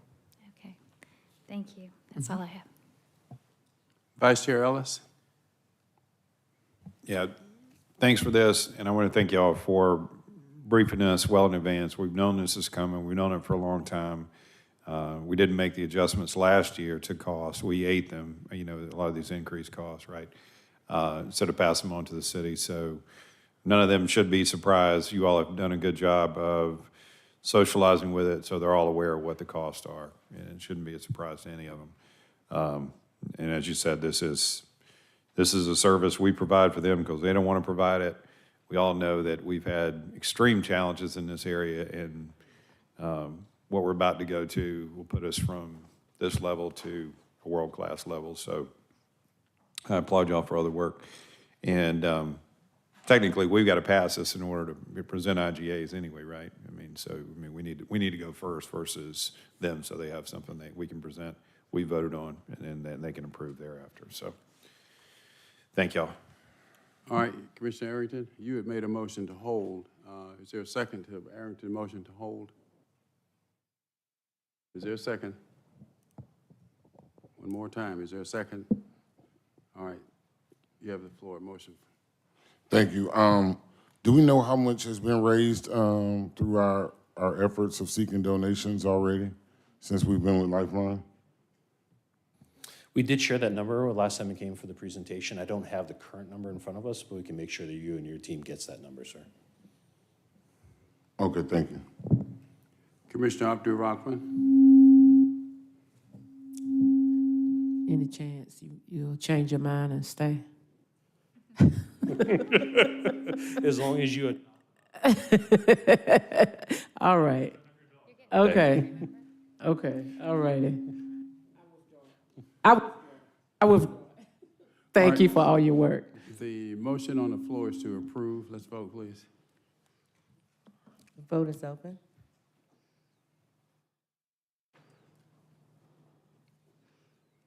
And the motion passes 5 yeas, 0 nays. I was gonna say, where's the party? Next item. 230786, request approval to increase spending authority in an amount not to exceed $300,000 to include the transition and move to the new Fulton County Animal Services facility. Motion to approve by Commissioner Abdul Rahman, seconded by Commissioner Thorne. Let's vote, please. And the vote is open.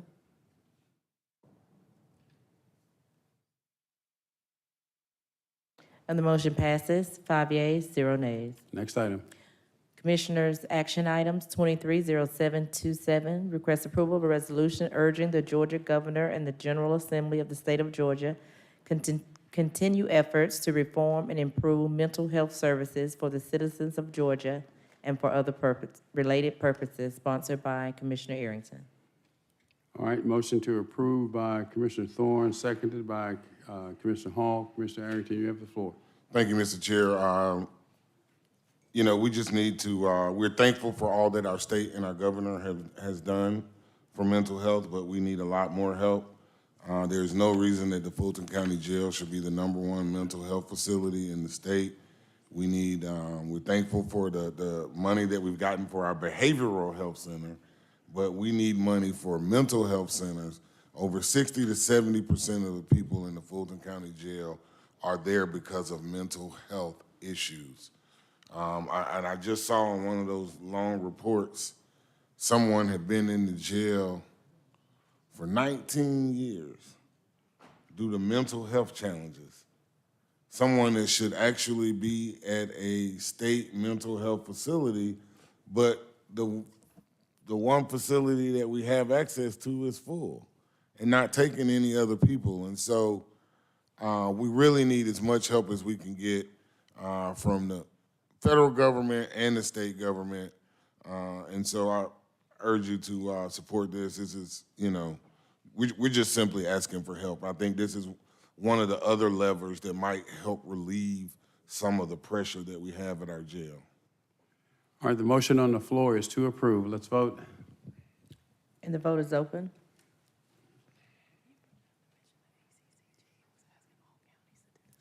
And the motion passes 6 yeas, 0 nays. And the ACCG was asking all counties to pass this as well. Next item. On page 16, 230789. 789? Yes. That's right, yeah. Request approval of an IGA for the provision of pre-arrest diversion and continuum of resource building services between Fulton County and Atlanta, Georgia. All right, a motion to approve by Commissioner Hall. Is there a second? Seconded by Commissioner Abdul Rahman. Any questions or comments? Let's vote, please. And the vote is open.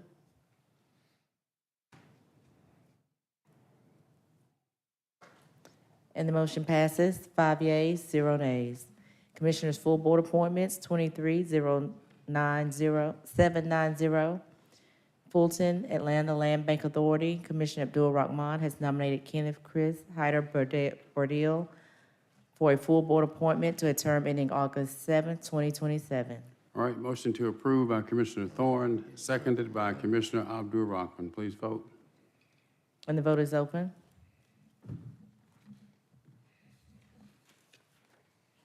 And the motion passes, 5 yeas, 0 nays. On page 17, 230791, Hospital Authority of Fulton County, North Side. The Board of Trustees of the Hospital Authority of Fulton County appointed Dr. Kenneth Kupke to fill the unexpired term of Dr. Thomas Gable for a term ending April 1st, 2024. All right, this is filling the unexpired term, is that right? Okay, motion on the floor is to approve. Motion to approve by Vice Chair Ellis, seconded by Commissioner Abdul-Rahman. Let's vote, please. Unexpired term. And the vote is open. The motion passes, 5 yeas, 0 Yeah. nays. Vice Chair, could you get me the board, the minutes of their last meeting? You didn't say that with any enthusiasm.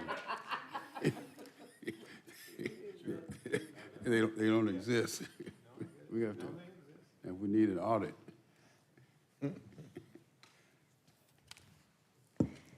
County Manager's presentation and discussion items, 230792, External Affairs, the 2024 State Legislative Agenda. Good afternoon, Commissioners. This won't take more than an hour. We will, today is the... What did she say? that was a little 4 o'clock humor, Chairman. Today is the first review of our 2024 legislative agenda. We've had an opportunity to talk to several of you and hope to meet with all of you before we bring this back to you at your next meeting. We have shared an updated draft presentation with you, and I hope that they will please bring it up on the screen so we can review it. But hopefully you all have that in front of you. We are going to be, as I said, bringing this back for final approval at your next meeting. And today we'll just make a first presentation for the community and for all of you to share your input. Our first priority, and this is very timely with Commissioner Arrington's resolution, is about behavioral health crisis center funding. As you recall, during the last session, we received the first portion of the funding for the first 6 months. The facility is now under construction, and we are, thank you. And we are now working to complete that early in the session. We are, for this session, going to be seeking the second 6 months of funding. Also wanted to mention that on Friday, Commissioner Tanner from the Georgia Department of Behavioral Health and Developmental Disabilities shared with the House Appropriations Subcommittee for Human Services that additional beds are very much needed in Fulton, across the state, that they would like to build 8 additional behavioral health crisis centers over the next 10 years. And they also have a severe need, as Commissioner Arrington just alluded to, in hospital beds and are facing a severe shortage of more than 100 beds today. So we will be seeking additional support from the state for our behavioral health crisis center. Let's go. All right, next. Can you please go to the next slide? Okay, the next priority, okay, thank you. The next priority is about the jail and seeking a sales tax. Earlier this year, the board gave direction to staff to pursue planning for the replacement of our jail facility and asked that we also move forward with exploration of a sales tax. Georgia law would require that a new sales tax would require passage of general legislation as well as a referendum for our voters. Such a referendum would give voters the option of how they would choose to finance a replacement jail facility. So we will be working with our delegation to pursue such legislation. Next slide, please. Next, please. I think we're a few behind. Next. Next, please. Thank you. We have had a number of discussions, and this was part of our package last year as well, looking at the equitable tax burden for homeowners in comparison to commercial property owners. There has been research done by the Georgia Tech School of Public Policy that shows that this is not an issue that is unique to Fulton County, that in many large commercial districts across the state, there is a disparity between assessed value and sales price, especially for large, valuable commercial properties. This puts an disproportionate share of the tax burden on the backs of homeowners. So we have worked with ACCG and the Georgia Association of Assessing Officials, as well as our friends at Georgia Tech, to review policy recommendations. We're very pleased that ACCG has adopted this as one of their policy priorities. And we're really looking at a couple of specific areas in the law where policy change could be effective in addressing this issue. One is about seeking additional income data from large commercial properties, and another is changes in the 299C freeze process for those, especially for the largest commercial properties. This is something that the Board of Assessors has also asked us to review. Next slide, please. I'd like to just note that the first three are the top three priorities that we have identified and would recommend, but we're going to discuss a few other areas as well. This is an area that we worked on last year. This was a repeal of an existing law that prohibits state court judges only from choosing the retirement plan they would like to participate in. The legislation passed last year, but it is because of the nature of it, it requires a 2-year process. So this would simply be completing that process and would take effect if passed next summer. Next slide, please.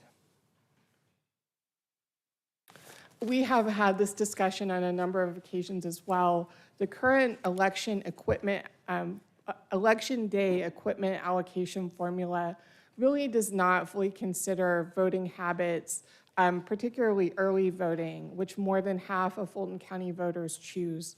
We would like to see that formula revisited so that we can have a more efficient allocation of equipment to meet voters' needs in the process.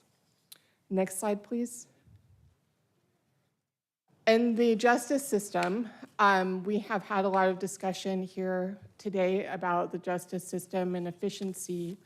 Earlier this year, Fulton County sought an additional judgeship, and while we meet the qualifications, we were not granted the additional Superior Court judgeship.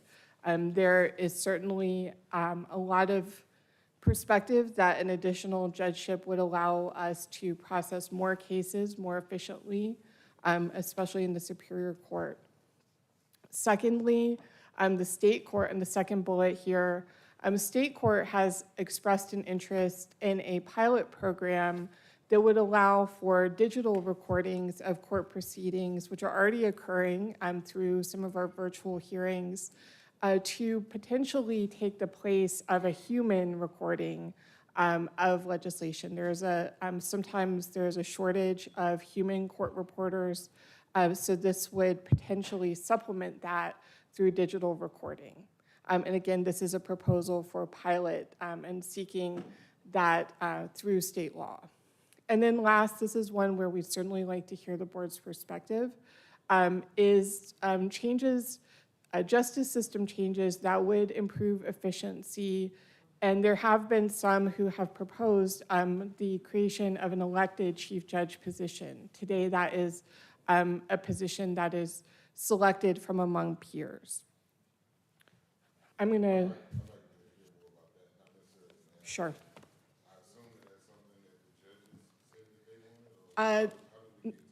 No, sir, I don't. I think that was more from an administration perspective. So we'll certainly come back and talk more about that. Next slide, please. Medicaid expansion is something that we've discussed here, not only from the perspective of patients, but also from our hospitals, which have unilaterally reported revenue loss, especially from uncompensated indigent care. And so we have, this is something the board has certainly talked about previously, a lot of work this year on healthcare access, and something that unfortunately we've seen slow uptake of the Georgia Pathways program. So this is something that we believe will be potentially considered in the next session. Next slide. Last year, the board took a position on House Bill 30, which was addressing a definition of anti-Semitism to apply for the Georgia hate crimes law. Just yesterday, the director of the FBI testified before the U.S. Senate that there has been an increase in crimes that are anti-Semitic in nature across the country. There have also been reports of anti-Islamic hatred, or Islamophobia as it is sometimes called, and this board has also expressed an interest in a balanced approach to those issues in hate crimes. So, or rather, excuse me, across the community. So this is certainly one we've had some conversation with board members about and would like to, again, hear your thoughts on it before our passage, we hope, in 2 weeks. Next slide, please.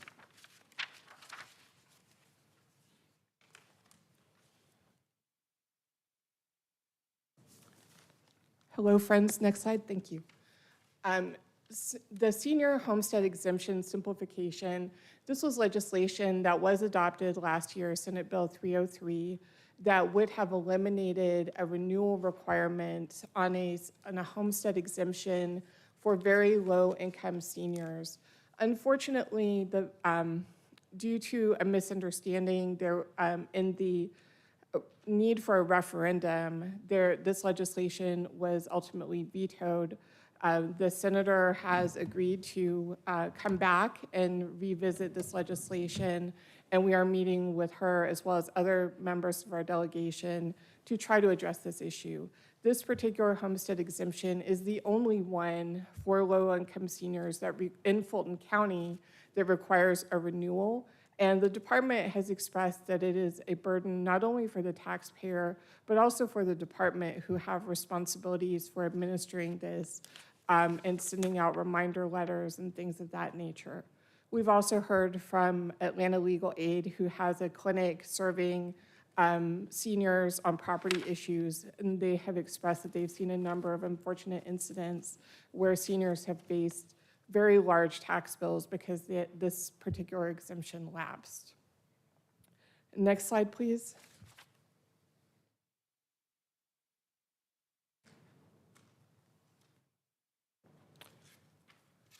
I'm gonna go right ahead. Next slide, please. During the last session, I believe Commissioner Arrington introduced a resolution seeking, or a proposal to seek some modifications to the MARTA board composition. This board has the highest number of constituents that you collectively represent, but you also have the smallest number of appointees to the MARTA board. So we would certainly like to continue discussions about how to address that equitably. Next.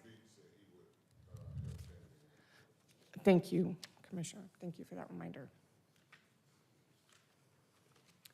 Next slide, please. This is another recommendation that the board adopted during last year's session. Because this is part of a 2-year legislative cycle, we've brought forward all of the positions you took last year toward this year. So this is about the requirement of law enforcement agencies to participate in the FBI's use of force data collection program. Next slide, please. We're almost done. Last year, the board also took a position on limiting the Superior Court passport fees. That is carrying over. That bill crossed over to the House, so we are continuing to monitor that. We have heard there have been some negotiations over the summer. Next slide. And this is the last piece of legislation that was, again, considered during the last session, and we're expecting to see this still be in play during the next session regarding the Crown Act. So again, we've recapped a number of Bill's new priorities, positions that carried over, as well as several administrative areas. Want to let you know that tomorrow is the first subcommittee meeting on the Fulton County Jail from the Georgia Senate. So we will be attending that and monitoring that. We do expect there may be recommendations coming from that subcommittee that we'll be bringing forward. Also want to let you know that November 15th is the deadline for pre-filed legislation. So we will be monitoring that. And study committees have all of their reports due on December 1st. Commissioners, if there are no questions, we will be back before you in 2 weeks. Okay, Commissioner Hall, Vice Chair Ellis, Commissioner Arrington, Commissioner Abdul-Rahman. Thank you, Mr. Chair. There is a meeting of the Georgia Coalition for the People's Agenda that happens on a regular basis. During their last meeting, they raised some objection to the item that is addressing anti-Semitism. And they sent me an email that I'm going to read to you so that you're aware of exactly, they sent exactly the wording that they want to be known as their stance on this. And it says, the current version of HB 30 not only defines anti-Semitism, but includes examples of what anti-Semitism includes. One of those examples is criticizing the Israeli government. A number of organizations, including the ACLU, have taken a stance against this version. There was a clean version passed out of committee that did not include the examples and organizations agreed to, while not necessarily support, not oppose that version. But instead of letting that version go through, supporters of the bill used shenanigans, including the lieutenant governor appointing someone for one committee hearing to the committee to ensure it had the votes to substitute HB 30 and pass it out of committee. It did not get a vote before sign die because of the current language. Despite Rep.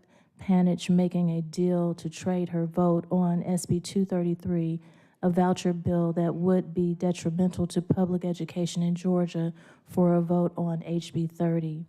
Further, under the hate crimes legislation, anti-Semitism is already a crime in Georgia. I'm not sure why this bill is so necessary unless it is to deter free speech against a government, which is disturbing, because we should always be allowed to criticize government actions. Happy to answer any other questions. This legislation won't come up during special session, but it will come up again during regular session. Would love to see more action on the reproductive justice resolution since it impacts so many people in Fulton County. And this came from the Policy Engagement Director of the Georgia Coalition of the People's Agenda. And they made it clear that this is their body's stance on it. Thank you. Thank you. Just very brief, just 2 or 3 quick things. On the judges stuff, I know there's an ask for like one more judge. Make it 4. Make it 4 to 5. I mean, at this point, one's not going to do anything. I mean, I think really we really need to stress sort of the magnitude of our issues and really help our delegation understand that. I know there are formulas for this, but I really think we need to have a strong conversation about we need a different standard, you know, given the breadth of stuff that comes into Fulton County. Mm-hmm. I mean, we've got 2 major RICO cases going on, and we have a third, well, I guess we're gonna have a third that we're gonna have to hear because it's brought by the state attorney general. Right. And we're the centerpiece of all kind of litigation winding up here because of where we sit. So I really think we need to make a big ask on the judgeship piece and push that as opposed to this, you know, down in the weeds formulas has been on and that sort of thing. So you concur with that, Mr. Adams?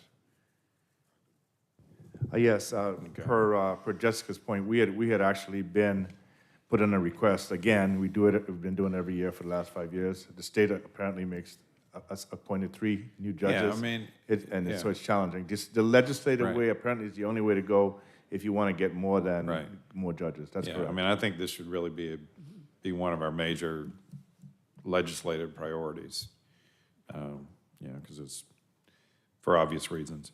And then I get the homestead exemption simplification for seniors, but one thing I mean, it's not necessarily, we have this gross lack of uniformity between Atlanta residents and non-Atlanta residents when it comes to school taxes, and that's the biggest form of taxes that all of us pay.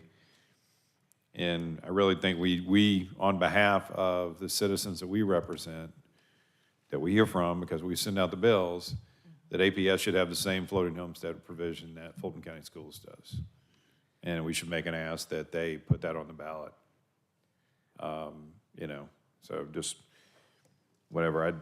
Somehow I think that needs to be raised and shared with our delegation.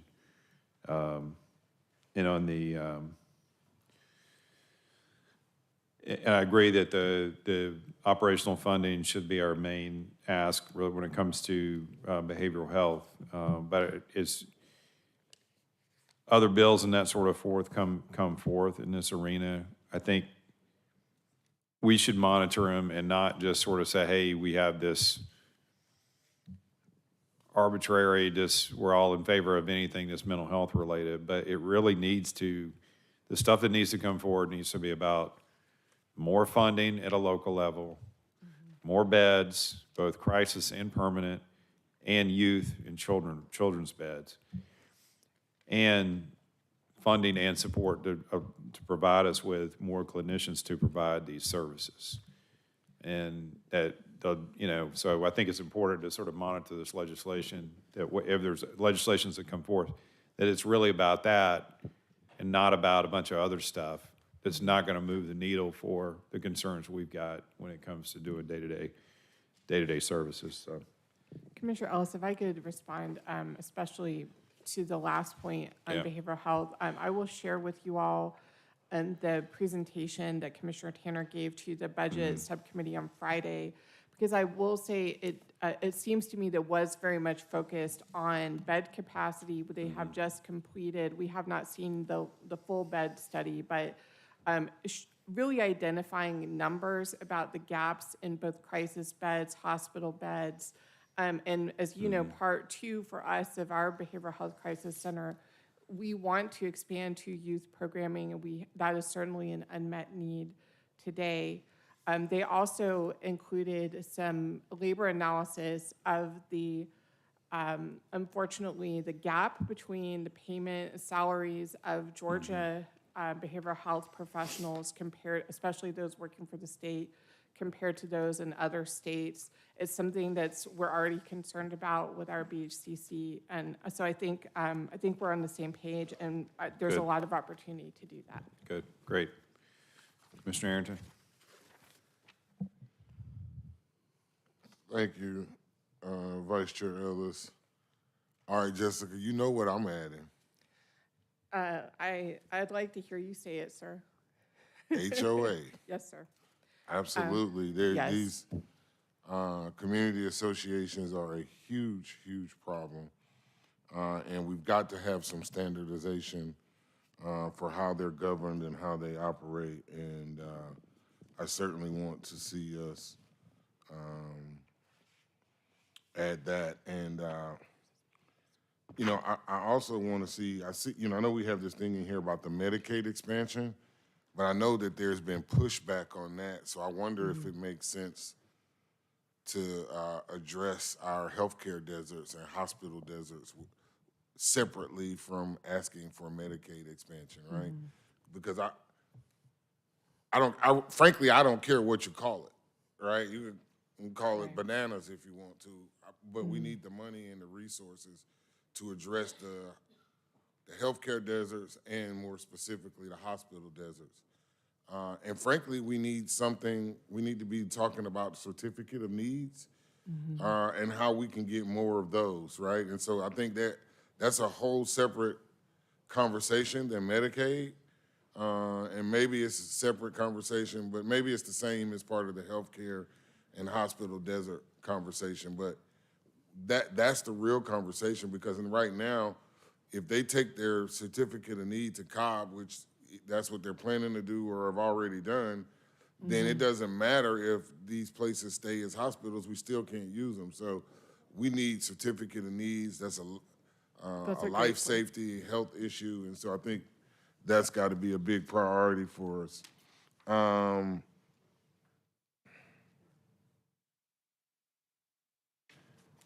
I like the election request.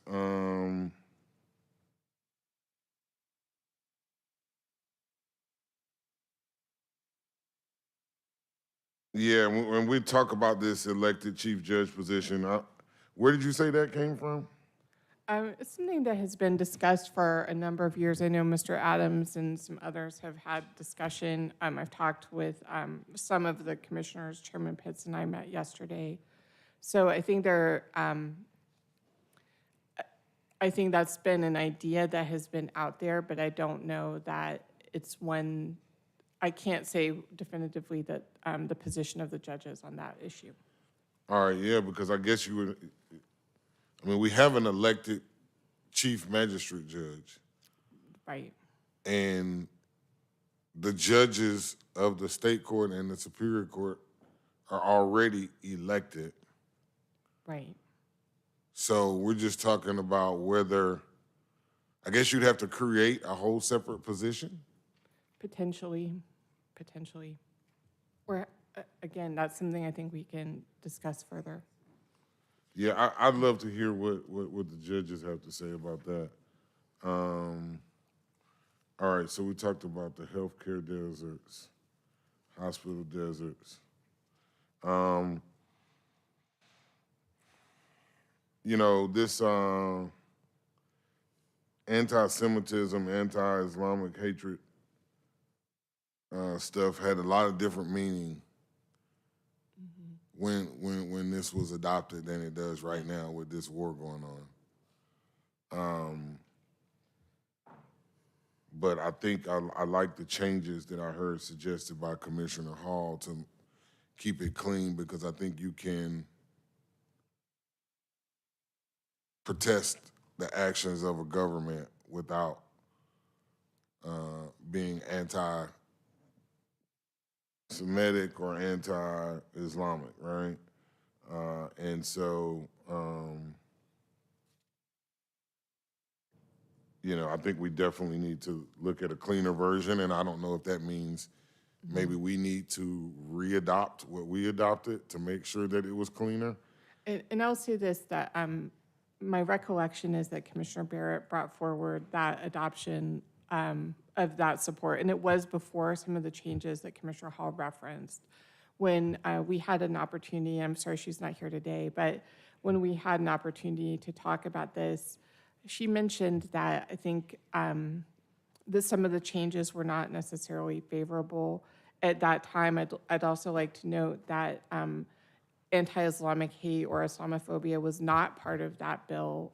That was something that we recommended as part of as a result of conversations we've had with a number of you all, and also recognizing some of the, as you said, some of the changes because of the war and some of the reporting that we've heard from around the country.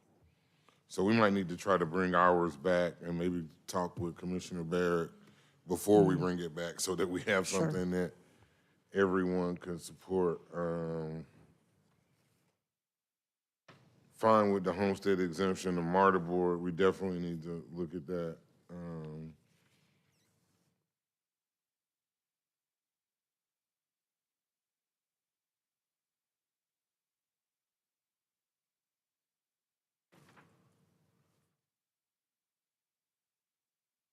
You know, this limit on clerk or superior court passport fees, I would suggest that we, you know, look at amending the Constitution to not allow any constitutional officers to keep fees that should otherwise go to the government.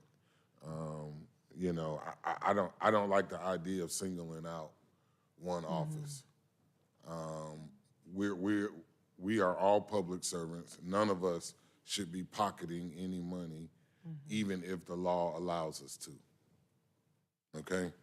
And so I don't think it makes sense, again, to just single out the clerk of Superior Court when we know that there are other constitutional officers that do the same thing.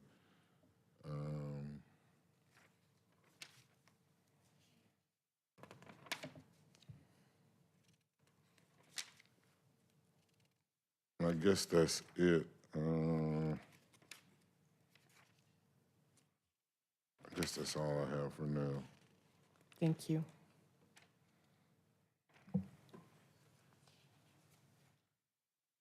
Is that it?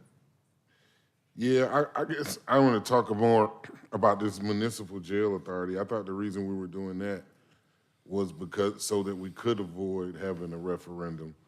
And so I wonder if the referendum and all of that is still needed or not if we're using the jail authority. So Commissioner Arrington, one thing I would say about that, and certainly there are, a sales tax would require both passage of legislation as well as approval of a referendum, excuse me. One thing that we have learned is that a sales tax referendum can be tied to repayment period of bonds, so it is not like a T-splost or something like that. So we could certainly talk more about that, and it's a complex subject, but would be glad to talk more with you about it, and really positioning it as a taxpayer choice. Okay, thank you. Thank you. Commissioner Abdul-Rahman. Thank you, Vice Chair. I just want to publicly thank you all for the work that you all have done. This is in my mind, a Herculean task to get all of the things that, you know, Fulton County deems as priorities and try to see which ones we can get through and which ones we can't, and to lobby on our behalf. I think sometimes because people don't physically see you doing it, they don't know the great work that you all are doing. On a personal note, I thank you for the push for the Islamophobia and the anti-Semitism. I think that the climate requires us to have an additional look at that and see what we can do at the state level to make sure that we're not singling out anyone more so than the other. So I thank you all for the work that you all do tirelessly every day. Thank you very much, Commissioner. All righty. All right, any other comments? Anything further to come before us? Madam Thank you Clerk? very much. All right. Well, with that, we are adjourned.